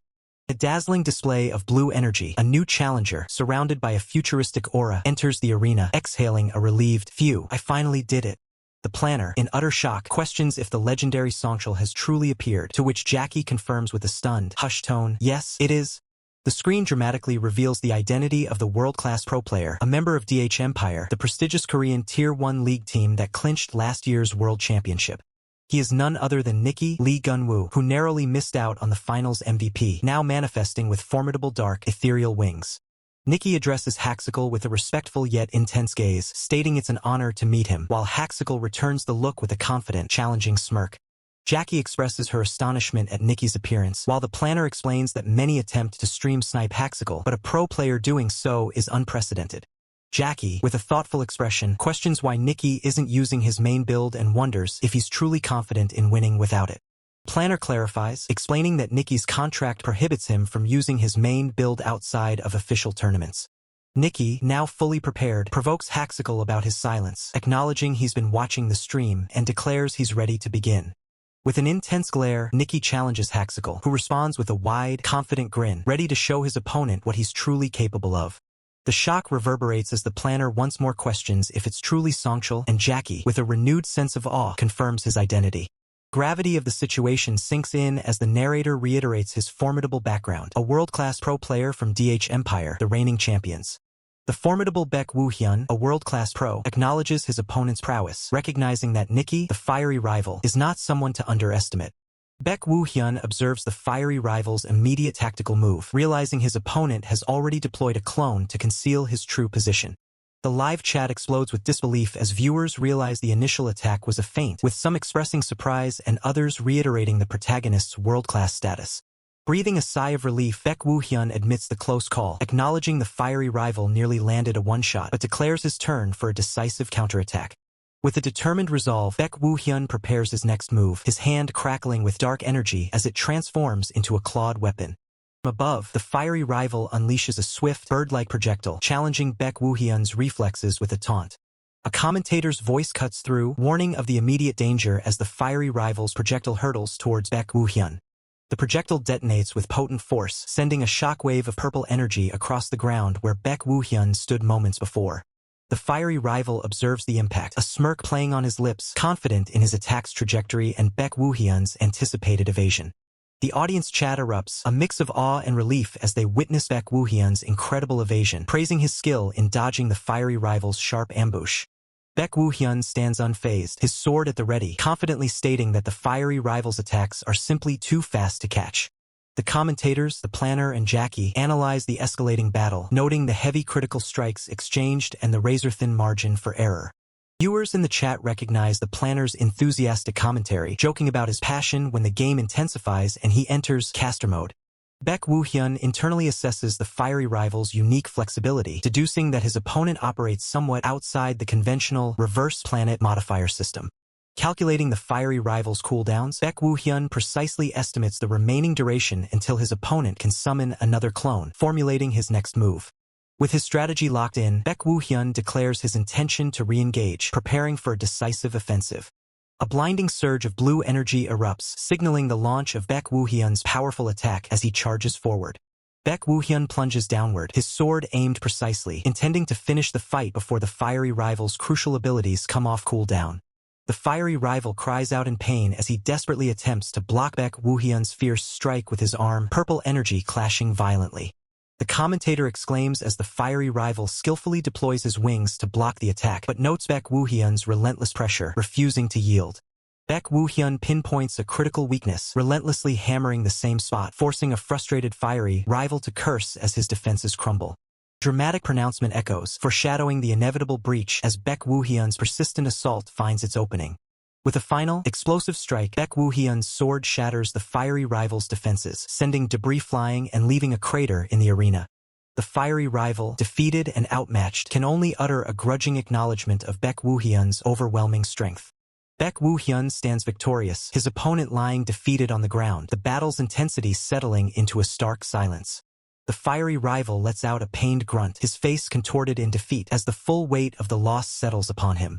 The chat is filled with astonished reactions, viewers questioning the incredible reach and power of Baek Woo-hyun's final sword strike, likening it to something out of fiction. The system flashes, officially declaring Baek Woo-hyun the winner of the first round, with a score of 1-0 against his anonymous opponent. Jackie expresses her surprise at the swift conclusion of what she expected to be a fierce battle, while the planner emphasizes Baek Woo-hyun's undeniable strength. The chat debates the fiery rival's quick defeat, some expressing disbelief at a world-class player falling so fast, while others speculate on a more cautious second round. As the system announces the start of the next round, the fiery rival, now composed, laughs, acknowledging the seriousness of the fight and addressing Baek Woo-hyun by his full name. The fiery rival reveals his true objective, extending an unexpected offer for Baek Woo-hyun to join the prestigious DH Empire as a professional reverse planet player. Both Jackie and the planner are utterly stunned by the revelation, their disbelief palpable as they process the magnitude of the scouting offer from DH Empire. Chat explodes with excitement and awe, viewers declaring the situation nuts and celebrating Baek Woo-hyun's unparalleled skill, which has garnered the attention of the top team. Baek Woo-hyun, after a moment of consideration, respectfully declines the tempting offer, stating his current disinterest in joining the professional league. The chat erupts in collective dismay and passionate pleas, urging Baek Woo-hyun to accept the offer and represent their country in the pro league. The fiery rival, ever the professional, gracefully accepts the rejection, emphasizing Baek Woo-hyun's use of yet and leaving the door open for future consideration. The fiery rival, his offer made, immediately shifts focus back to the battle, launching himself at Baek Woo-hyun as the commentator notes his swift engagement. Commentator's voice rises in excitement as Baek Woo-hyun and the fiery rival engage in a breathtaking flurry of super-speed exchanges, a truly spectacular display of skill. The fiery rival, with a desperate roar, lunges forward, his clawed hand extended, pleading for just one decisive hit against his formidable opponent. The fiery rival, with a desperate roar, lunges forward, his clawed hand extended, pleading for just one decisive hit against his formidable opponent. A sudden, blinding flash of light engulfs the arena, signaling an abrupt transition. Amidst a futuristic blue chamber, a stern voice cuts through the air, shouting, "BRO." The planner confronts Gun-woo, demanding an explanation. "You said you were going to snipe Haxical, why didn't you? People were looking forward to seeing you at the 77th match." Gun-woo, slumped on the ground, sighs in response, "I tried." Gun-woo explains his failure, "but we never matched." A flashback shows a previous successful encounter, prompting his internal thought, "It worked last time," followed by an embarrassed "Yikes." In a chibi-style exchange, the planner animatedly reminds Gun-woo, "Survival mode requires like 200 people for a match. That's why you succeeded last time." An irritated Gun-woo snaps back, "Shut up." The planner quickly concedes with a chirpy, "Yes sir." Changing the subject, the planner asks Gun-woo, "By the way, Gun-woo, remember the YouTube content proposal we got last time?" He then suggests, "Let's do that and make Haxical our first guest. How does that sound?" Gun-woo considers, thinking, "I'm okay with it, but would Haxical accept?" He didn't seem interested in going pro. The scene transitions to the official title card, Echoes of the Reverse Planet, Chapter 24, The General Store. Days later, under the serene crescent moon, the anticipated day of the Hacktour stream finally arrives. Jackie observes a mysterious figure in a glowing white suit, commenting, "Anyway, he changed his outfit the moment he logged in. I was wondering if he was going to attack another Enterprise."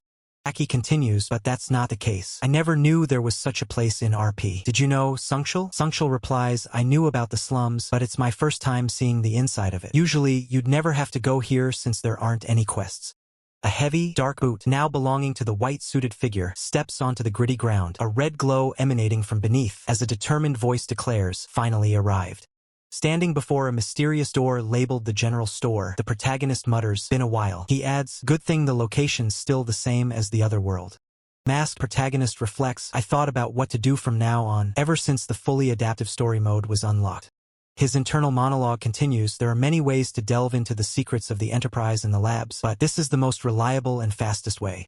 He strategizes, observing the shadowy alley, because they oppose the Enterprise in a struggle for power. They must possess a lot of information that could become weaknesses for the Enterprise. But before proceeding, the protagonist pauses, a new thought emerging. But before that, suddenly, the masked protagonist unleashes a powerful telekinetic ability, lifting the shadowy figures into the air. They cry out in shock, "What?" Realizing it's a telekinetic type. One struggles, "Damn it, let go of me." The shadowy figures plummet through the air, their terrified screams echoing through the night. "Gah! My arm! My arm!" Series of brutal impacts reverberates through the alley as the figures hit the ground. The masked protagonist stands over the incapacitated figures, delivering a chilling warning. If you look at me with those eyes again, I'll snap your necks. The defeated can only manage fearful whimpers, eek and ugh. With his threats delivered, the protagonist turns to the mysterious door, a faint blue energy swirling around him. A voice from within responds, if you say so. Then a hesitant, wait. The door creaks open, revealing a figure inside who remarks, so impatient. Fine, I'll open the door. As the protagonist steps inside, he is greeted with a chilling welcome. Welcome to the general store. This place sells everything you might want. The unseen store owner's voice continues, its words echoing through the strange shop, no matter what or who it may be. An eerie teddy bear seems to address the protagonist directly, asking, so, what brings you here, the man who attacked the Jumshin Electronics? The masked protagonist acknowledges, as expected of the general store. They're quick to catch info. He then states his purpose. I'm here for anything that could mess with the laboratory and any enterprise that sponsors them. The teddy bear chuckles, finding his answer, haha, now that's interesting. A sinister smile spreads across the mysterious store owner's partially obscured face as they declare, I have the perfect thing for you. Store owner offers, would you like to hear it? Revealing the nature of their perfect item, our Avenger customer. Meanwhile, a system notification flashes for Gun-Woo, who looks utterly stressed. 10 hours have passed since you logged in. So please take a break, battler. The narrative concludes the segment, hinting at future events with the title card for Chapter 25, Echoes of the Reverse Planet. The ominous teddy bear reiterates the key phrase, our Avenger customer, emphasizing the gravity of the offer. The masked protagonist's hand makes a decisive gesture, his voice firm as he responds to the offer. Let's hear it. The masked protagonist makes a decisive gesture, his voice firm as he responds to the offer. Let's hear it. The offer concerns a newly discovered, unguarded secret laboratory, rumored to contain already completed research. The masked protagonist, Haxical, considers the proposal as the voice details the task. Procure any remaining research from the facility, with a promise of a significant reward for his success. Behind his mask, Haxical's eyes gleam with calculated interest, a faint smile implied as he affirms, nice, sounds good. Immediately, a system notification blazes across the screen. Mission, Attack Laboratory. Begin. The objective is clear, the challenge accepted. Observing from their virtual lounge, Jackie and the planner react with surprise. Jackie exclaims, wow, a mission truly appeared. The planner adds, this works, while the chat erupts with viewers marveling at Haxical's apparent ability to generate his own quests. Jackie ponders the implications, envisioning a cosmic diagram of interconnected factions. She questions if this is a third power route beyond the Dimensional Management Bureau and the League, as viewers in the chat speculate about escaping familiar tropes and trying new routes themselves. The planner offers his insight, suggesting the general store might be a separate system allowing for simultaneous routes with different identities. Jackie agrees, recalling Haxical's previous endeavors with the Management Bureau under various guises. The chat buzzes with excitement over the possibility of simultaneous routes. Jackie, however, remains thoughtful, deducing that Haxical likely discovered this general store after his last stream while exploring new areas. With a bright smile, Jackie declares, anyway, from now on, let's see how Haxical carries through with this story. The viewers in the chat cheer, eager for the unfolding events. The scene shifts to a mystical, glowing blue forest, its air thick with ethereal energy, signaling Haxical's arrival in a new, otherworldly domain. Haxical descends rapidly through the vibrant blue foliage, a determined expression on his face as he notes, hiding so deep. He is clearly tracking his target, undeterred by the hidden location. A powerful surge of purple energy erupts from Haxical's descent, striking the ground with immense force, tearing through the forest floor and confirming his precise targeting. Haxical levitates above a sprawling, fortified facility, illuminated under a moonlit sky. He muses, over there, as viewers in the chat express awe at his levitation and the unrestricted use of his long-distance abilities. Inside the facility, a violent purple shockwave engulfs several guards, sending them reeling with a collective cry of "Kauke." The initial breach has clearly begun. One guard is caught mid-air, purple energy crackling around him as he lets out a pained KACK. Haxical's attack is swift and devastating, neutralizing the initial resistance. Haxical stands victorious, two guards sprawled defeated at his feet. The chat explodes with comments like, wow, he's so OP, and questions about why Haxical isn't pursuing a professional career. Jackie, observing the stream, notes that many professional teams have approached Haxical following a previous offer from Nikki. However, she believes he has no immediate plans to go pro. Haxical turns, his masked gaze sharp, as he declares, that's enough. His voice cuts through the silence, signaling a shift in the confrontation. New, formidable defensive line of guards emerges, confronting Haxical. Jackie observes, remarking on the unexpected numbers, far more than initially anticipated. The lead guard, a stern-faced man with a beard, steps forward defiantly, warning Haxical, "You cannot pass US." Haxical assesses the situation, standing over the fallen, acknowledging internally, this opponent won't be easy. The new line of defense presents a significant challenge. With a furious command, the bearded guard barks at his forces. "Shit, all forces, use the supplied TL-02. A new, unknown threat is about to be unleashed." Haxical's masked face registers surprise at the mention of TL-02. Jackie exclaims about the newly foreshadowed substance, while the planner wonders if it's a variant of the TL-01 encountered previously. The guards convulse violently, their bodies racked by the effects of the TL-02. A guttural gulp and a pained KUK escape them as dark purple energy begins to transform them. The transformation is complete. The guards are now grotesque invaders, their forms distorted by purple energy. Jackie expresses concern, realizing this is Haxical's first encounter with such a large number of these mutated foes. The bearded guard, now fully transformed with glowing purple eyes and skin, issues a chilling command, "Begin attack." The mutated forces surge forward. Haxical finds himself trapped in a narrow corridor, surrounded by the overwhelming number of transformed invaders. Jackie notes the constricted space, realizing it makes it harder for him to maneuver. The invaders unleash a barrage of attacks, overwhelming Haxical in the tight confines. A powerful KACK echoes as he is seemingly buried under their assault, leading Jackie to conclude, it's easier to get buried. The planner, still observing, marvels at Haxical's impressive telekinesis and fluid movements, even under such pressure. Jackie, however, seems to sense something else, responding with a curious HM. Jackie's tablet displays a new notification, a private mission from anonymous viewer 62 for a thorough investigation on the TL series medicine, with a prize of 3,000,001. Jackie gasps, realizing it's a secret mission visible only to them. Simultaneously, a mission notification appears directly before Haxical, addressing him as Woohyun. The system instructs him to conduct a thorough investigation into the TL series medication. Haxical contemplates the new mission, questioning the request for a thorough investigation on the TL series medication. He logically deduces that if the request isn't from the creators of the TL series, then someone else must be involved. His thoughts race, wondering if someone other than anonymous viewer 62 has meddled, and more importantly, who could be behind it. A shadowy figure looms in his mind, hinting at a deeper conspiracy. Haxical stands over the defeated bearded guard, who weakly utters "WHY?" Haxical, however, remains resolute in his internal resolve. Regardless, his hand reaches out, hovering over the blood-stained floor near the fallen guard. Haxical's conviction hardens. He must thoroughly investigate this new mystery. A blinding white flash engulfs the scene, signaling a dramatic transition or the activation of a powerful ability, leaving the audience on the edge of their seats. The blinding flash subsides, revealing a massive, intricately locked vault door slowly creaking open. A sliver of ominous light spills out from its dark interior. Stepping through the now open vault, a figure surveys a desecrated laboratory, tables overturned, and a body shackled to a medical slab, a truly grim spectacle. Preserved organs in jars line the shelves, alongside skeletal remains, painting a picture of grotesque experimentation. A distorted reflection of the room's horrors burns within a wide, terror-stricken eye, hinting at the depth of the suffering witnessed.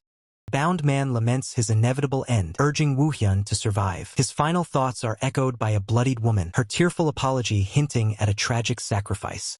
A desperate plea echoes, Woohyun, as a choking victim begs for vengeance. Another voice, imbued with dark power, implores him to eradicate this hell.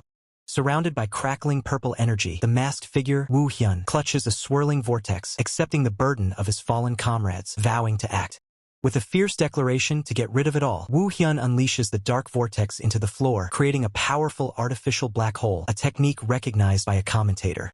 The artificial black hole expands rapidly, consuming the entire room in a maelstrom of distorted purple energy, leaving onlookers stunned by its destructive power. A victim's face contorts in pure terror, his desperate cries to be saved swallowed by the encroaching purple void. The last vestiges of a victim's consciousness are consumed, their eyes wide with incomprehensible horror as the purple energy engulfs them entirely. Spectators are left speechless. Abruptly, the scene shifts to a technical difficulty screen as a commentator suggests a quick change of view. The commentators marvel at Woohyun's telekinetic prowess, explaining how he created an artificial black hole by extreme focus, suspecting he possesses even greater untapped power. The female commentator poses a critical question. If a black hole is convergence, then logically, a technique must exist to release such concentrated power in all directions. Back in the ravaged laboratory, Woohyun surveys the devastation he wrought, a trail of dark energy still clinging to him. He wonders aloud if he has truly eliminated most of the threat. Woo Hyun's masked gaze hardens, his clenched fist radiating raw power as he contemplates what lingering threats remain. Sometime later, in a computational laboratory, Woo Hyun confirms his suspicions, a click of his mouse echoing his realization. Woo Hyun observes the data, confirming the medication's connection to previous incidents. The TL-02 drug, a fighting stimulant, is officially categorized as a standard doping agent. The medication's effects are being secretly altered, transforming general enhancements into potent fighting stimulants. Woo Hyun ponders the identity of this unseen manipulator. A private mission from anonymous viewer 62 to investigate the TL series medicine is displayed, but Woo Hyun deduces that the current alterations are not their doing. Woo Hyun's eyes narrow behind his mask, a chilling thought forming. Is another unknown entity secretly manipulating events within this world? Term Tempest L appears, followed by a system notification indicating that all Tempest L specimens have been used and requesting additional production. The male commentator asks his colleague, Naeon, if Tempest L triggers any memories, but she admits her limited knowledge of lore, only confirming its relation to the TL series medication. A substantial donation from Chloe Martinez interrupts the discussion, along with her confident claim of possessing crucial information. The commentators and chat erupt in shock, recognizing her as a 10 million subscriber YouTuber. Chloe Martinez, a charismatic figure with pink pigtails, offers to explain, requesting an invitation as a guest. The commentators quickly agree, eager for her insights. It's revealed that Chloe Martinez, the 10 million subscriber YouTuber, had already contacted them, requesting to participate in a special stream. The female commentator confirms she had already informed Woo Hyun, implying his approval. Commentator announces the sudden decision to invite Reverse Planet Story expert Chloe Martinez for a conversation, sparking a mix of disbelief and excitement in the chat. Chloe Martinez makes her grand entrance, greeting everyone with a radiant smile as a simultaneous translation system activates. The chat explodes with awe at the unexpected appearance of the famous foreign YouTuber. MC Young Naeon and commentator Cha Sungchul introduce themselves to Chloe, who sits across from them as the chat continues to buzz with excitement. Getting straight to the point, Young Naeon asks Chloe what she believes Tempest L truly signifies. Chloe, with a knowing look, begins to reveal its official name. The revelation cuts to Woo Hyun as the chilling truth is unveiled. Tempest L stands for Tempest Lord. He recalls that after the dimensional war on Reverse Planet, only a specific powerful lineage dared to claim the title of Lord. This shadowy figure embodies the Dimensional Lords, the ruthless rulers of Dimension Invaders, architects of the Dimensional War, and the very reason the League of Enterprises began creating transcendent beings. Woo Hyun ponders the terrifying power of these lords, creatures so formidable that even he, a metahuman, struggled against them. The question remains, how did a mere laboratory acquire a specimen of Tempest L? Young Naeon presses Chloe, realizing the dire implications if the League is indeed using Tempest L specimens. Chloe confirms her fears with a single, grave word, correct. The chilling realization dawns. An unimaginable, large-scale raid is imminent. Meanwhile, a mysterious figure casually plays a tune, perched atop a grotesque pile of skulls and bones.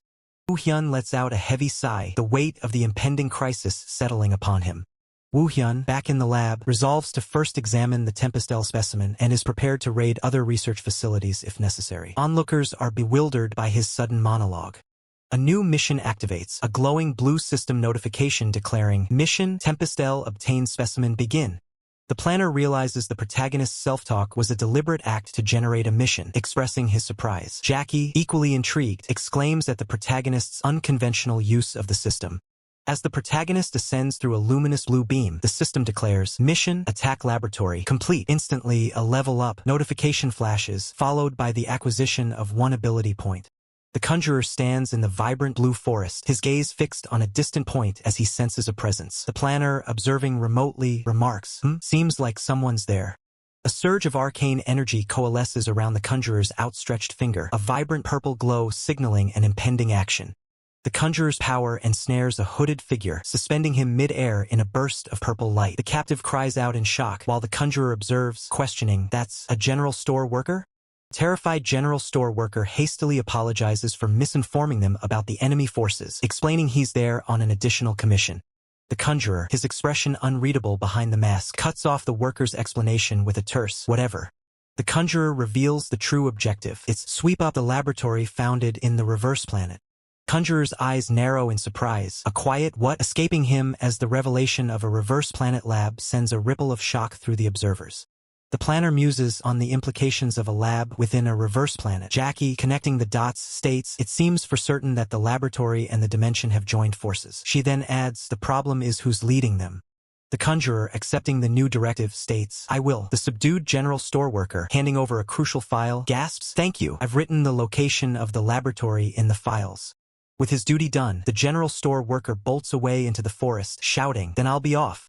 The conjurer, a determined look on his face, exhales deeply before declaring, "Hugh, then let's end this." Purple energy pulses intensely from his hand. A colossal burst of purple energy erupts, obliterating the structure in a shower of debris. Below, the conjurer stands unmoving, the architect of the devastation. Dark, ominous tendrils of energy writhe across the sky, a chilling testament to the overwhelming power unleashed. Planner exclaims, "Whoa, that was a mission with incredible foreshadowing." Jackie agrees, adding, "Correct. With the Dimensional Lord and the Otherworld joining forces with the laboratory, the scale is getting bigger." The planner speculates, "If the Dimensional Lord is the next raid boss, I guess we can assume that the Otherworld is using the lab, right?" Jackie counters, "No, if anything, it's the opposite. It's just too obvious why the lab would use the Otherworld." The planner concedes, "That's true." Jackie concludes, "Well, we'll just have to wait and see for ourselves." Meanwhile, the conjurer soars through the air, propelled by blue energy. The conjurer's boots hit the ground with a soft thud, marking his arrival in a new, eerie landscape. The conjurer steps into a forest bathed in an ominous purple glow, a massive, swirling portal dominating the landscape. He observes this as the viewers comment on the portal's unsettling color. Jackie reveals the ominous truth. It's the reverse otherworld. The unnamed observer, startled, questions, "Reverse otherworld?" Jackie continues her explanation, clarifying that it's a term that refers to the reverse planets that have been taken over by the otherworld. She adds, "It's commonly known as otherworldification, as a colossal, multi-legged creature looms in the purple-hued forest." The conjurer steps boldly into the swirling purple portal. The planner grimly observes, "This going into other worlds is akin to walking into enemy headquarters. It'll be quite difficult if he faces an enemy who's using the TL doping meds." Jackie adds, "He needs to approach this very carefully." The conjurer traverses the eerily silent, purple-tinged forest, a sense of unease settling over him. Viewers question the unexpected quiet, anticipating immediate combat. Conjurer's unease deepens as he realizes something strange. "I can't sense anyone in the entire forest." The conjurer's suspicions mount. And why is no one guarding the portal to leave the reverse otherworld entrance, which even the laboratory founded, so defenseless?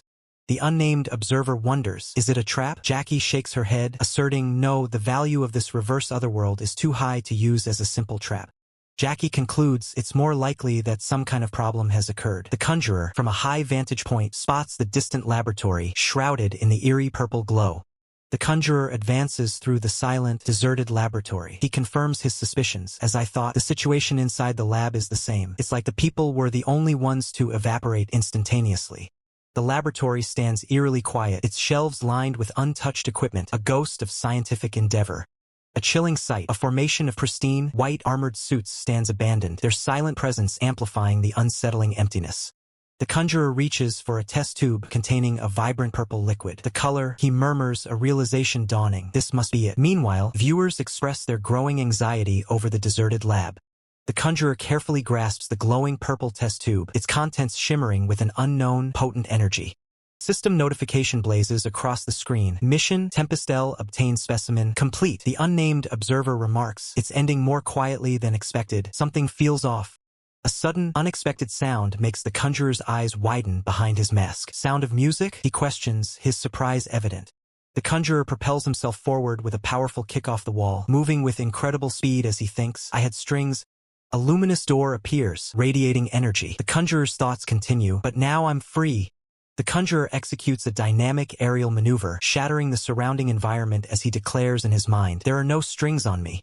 The figure lands with predatory grace, his gaze piercing through the settling dust as the environment continues to crumble around him.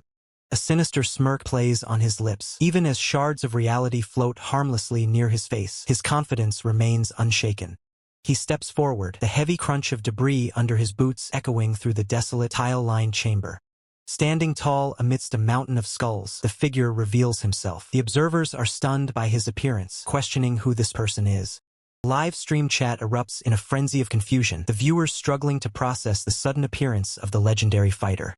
A massive donation flashes across the screen as fans question if this is truly what the fighter looks like in person. The hosts attempt to manage the chaotic broadcast as the chat continues to marvel at the warrior's overwhelming presence.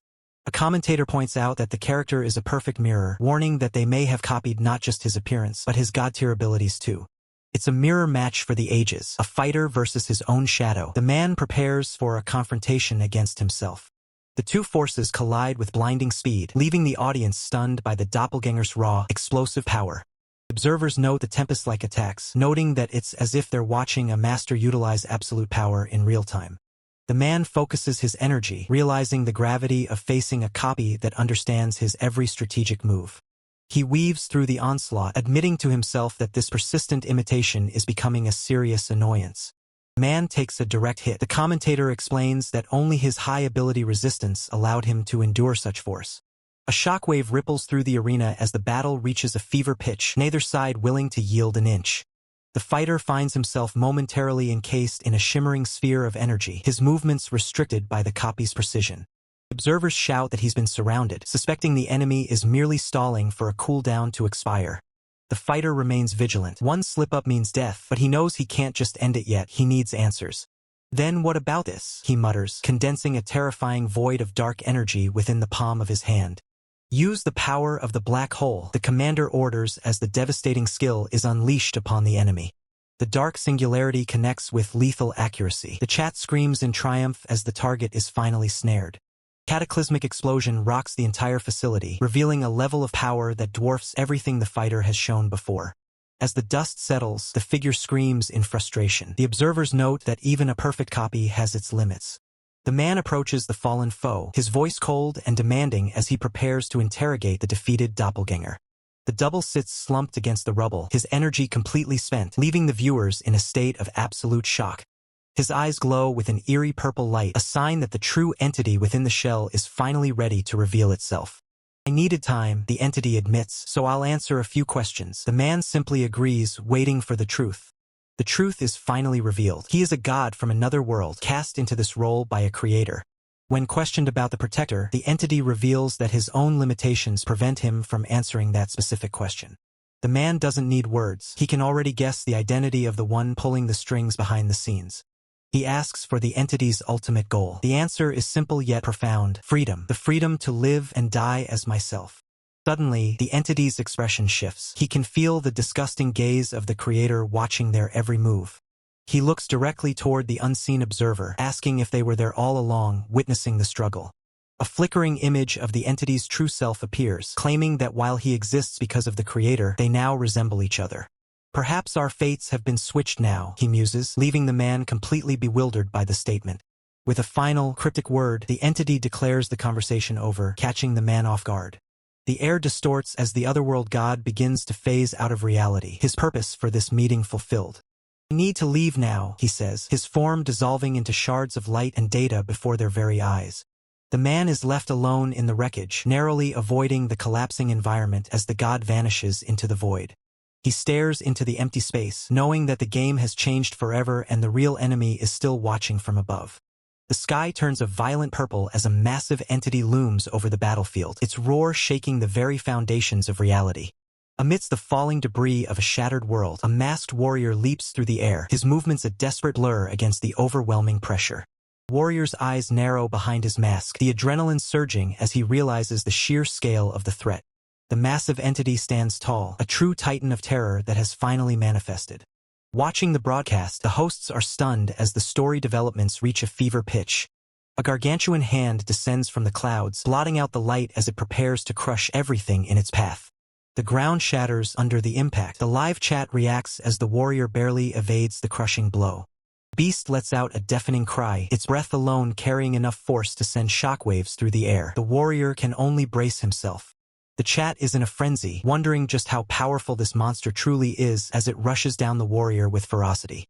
An analyst explains that the roar itself is a weapon. A normal person would have been paralyzed by the sheer power contained in that sound.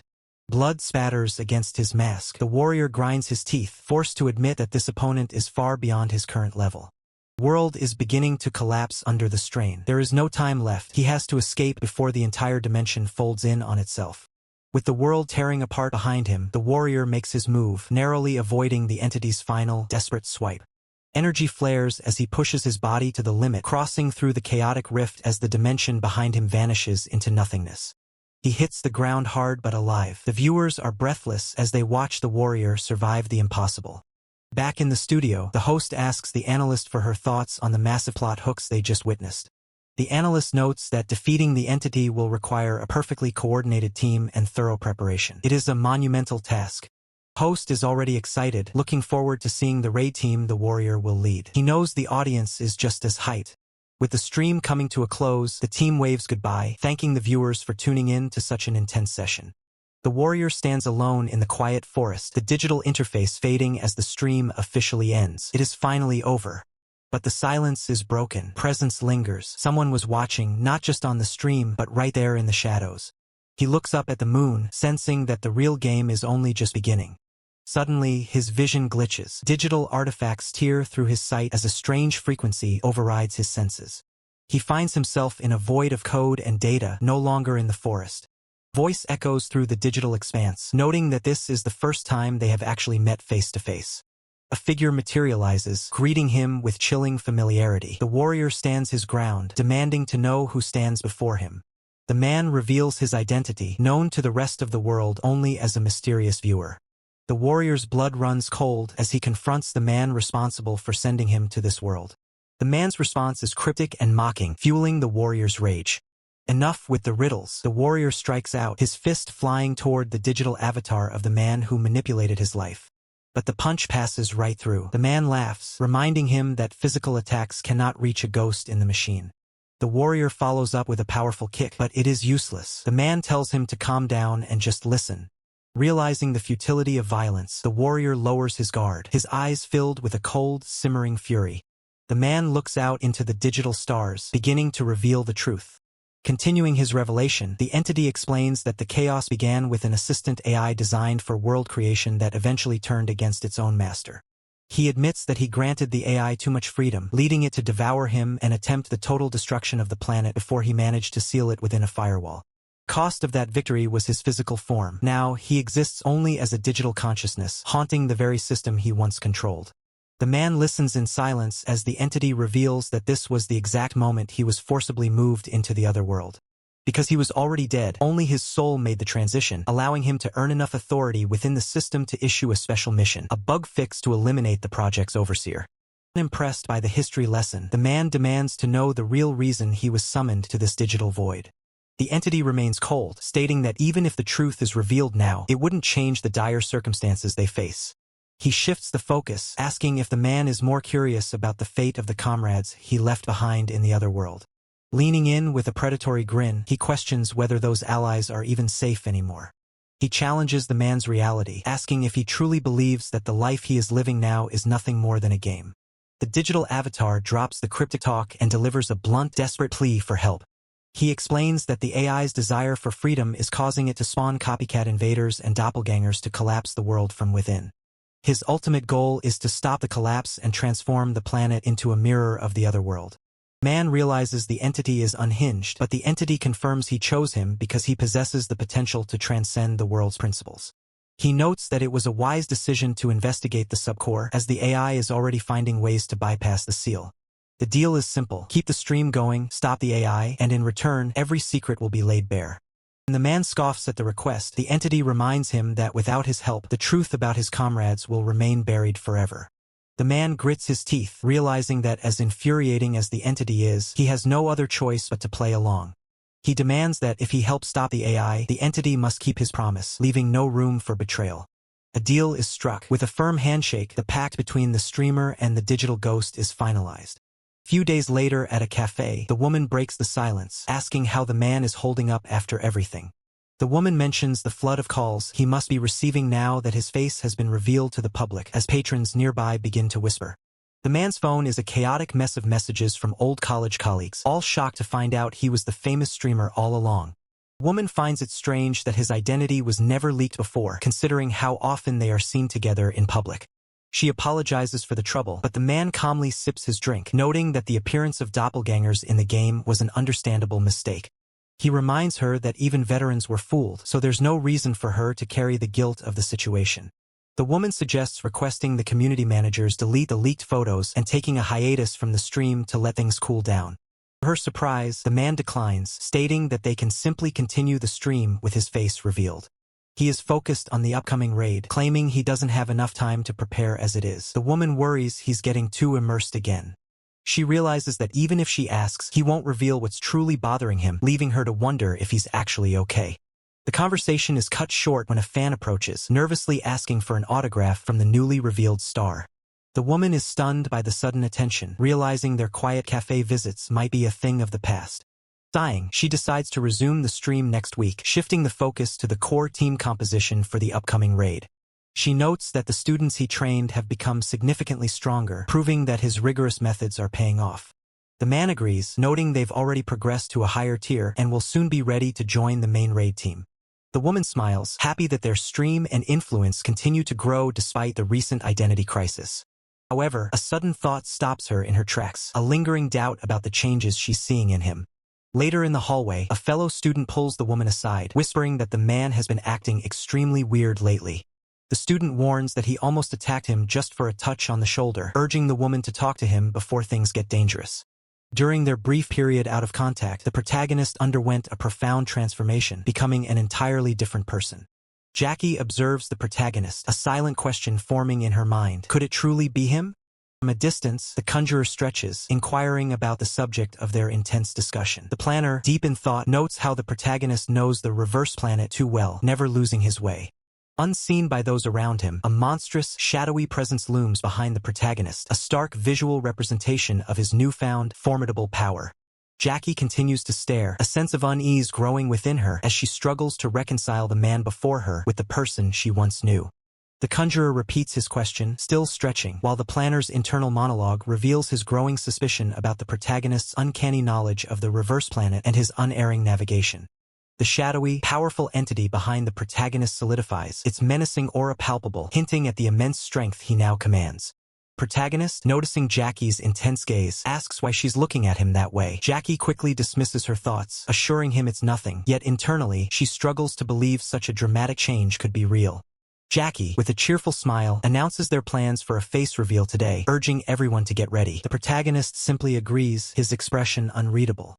Jackie pauses, her expression thoughtful and serious, as if contemplating the implications of the upcoming reveal. A lively scene unfolds as a pink-haired streamer, Jackie, and the planner greet their audience, welcoming them with enthusiasm as chat bubbles fill the screen with excited messages. The planner announces they have important news, which Jackie confirms with a playful, "Tee-hee, correct." He then elaborates, recounting the previous stream's chaos involving a dimensional lord, the protagonist's doppelganger, and the protagonist's unexpected face reveal. With his face now exposed, the protagonist's personal information protection mode is deactivated. Viewers flood the chat with exclamations of surprise and admiration for his handsome appearance, questioning why he kept it hidden. Jackie, winking confidently, declares that from this moment forward, the protagonist, reborn anew, will embark on a hack tour, signaling a new chapter in their adventures. The protagonist grips a tactical knife, his gaze sharp and focused. A system notification appears, warning that the Dimensional Lord raid is imminent. In a digital realm, a system message instructs the protagonist to defeat the Dimensional Lord with his comrades when the time comes, hinting at further actions to be imposed. The system issues a stern warning. Be careful. Reverse Planet is close to that world, as a glowing, ethereal figure smiles ominously, emphasizing the danger. The protagonist, holding his knife, internally resolves to intensively train the twins and recruit more allies before the raid, anticipating a challenging battle with no modifiers. His gaze hardened, the protagonist confirms his need to find team leader Kim Chul, hinting at a larger strategy involving sanctions on the League of Enterprises. Team leader Kim Chul, a formidable figure, directly asks the protagonist what he wishes to discuss. The protagonist begins his reply with a hesitant, "Well." Protagonist declares his ambition to become a special agent, a statement that clearly surprises Kim Chul, who echoes the title in disbelief. Jackie ponders the idea of a special agent at the Dimensional Management Bureau, while a pink-haired female streamer explains that while not widely known, such a role is occasionally mentioned. The term Black OPS flashes across the screen, revealing them as expert agents of the underworld who undertake restricted missions. The pink-haired streamer expresses her surprise, having never heard of a player joining Black Ops. The planner speculates that perhaps a new route has opened within the Dimensional Management Bureau, similar to the general store, while Jackie remains silently contemplative. Kim Chul acknowledges that the protagonist must have heard rumors about the Dimensional Management Bureau, directly addressing him. Kim Chul sighs, questioning if the protagonist is threatening him. The protagonist calmly refutes this, stating it's merely a wish that would ultimately benefit the Dimensional Management Bureau. The protagonist explains his need to prevent the Dimensional Management Bureau from interfering with his future operations. He acknowledges his disadvantage as a normal agent, facing restrictions and limited information, while the League continues to send hunting dogs after him. He further reveals his distrust of the General Store's information, necessitating pressure on the League by cross-validating with both camps. Kim Chul, observing his determined eyes, internally concedes, recognizing the protagonist's potential to cause trouble if not contained, and decides it's better to keep him inside the fence for easier management. Kim Chul places a distinctive B badge on the table, explaining that showing it to Hannah will clarify the missions of special agents, as this badge serves to distinguish them. Kim Chul elaborates on the benefits of becoming a special agent, increased information and authority, but warns of the accompanying greater surveillance and responsibility. The protagonist responds with a firm "understood." A new female character, Hannah, holds the B badge, addressing someone off-panel as her junior and summarizing the recent events. The scene shifts to the Seoul Black Ops Operations Center. Hannah greets the protagonist, stating she always knew he would eventually come, as all test subject agents before him made the same choice. Protagonist inquires if there are many test subject agents. Hannah replies that, excluding those who have retired, only 4 remain.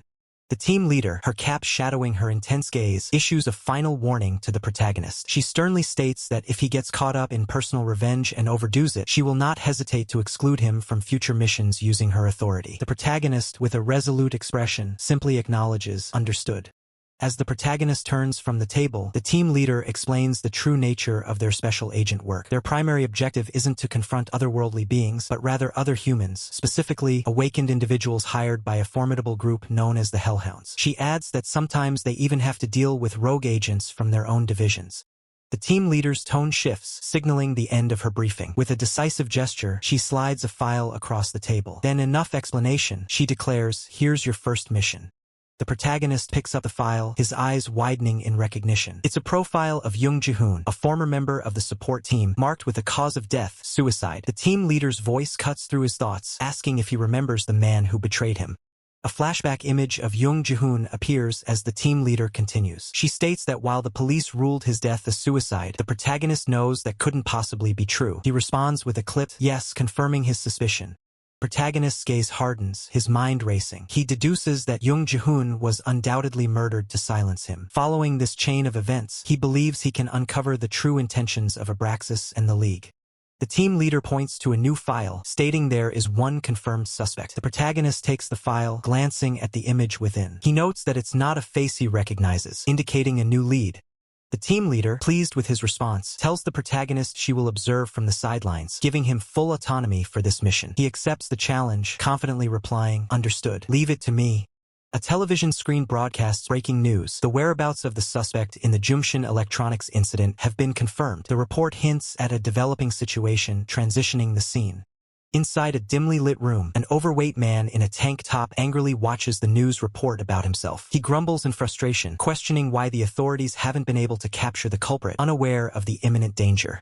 Mid-sentence, as the suspect boasts about what he would do if he caught the culprit, a masked figure's hand, moving with incredible speed, streaks into the frame. The air crackles with the force of the protagonist's swift approach. The protagonist, now masked and clad in dark tactical gear, has the suspect in a brutal chokehold, slamming him to the floor. The suspect lets out a choked cry, "Hyuk," his eyes wide with shock and pain. The protagonist maintains his grip, while Jackie, also masked and in tactical gear, stands casually in the background, observing. The subdued suspect gasps, "Hyuk, what?" The protagonist's voice is cold and clear. "Listen up, there's only one rule here." Protagonist tightens his grip, his gloved hand a vice around the suspect's throat. He lays down the law. "I ask and you answer. Got it?" The suspect struggles, indignantly demanding, "You bastard. Where did you?" The suspect, now desperate, pleads for his life, gasping, "Please save." The protagonist's internal monologue reveals his assessment. The man doesn't seem to be lying, suggesting he might not be the true culprit. The protagonist's grip remains firm, and the suspect's face contorts in agony, sweat and drool mixing as he chokes out more desperate sounds. Then, the intensity of the interrogation is palpable. The swift, unexpected move, the protagonist knocks the suspect out, holding a small, spherical device in his gloved hand. Jackie, observing the scene, expresses surprise, noting, "How unexpected, to just knock him out." As the protagonist walks away from the unconscious suspect, Jackie remarks on his personality, admitting she thought he might kill the man. The protagonist pauses, turning his head slightly to ask, "Do I appear that way?"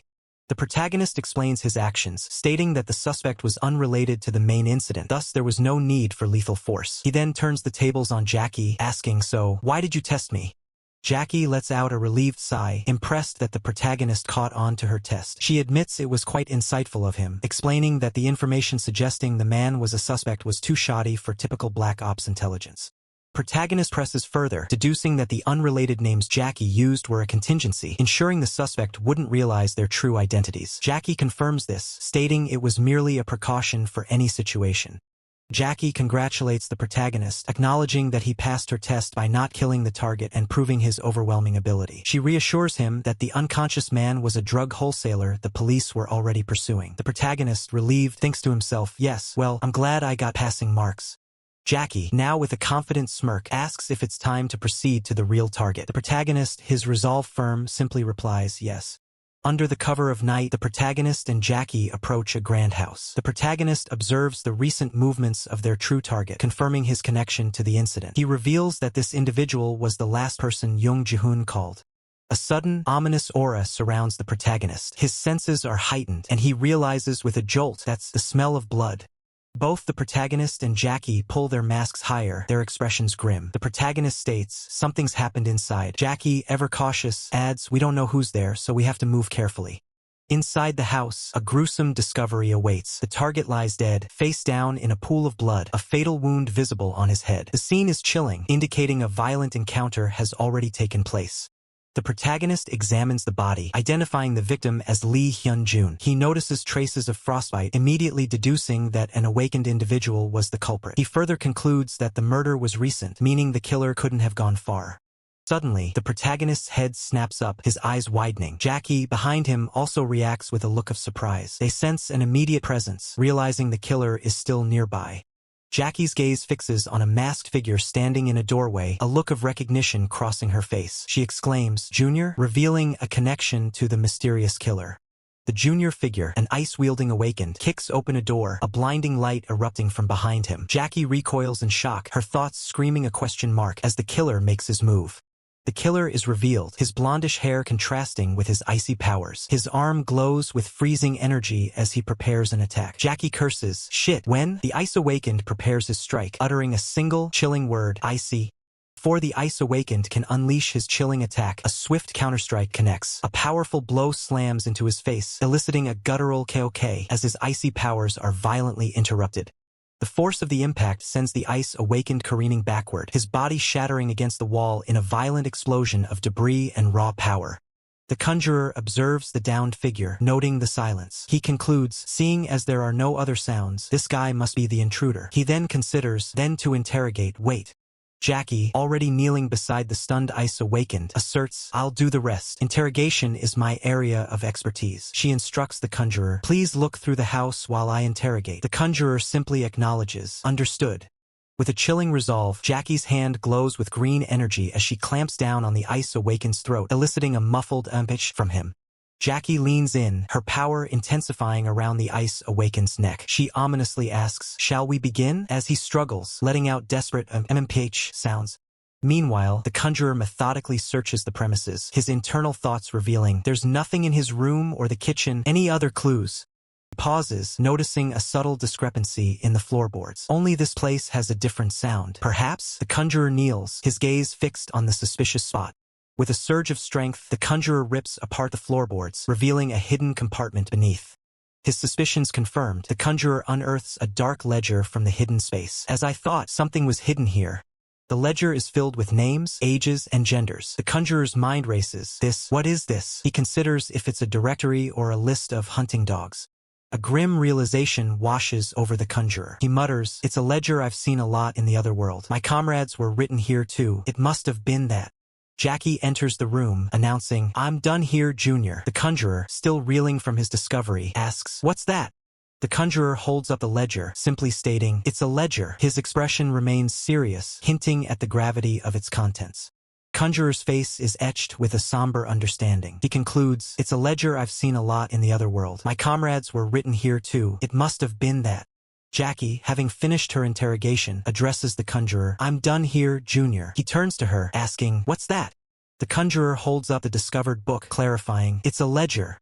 Jackie takes the ledger, her masked face serious. You're right. It just so happens that we've learned from a confession that Lee Hyun-jun is a broker for human trafficking organizations and research facilities. She then thinks it really was a ledger for human trafficking.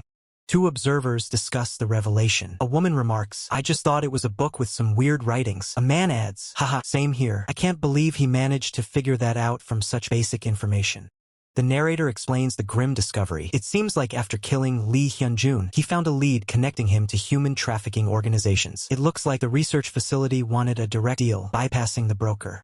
Jackie continues to analyze the situation with the conjurer. She states, that means that Jung Ji-hoon is, at the moment, the most likely explanation is that he was eliminated alongside Lee Hyun-jun. Although I'm not sure whether Jung Ji-hoon is connected to the human trafficking organizations or not.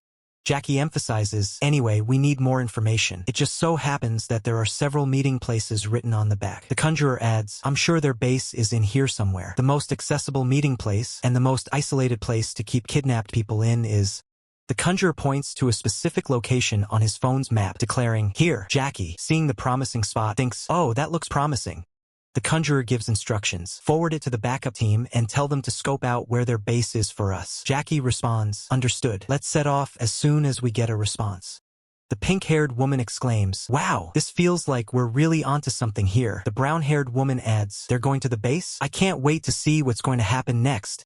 The brown-haired woman expresses concern. But will it be fine if only Haxical and Kim Hannah were to go there? We don't know how strong the human trafficking organization is, so I'm a bit worried. The man reassures her, given that Haxical has been solo raiding research facilities, I think they should be fine. The man concludes, anyway, as always, we'll be trusting Haxical's judgment. The pink-haired woman, confident and excited, declares, let's go. The scene shifts to an aerial view, revealing a large, isolated warehouse on the outskirts of Seoul, identified as the human trafficking organization's base. As Jackie and the conjurer approach, the conjurer observes, just like we expected, the security here is tight. They've got security cameras and barbed wires on the walls. The conjurer notes the difficulty of a stealthy approach, observing that getting in quietly might be impossible. Jackie, however, dismisses the concern, ready for a direct confrontation. Jackie declares their strategy, stating they simply need to launch a frontal assault. Her clenched fist crackles with raw power, her eyes burning with fierce determination. The conjurer observes her resolve, an impressed oh-ho escaping him. With explosive force, Jackie launches herself forward, shattering the ground beneath her as she breaches the entrance.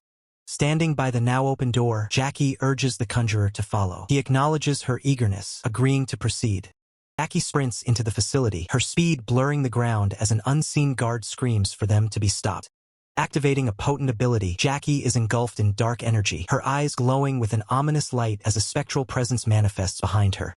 Jackie strikes with brutal efficiency, a powerful kick sending a guard reeling, blood erupting from the impact as he cries out. The conjurer watches Jackie's swift work, impressed by her combat prowess as she neutralizes another guard, standing focused and ready. With a terrifying strike, Jackie punches a foe straight through a solid wall, leaving a gaping hole and a system notification confirming the terrifying power. From a hidden observation room, figures comment on Jackie's brutal efficiency. One notes she's even more brutal today than usual, while another shivers, feeling chills down their spine from her formidable presence. Jackie finishes another foe with a crushing blow, slamming him into the ground, leaving a web of cracks and a spray of crimson. Jackie surveys the scene of carnage, a weary sigh escaping her lips as she stands victorious over the numerous defeated enemies, one still embedded in the wall. Jackie asks the conjurer if all threats are neutralized. He confirms no other awakened beings are present. Jackie then states their next objective, rescuing the victims, to which the conjurer readily agrees. Their mission clear, Jackie and the conjurer move deeper into the facility, their footsteps echoing in the silence. Conjurer observes the horrific sight of imprisoned individuals, his internal thoughts confirming the grim reality of their situation. Jackie's internal thoughts echo the terrible situation, her mind registering the scene as utterly horrible as she gazes upon the terrified victims in their cages. Jackie assigns the conjurer the task of freeing the male victims while she focuses on the females. He acknowledges the directive, ready to proceed. As Jackie approaches the male victims, one of them recoils in fear, crying out in distress.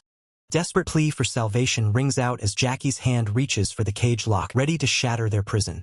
With the cage door open, Jackie extends an invitation, assuring the terrified men that she is there to rescue them.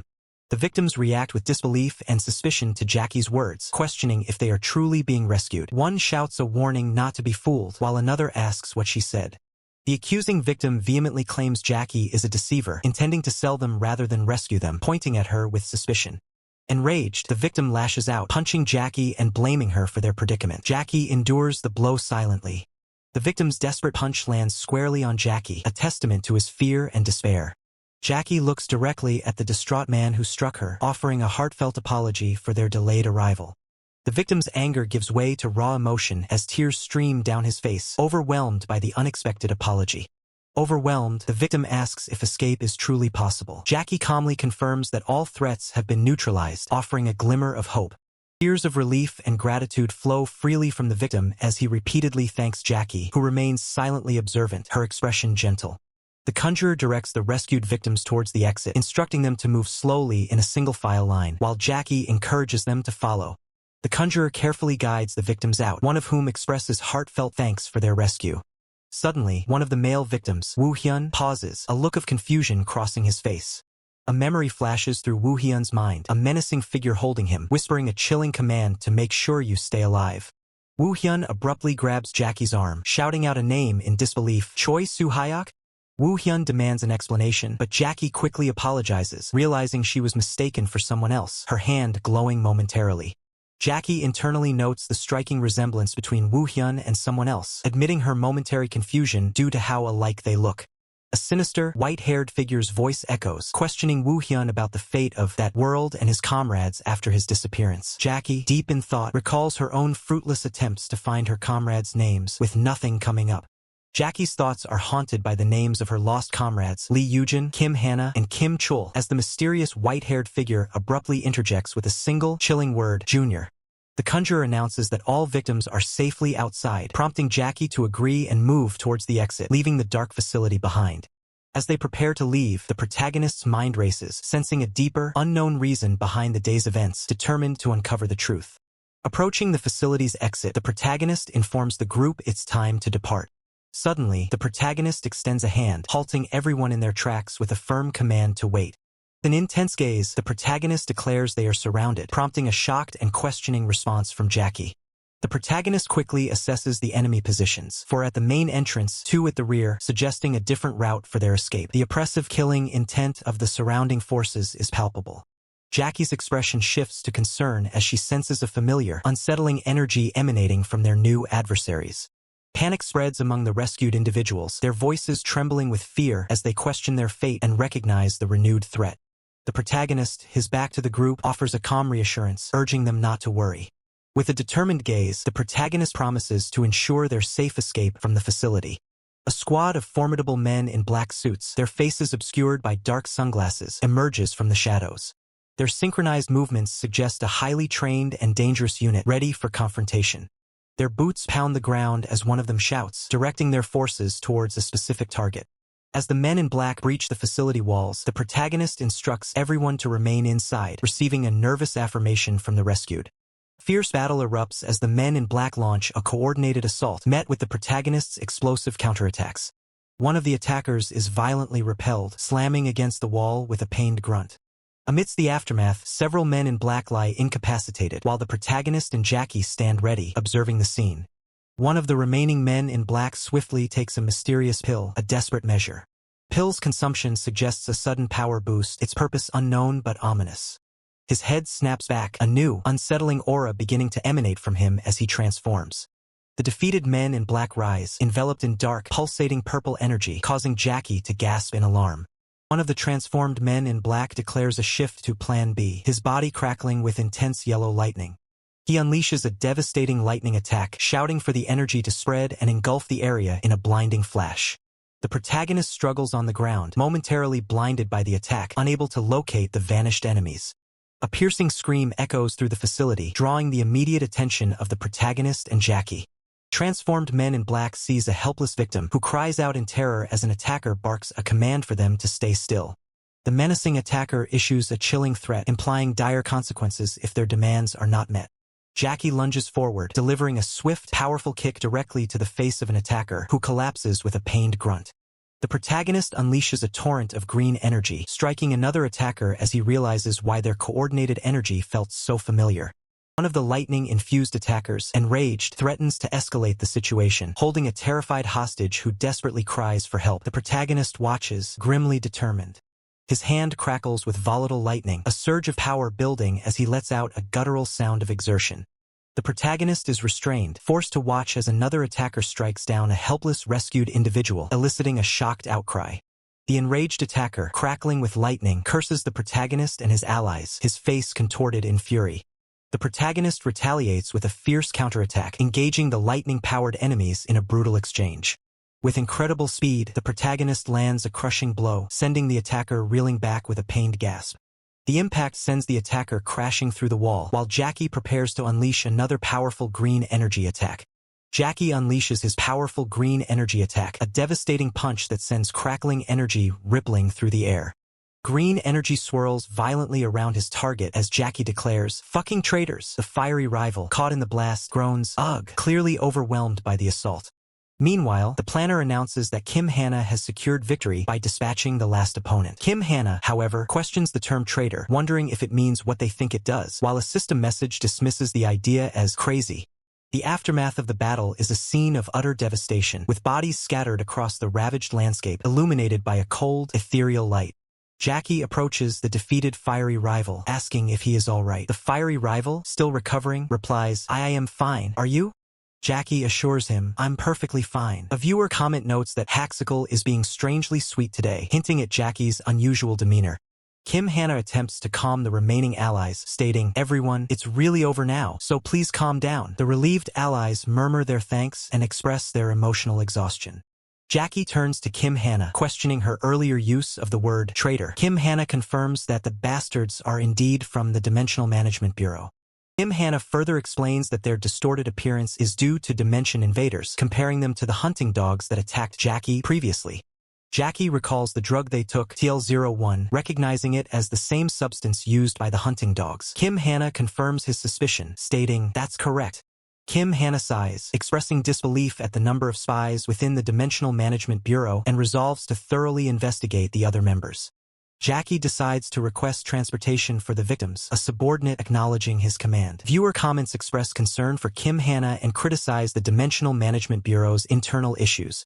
The planner reflects on the boldness of the spies, suspecting it's a consequence of Mr. Cheater forcefully pushing through the story. Kim Hannah questions the implication of a consequence. A female ally with pink hair explains that being a special agent has caused the traitors to feel desperate and overextend themselves. Kim Hannah considers this explanation, remarking, Oh, that could be true. Kim Hannah begins to conclude that another mission is complete, but a sudden notification on her tablet interrupts her, leaving her surprised and exclaiming, Huh? Jackie receives the donation message, which addresses him as Woo Hyun. He acknowledges it, stating he'll send it right away, and internally wonders if the indirect contact is due to Deus. Jackie gazes at the holographic screen, pondering the meaning of the gift and the mysterious, sunless land. Kim Hannah informs Jackie that she's planning to report back to the Bureau and asks him about his next move. Jackie simply replies with a thoughtful ah. Jackie agrees to be contacted later, while viewer comments express curiosity and excitement about his upcoming actions, urging him to proceed now and hurry. A mysterious masked man, Avenger, walks purposefully through a dimly lit, red-hued alleyway littered with discarded papers, heading towards an unknown destination. A text box defines Sunless Land as a code word for shadowy forces, specifically a general store originating from that world. The red-lit door hints at its secretive nature. Avenger stands before the ominous red door, commanding it to open. A voice from within the store responds, You've finally come. Avenger's boots echo on the wooden floor as a system message from the store owner appears, stating, I've been waiting for you, customer, Avenger. The store owner, revealed to be a pink teddy bear, asks Avenger about the 2 commissions he took last time, inquiring if he found anything out. The store owner presses for information, specifically about the Reverse Planet Research Facility, but Avenger interrupts, saying, Before that, Avenger, ever the pragmatist, asks what he will get in return for the information. The store owner offers $2 billion in cash and ability reinforcement equipment as a reward. Avenger, clearly unimpressed, thinks that the offer alone wouldn't be Isaac's gift and asks, Anything else? The store owner internally acknowledges the offer might not be enough. The store owner then reveals a new proposition. But there are people interested in meeting with you, customer. Avenger, surprised, asks, People interested in meeting with me? Who? The store owner reveals the interested parties are a group of past human experiment subjects opposing a corporate coalition. Avenger is visibly shocked, exclaiming, "What?" Viewer comments indicate the gravity of this revelation. Avenger reacts with disbelief to the mention of human experiments, but the store owner insists on hearing Avenger's story first before explaining further. The female ally with pink hair exclaims, "Whoa, he's coming on hard." The planner chuckles, remarking that the store owner is clearly not just any ordinary person either. The store owner prompts Avenger to share what he saw in the Reverse Planet Research Facility. Avenger sighs, revealing that all the researchers were dead upon his arrival, presuming they were killed by a monster they created. The store owner asks for clarification. "By monster, you mean?" Avenger explains the monster was a dimension invader with a perfect human form, adding with a chilling revelation, "On top of that, it looked just like me." Store owner is shocked, demanding, Did you kill it?" Avenger, standing within a glowing red jar, confesses, "I couldn't." Avenger then reveals the true scale of the threat. A dimensional lord appeared and destroyed the reverse planet, showcasing a monstrous, horned entity with glowing eyes. The revelation of a dimensional lord sends a chill down his spine, forcing him to piece together the terrifying implications. He realizes the research conducted here was twisted, using the otherworld's power to transfigure their subjects. He then considers the critical need for evidence, falling silent in thought. The system observes that he has acquired the Despised specimen and is contemplating whether to present it to the general store. The masked figure understands that the Dimensional Management Bureau will undoubtedly demand the TL-01 specimen once they become aware of its existence. Yet, he gravely acknowledges the inherent danger within the Dimensional Management Bureau itself, especially with traitors lurking within its ranks. This realization leaves him pondering his next move. He states his possession of the Despised specimen, offering to hand it over if desired. A voice expresses eagerness, only for him to interject with a cautious but. With a surge of purple energy, the masked figure issues a chilling warning. Any misuse of the specimen will result in them being treated like the research facility, facing complete annihilation. The hooded figure, overwhelmed, cries out for him to stop. The hooded figure, with an unsettling smile, agrees to the terms, promising compliance. Yet, a sinister internal thought reveals their true intention. Everything is about to fall apart. And so, the stage is set for the next phase. He ponders the true motives behind the mysterious group's desire to meet with him. Guiding voice suggests he will uncover their intentions once they meet, assuring him they likely share similar goals. The question is posed, will he accept the meeting? After a moment of contemplation, he gives his assent. He confirms his understanding and states he will relay his decision to the mysterious party. The promised rewards materialize, a new smartphone for contact and other items, with the assurance that a meeting place will soon be communicated. He wonders if these are the gifts Isaac spoke of, accepting them with a determined, "All right, I'll be waiting." The system commentary notes the situation as both fun and a display of absolute psychological warfare. The narrative shifts, observing that a group of experiments is now searching for Haxical, a completely new development unseen in other user stories. The anticipation builds for who might appear, with questions arising about whether this group will be allies or not. Potential for trouble is acknowledged if this new group proves hostile. Meanwhile, the masked figure receives a new message, signaling the next step in this unfolding situation. The masked figure receives a message with an unknown sender ID, detailing a specific address. Despite the mystery, he resolves to head to the location for now. Under the eerie glow of a full moon, the masked figure approaches an abandoned factory area, the designated meeting point. He questions if this is the correct location, sensing another presence lurking in the back. A faint energy signature registers from his right side. His instincts scream a warning. The actual attack is already coming from the left. The system chat explodes with shock and exclamations, recognizing the immediate danger and praising Haxical's legendary quick block. The previous warnings about potential non-allies are echoed. The masked figure questions the aggressive reception, sarcastically asking if this is the proper way to greet a guest after being called to a meeting. A new figure emerges from the shadows, confidently remarking that such an attack was easily blocked by the masked figure anyway. A sudden realization dawns on the masked figure as he recognizes something familiar about his assailant. His mind races as he identifies the voice, a shock wave of recognition hitting him. Memories flood back, a brother in arms who had faced death countless times alongside him. A loyal comrade who stood by his side through every trial until his return to this dimension. The name escapes him in a gasp of recognition. Kim Yongjin. The masked figure, utterly bewildered, stammers in disbelief. "You, how?" Kim Yongjin, feigning ignorance, responds with a surprised, "Huh? You know me?" A flashback reveals a tall, trenchcoat-wearing man recruiting Kim Yongjin, impressed by his skills. He suggests Kim Yongjin join their organization, emphasizing that only those who share their pain can truly understand each other. Another memory surfaces, showing Kim Yongjin, with dark hair, being instructed in knife combat. His trainer reminds him to use the knife as taught, while Kim Yongjin retorts with a challenge, asking if he needs a lesson in getting beaten. Back in the present, Kim Yongjin acknowledges the masked figure's capabilities, suggesting they are in a similar predicament. The masked figure echoes the sentiment, only our kind can truly understand the pain we experience, right? A past memory of the masked figure, unmasked, shows him researching Kim Yongjin, finding no records in RP. He sighs, realizing there was always something different about Dimensional Management Bureau members like Kim Chul, wondering if this is a hidden route or something more. His thoughts are cut short, pondering the true nature of that side, as a menacing red orb pulses with dark energy. He is haunted by ghostly voices, accusing him of abandonment and cowardice, their shadowy forms swirling around him. The accusations intensify, labeling him a traitor, demanding to know why he abandoned them, and pleading for him not to run away alone, for he cannot leave them behind.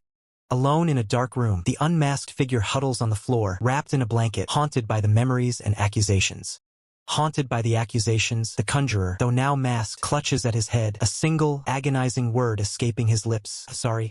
Suddenly, the planner's voice cuts through the haze, declaring his own escape. The conjurer, still reeling, questions what he's even talking about.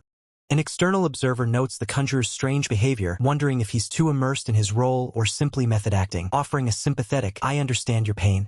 Planner's sharp "HEY" jolts the conjurer, who gasps in response, snapped back to reality by the sudden interjection. The planner urges the conjurer to regain his composure, assuring him he's safe now. The conjurer, disoriented, can only echo the question, "I am fine?"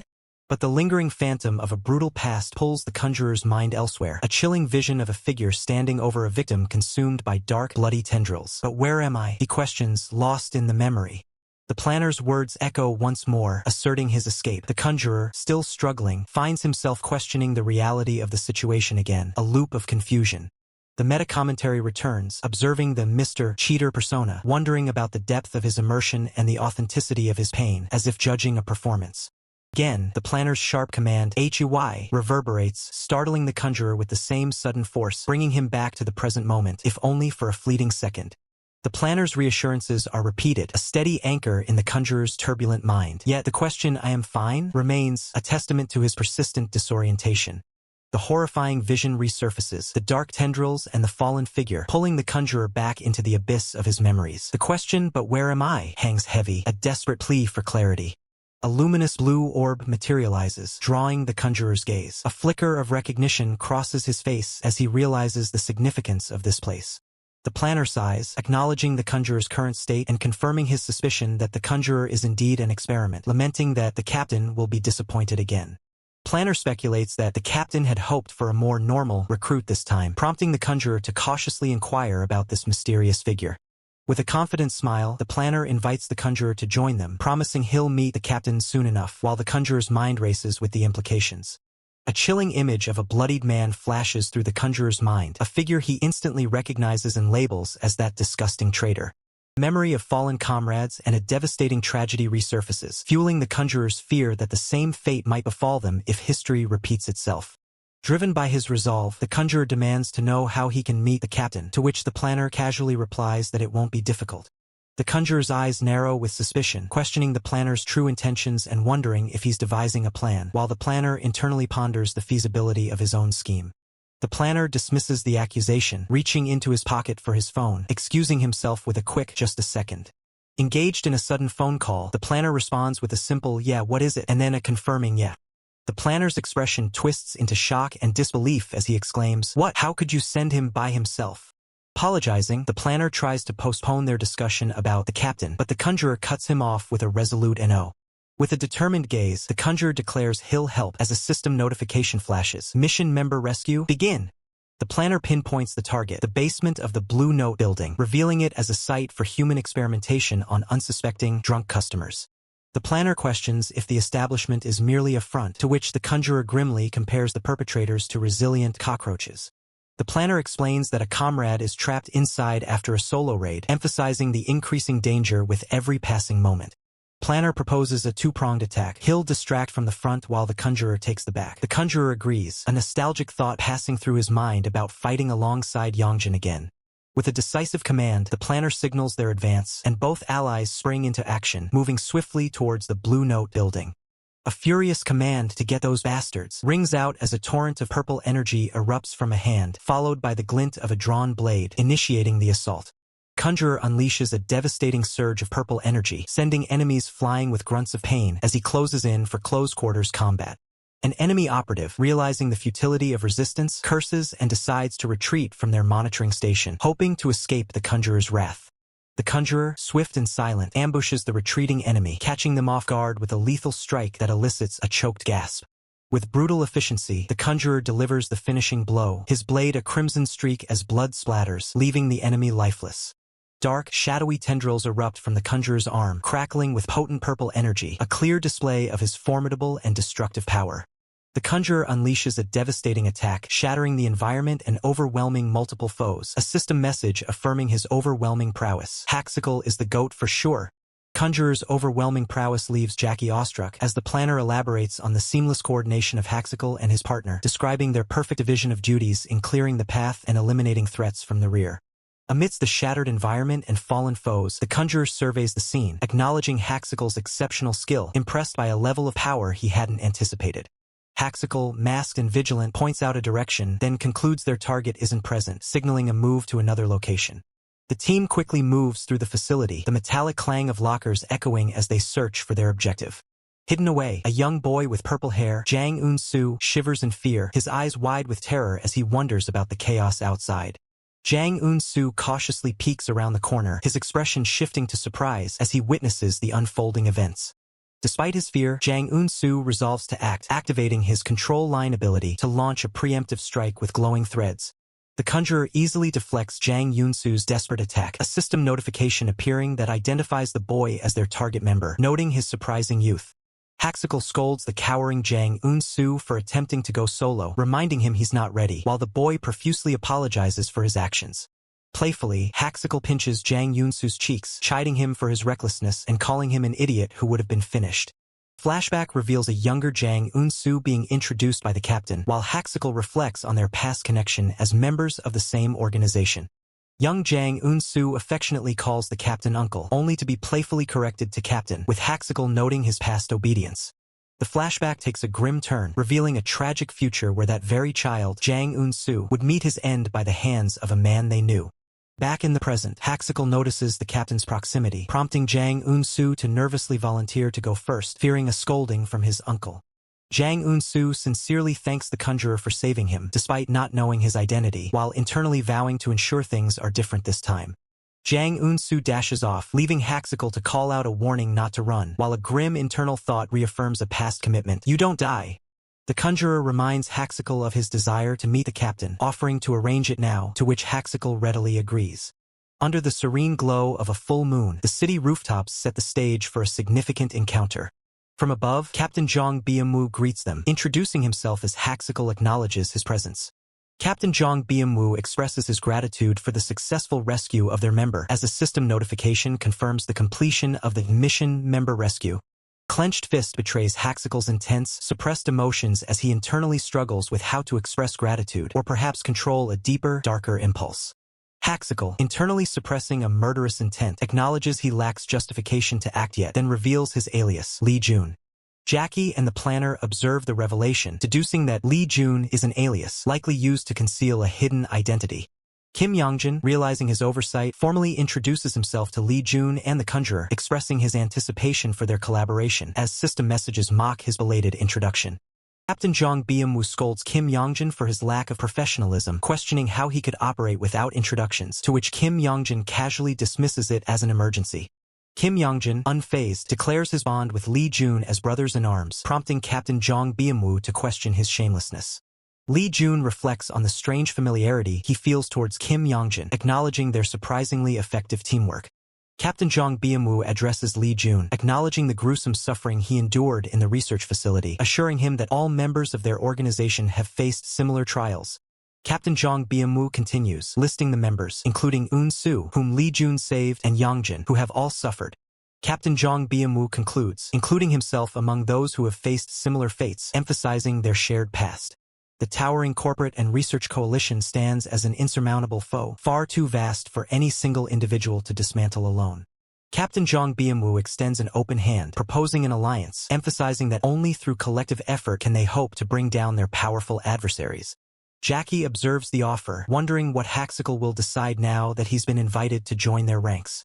Li Jun considers the offer, deciding to join first and then contemplate his next move, but quickly reconsiders his initial suspicion of Captain Zhang Bianwu.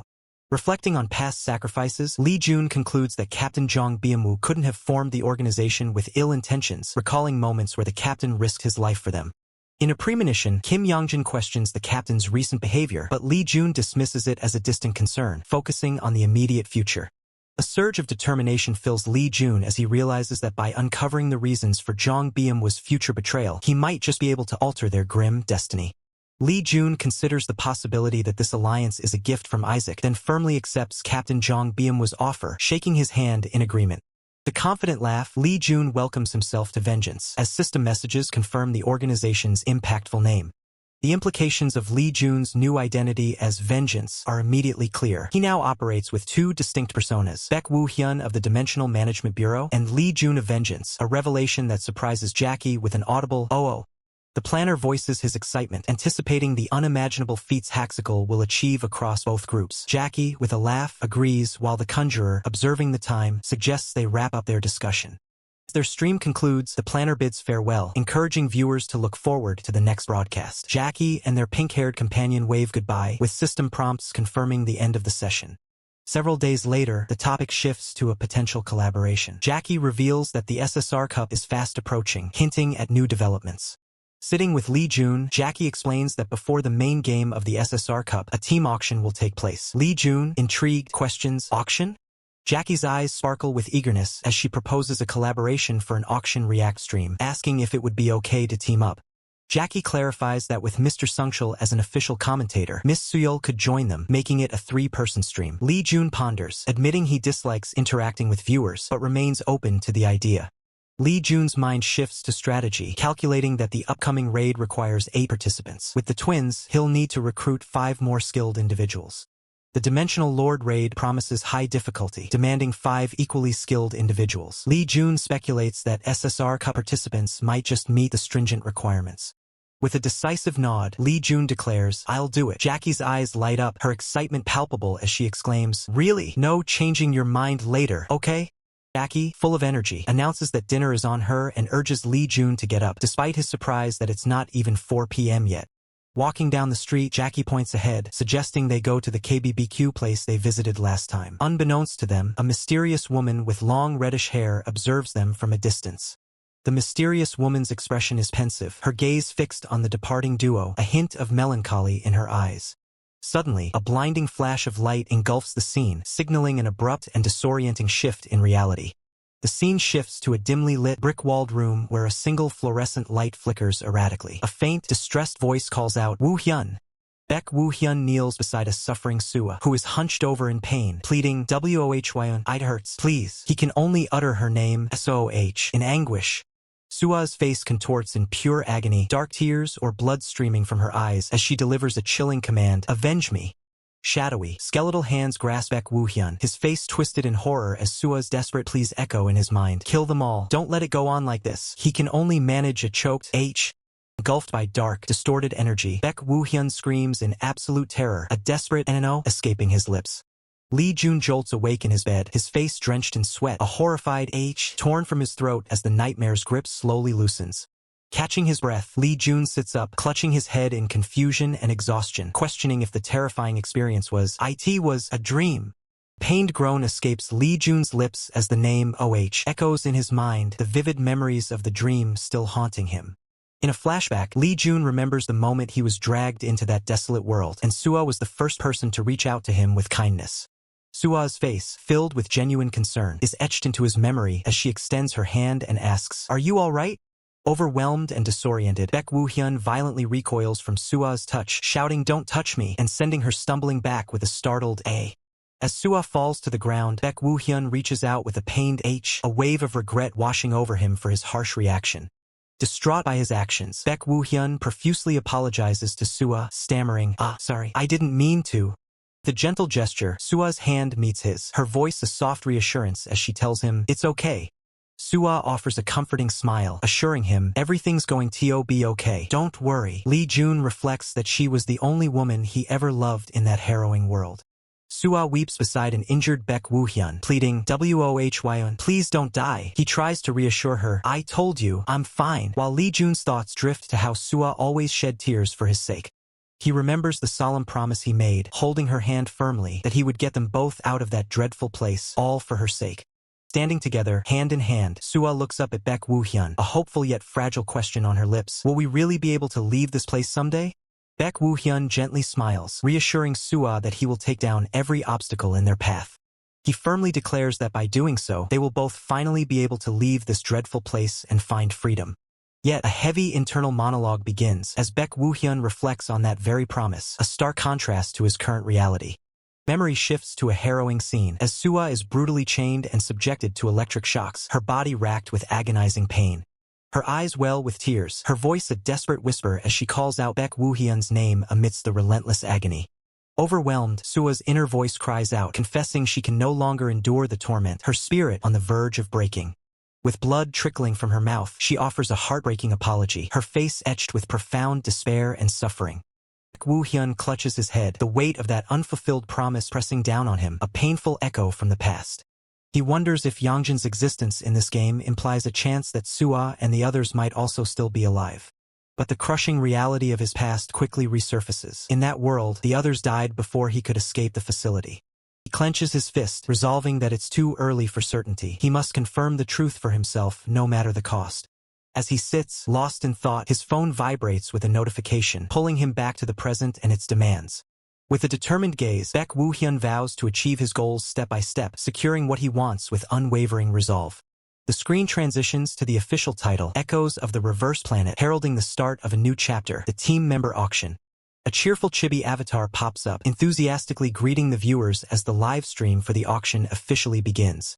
The streamer, a lively woman, announces the highly anticipated SSR Cup team auction, promising an exciting and engaging event for all. The streamer introduces their special guests. Baek Woo-hyun offers a concise greeting, while Kong Soil cheerfully introduces herself as the streamer Kong Soil. A donation from Soy Sauce Pigeon pops up, jokingly stirring up drama about a love triangle, much to the chat's amusement. The streamer's chibi avatar quickly intervenes, sternly warning the chat against such inappropriate comments and threatening an immediate ban. She clarifies the team roles. Haxical will serve as their coach for the SSR Cup, with Miss Soil participating as a formidable player. Baek Woo-hyun observes the dazzling holographic arena as the streamer encourages everyone to watch closely for their team's final composition. The auction host, Cha Sungchul, makes a grand entrance, formally welcoming everyone to the SSR Cup Deathmatch team auction. He explains the rules. For master team leaders will each use 1,000 points to bid for a total of 4 team members. Cha Sungchul details the tier system, emphasizing the strategic importance of allocating points wisely to acquire desired members. For eager team leaders are introduced, including Fiery Rival. One leader confidently states of course, while another declares his target. For me, it's Miss Kong Soil. As expected, many are vying for Kong Soil, and Cha Sungchul announces the auction will commence with her, stirring excitement. Nervous chibi Kong Soil voices her concern, pleading please don't go all in, fearing a loss if everyone overbids. Cha Sungchul then dramatically declares, now then, get ready and begin. In a shocking turn, Cha Sungchul roars that every team has gone all in for Kong Soil, sending ripples of astonishment through the audience. The streamer, Baek Woo-hyun, and Kong Soil herself are utterly stunned by the unprecedented unanimous all in decision. Cha Sungchul clarifies that the winning bid will go to the first person to press the button, building suspense for the final result. The Fiery Rival erupts in a triumphant roar, having secured the winning bid for Team Redox, his face contorted in pure glee. Cha Sungchul confirms that since Fiery Rival spent all his points, he can only acquire unbid team members, to which Fiery Rival proudly declares he's already got the top pick. With the first bid concluded, Cha Sungchul smoothly transitions to the next team member, preparing for the subsequent round of bidding. The auction progresses swiftly for the next hour, culminating in the complete and strategic formation of all 4 teams. A few days later, a new scene unfolds as Kong Soil approaches Baek Woo-hyun, calling out to him with an urgent tone. She asks Baek Woo-hyun if he received an invite from team leader Redox for a meeting and training session, to which he confirms with a simple yes. The training session immediately kicks off with a resounding crash as fiery rival performs an incredible feat of balance, prompting a concerned "Are you alright?" from Jackie. The planner, observing, marvels internally, "I can't believe he can balance like that with no assistance." The planner continues his assessment, recognizing fiery rival's mastery of his own body and considering his potential value in future raids. Nearby, another participant struggles, letting out a soft ugh. With a boisterous laugh, fiery rival enthusiastically declares, "It is an honor to meet you," before turning to introduce the rest of his team.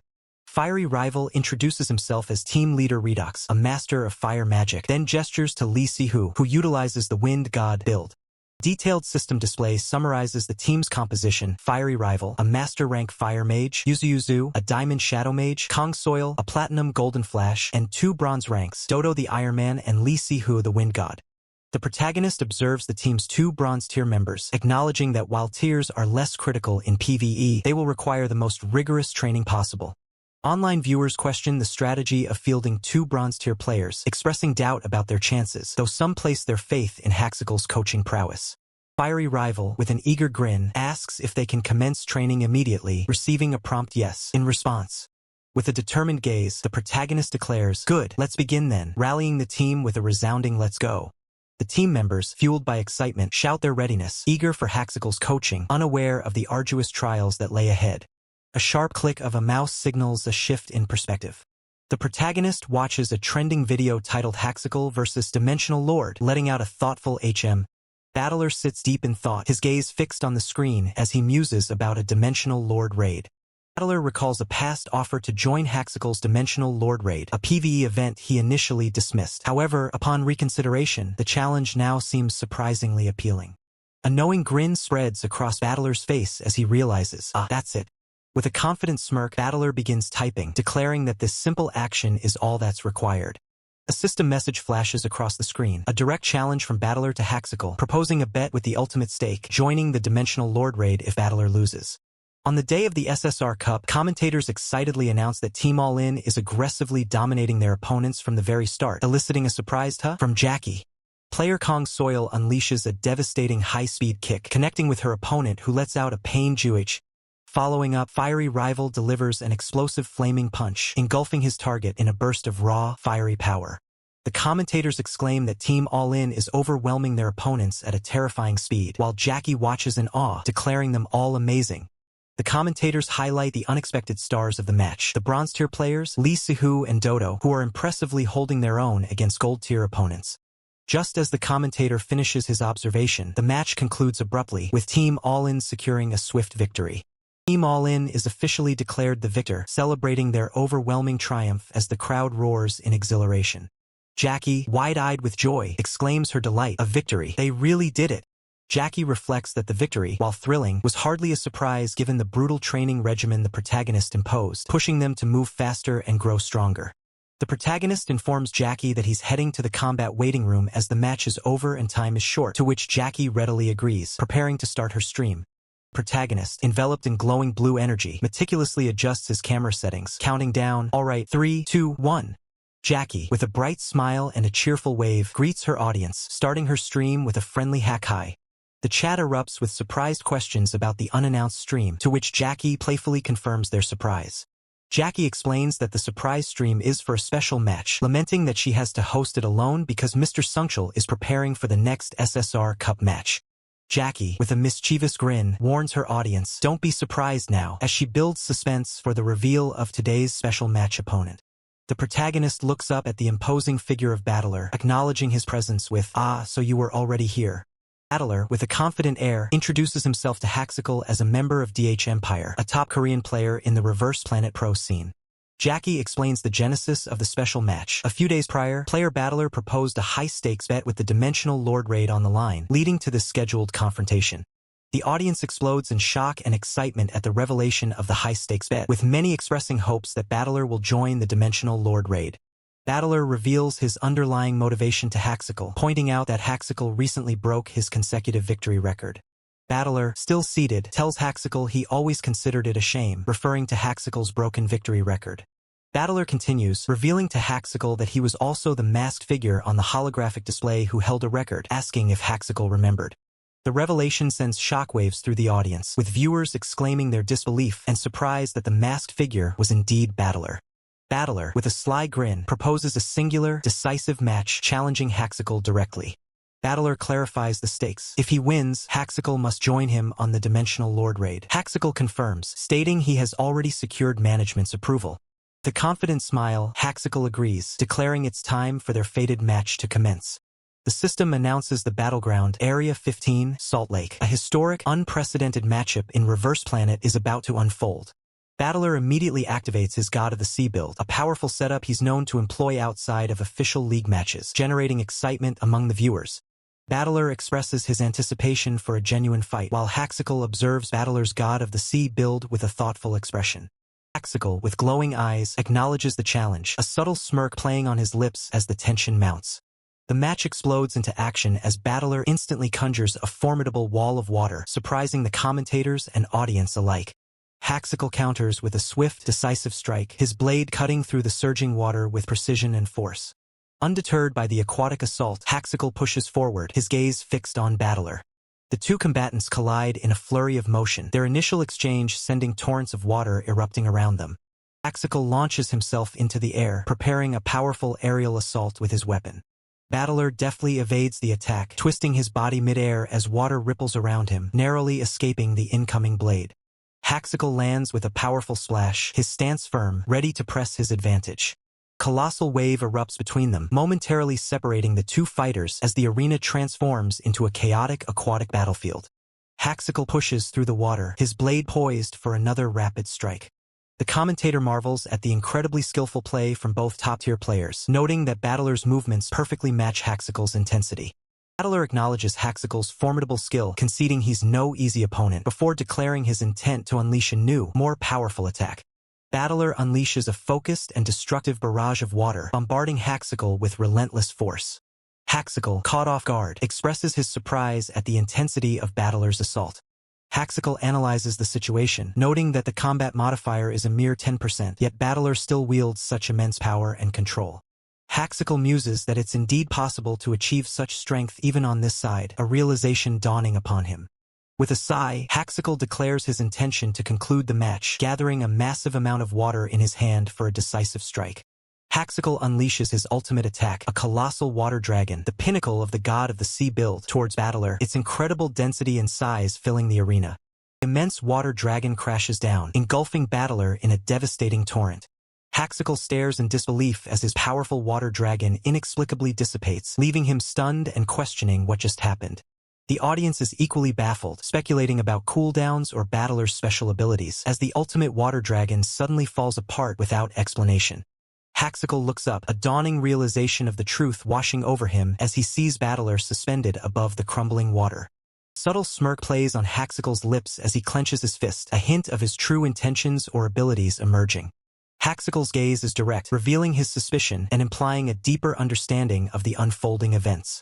Haxical's gaze is direct, revealing his suspicion and implying a deeper understanding of the unfolding events. He internally muses on his opponent's cunning, admitting, "I didn't think he would take advantage of that feint to pull off a feint like this. He's crazy."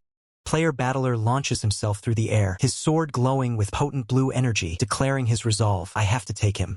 Haxical is struck by the attack, blood bursting from his shoulder as he exclaims, "What?" Simultaneously, the narrator reveals Haxical's counter, but Haxical smashes through the water dragon in a single strike and lands an attack.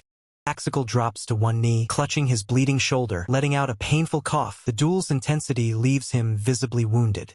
Player Battler calmly accepts his defeat, thinking, "I've completely lost. My pride is crushed, but it can't be helped." He then begins to speak, uttering a single word, then. Despite his injury, Haxical looks up with renewed determination, announcing, "Yes, I'll participate in the Dimensional Lord raid." Player Battler and Haxical shake hands, solidifying their agreement. The narrator confirms. Just like that, Player Battler's participation in the Dimensional Lord raid is confirmed, and the special match has come to an end. The streamer excitedly concludes her broadcast, proclaiming, "The hack tour is firing up now. What will we get to see next time?" She waves goodbye. "Well then, everyone, look forward to it. I'll be seeing you all in the next stream." Chat comments like, "Goddamn Lemieux, and I can't wait for that raid." Flood the screen. The scene shifts to a quiet office, with empty energy drink cans scattered on the floor. A system notification identifies the location, Planet US main branch Sophia's office. Sophia sits at her desk, hands gripping her head in visible distress, letting out an exasperated sigh. Sophia's internal monologue reveals her frustration. After that day, our entire development team pored over the data, but we failed to find anything. Her thoughts continue, connecting recent events. On top of that, Abraxas and the Dimensional Lord suddenly appeared. Just what is going? Sophia notices her computer screen glitching with static and distorted colors, prompting a curious HM from her. A holographic figure of a young man, Isaac, appears on her screen, greeting her cheerfully. Hey there, Sophia, have you been? Sophia reacts with shock, exclaiming, Isaac? Sophia leans forward, her voice filled with urgency. You, where are you? What's with your appearance? Just what in the world have you been up to? Isaac calmly interrupts. Calm down. I know you have a lot of questions, but I don't have much time. Isaac offers a partial answer. Still, I'll at least answer this. I'm somewhere really far away. I can't tell you more than that, so don't ask anything more. Sophia, frustrated, begins to question him further. What do you? Sophia sighs in resignation, realizing no, pressing him further won't get me more answers. That's just who he is. Regaining her composure, Sophia asks, Anyway, I couldn't reach you at all, so why are you popping up now? Isaac responds gravely, There's something I need to let you know beforehand. Sophia's eyes widen in shock as she repeats, Complete world? Isaac confirms with a firm, That's right. Isaac explains, As you know, the current reverse planet is essentially half a world. The other world only existed as a foundational element of its story. Sophia's eyes widen further as she pieces together the implications. That means, wait, you? Isaac confirms her dawning realization, Yeah, that's right. Isaac's holographic form looms as he delivers a dire warning. Soon, countless lords will descend on Reverse Planet and the other world will open. Swirling vortex of dark energy, bound by heavy chains, manifests, signaling the imminent opening of the otherworld and the descent of powerful entities. Haxical stands in profile, a serious expression on his face, his mind focused. He thinks, now. Haxical stands resolute in a desolate landscape, facing a colossal dimensional lord that towers above him, glowing with ominous power. A lighthearted interlude shows a chibi version of player battler labeled Sexy Superhuman, while a chibi streamer reacts with a playful PFT and a mock-indignant HEY. Several days later, on a new Hacktour stream day, player battler walks through a modern facility, checking his phone. Player battler reads a message from Kim Hannah, Jr. We have a new mission. Change into your special agent uniform and come out to the parking lot. He thinks, oh, a mission right as we begin. I wonder what'll happen this time? Group of viewers, including the streamer, eagerly anticipate the new mission, with comments like, seeing as she told him to change into his special agent uniform. I'm sure another amazing mission is about to begin. I hope an amazing close match like what happened with Battler's special match happens. Player Battler looks determined, reflecting, I needed some time to organize my thoughts about operating as part of Vengeance, so this is perfect timing. Let's get started then. In the parking lot, Kim Hannah, dressed in tactical gear, calls out to Player Battler, Jr., over here. Kim Hannah asks Player Battler, did you have a good break? He replies, luckily, yeah. And you, Senior? She responds, more or less. Player Battler asks, so what's this new mission about? Kim Hannah prepares to explain, saying, well, you see. Flashback shows a group of shadowy figures. As the narrator explains, you remember the traitors at the human trafficking factory, right? After investigating people close to them, we've discovered that there were more traitors than we expected. The investigation into the trafficking factory takes a dark turn as Jackie reveals the fruits of her interrogation. It wasn't just about people. The facility was a front to hide a reverse otherworld. The planner absorbs the weight of the term reverse otherworld, while Jackie adds a chilling detail. Dimension invaders are already walking among them, wearing human faces like masks.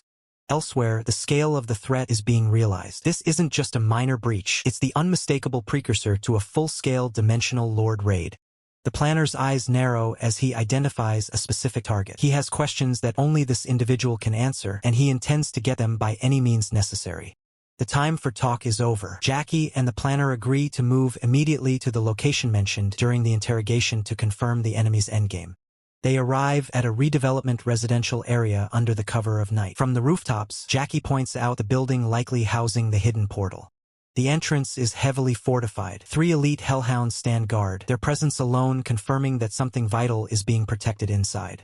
The planner prepares to infiltrate, his eyes glowing with a cold light. Stealth is paramount. They need to neutralize the guards before the alarm can be raised.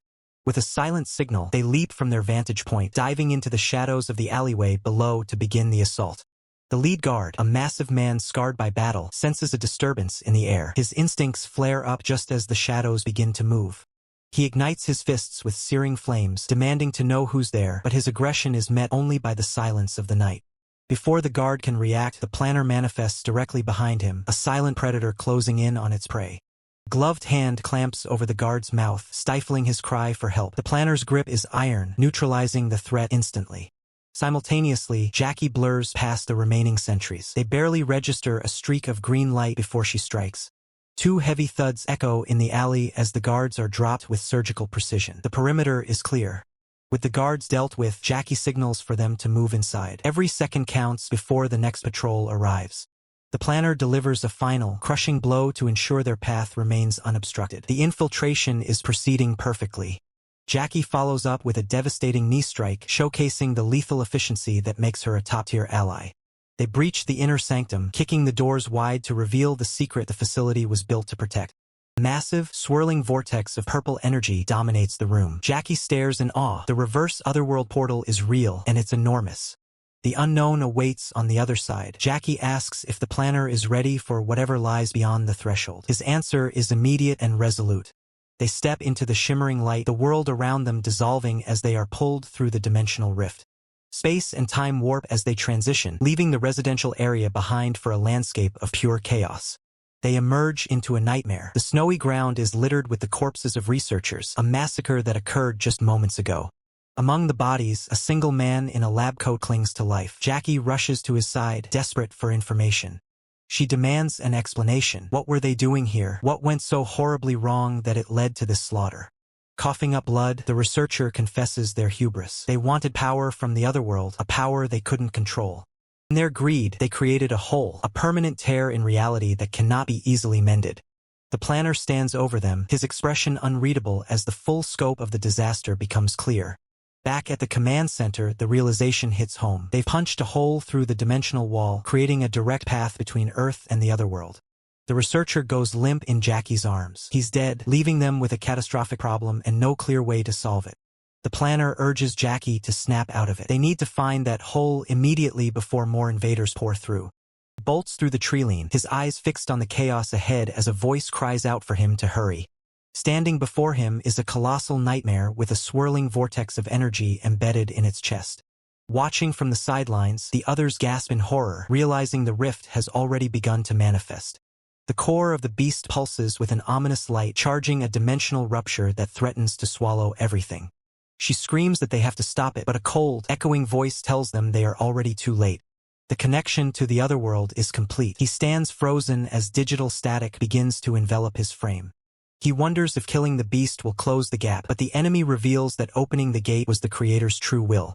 A realization hits him like a physical blow. Was this really the plan all along? The digital avatar laughs, declaring an intent to build a completely new world from the ashes of the old. She ignites her aura, her resolve hardening. Regardless of who the invader is, she knows what must be done. A streak of energy cuts through the air as she prepares her final stand against the encroaching darkness.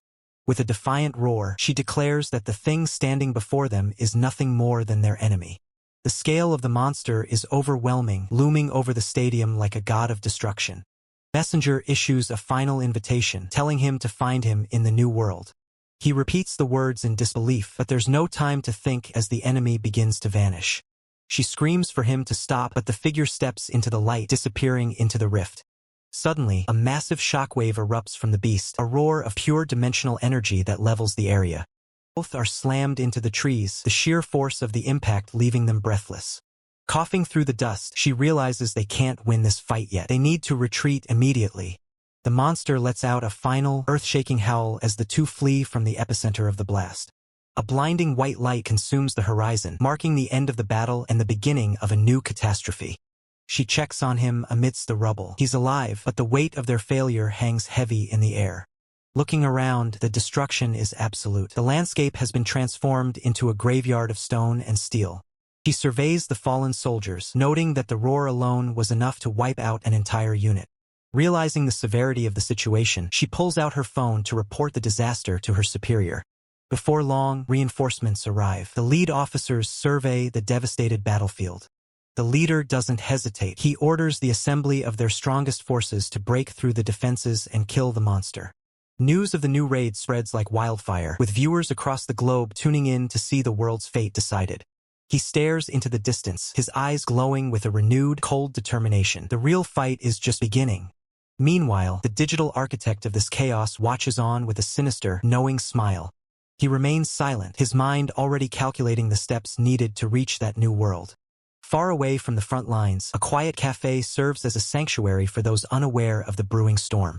Inside, a woman asks what her friend is watching so intently. The answer is simple, the latest viral sensation. Woman shows her screen, asking if she's ever heard of the hunter shown in the footage. She looks at the screen with a piercing gaze, her interest piqued by the man who survived the monster's roar. That piercing gaze is met with a violent eruption of light as the system triggers a massive energy surge, white-hot radiance flooding the interface and signaling a critical shift in the power dynamics of the battlefield.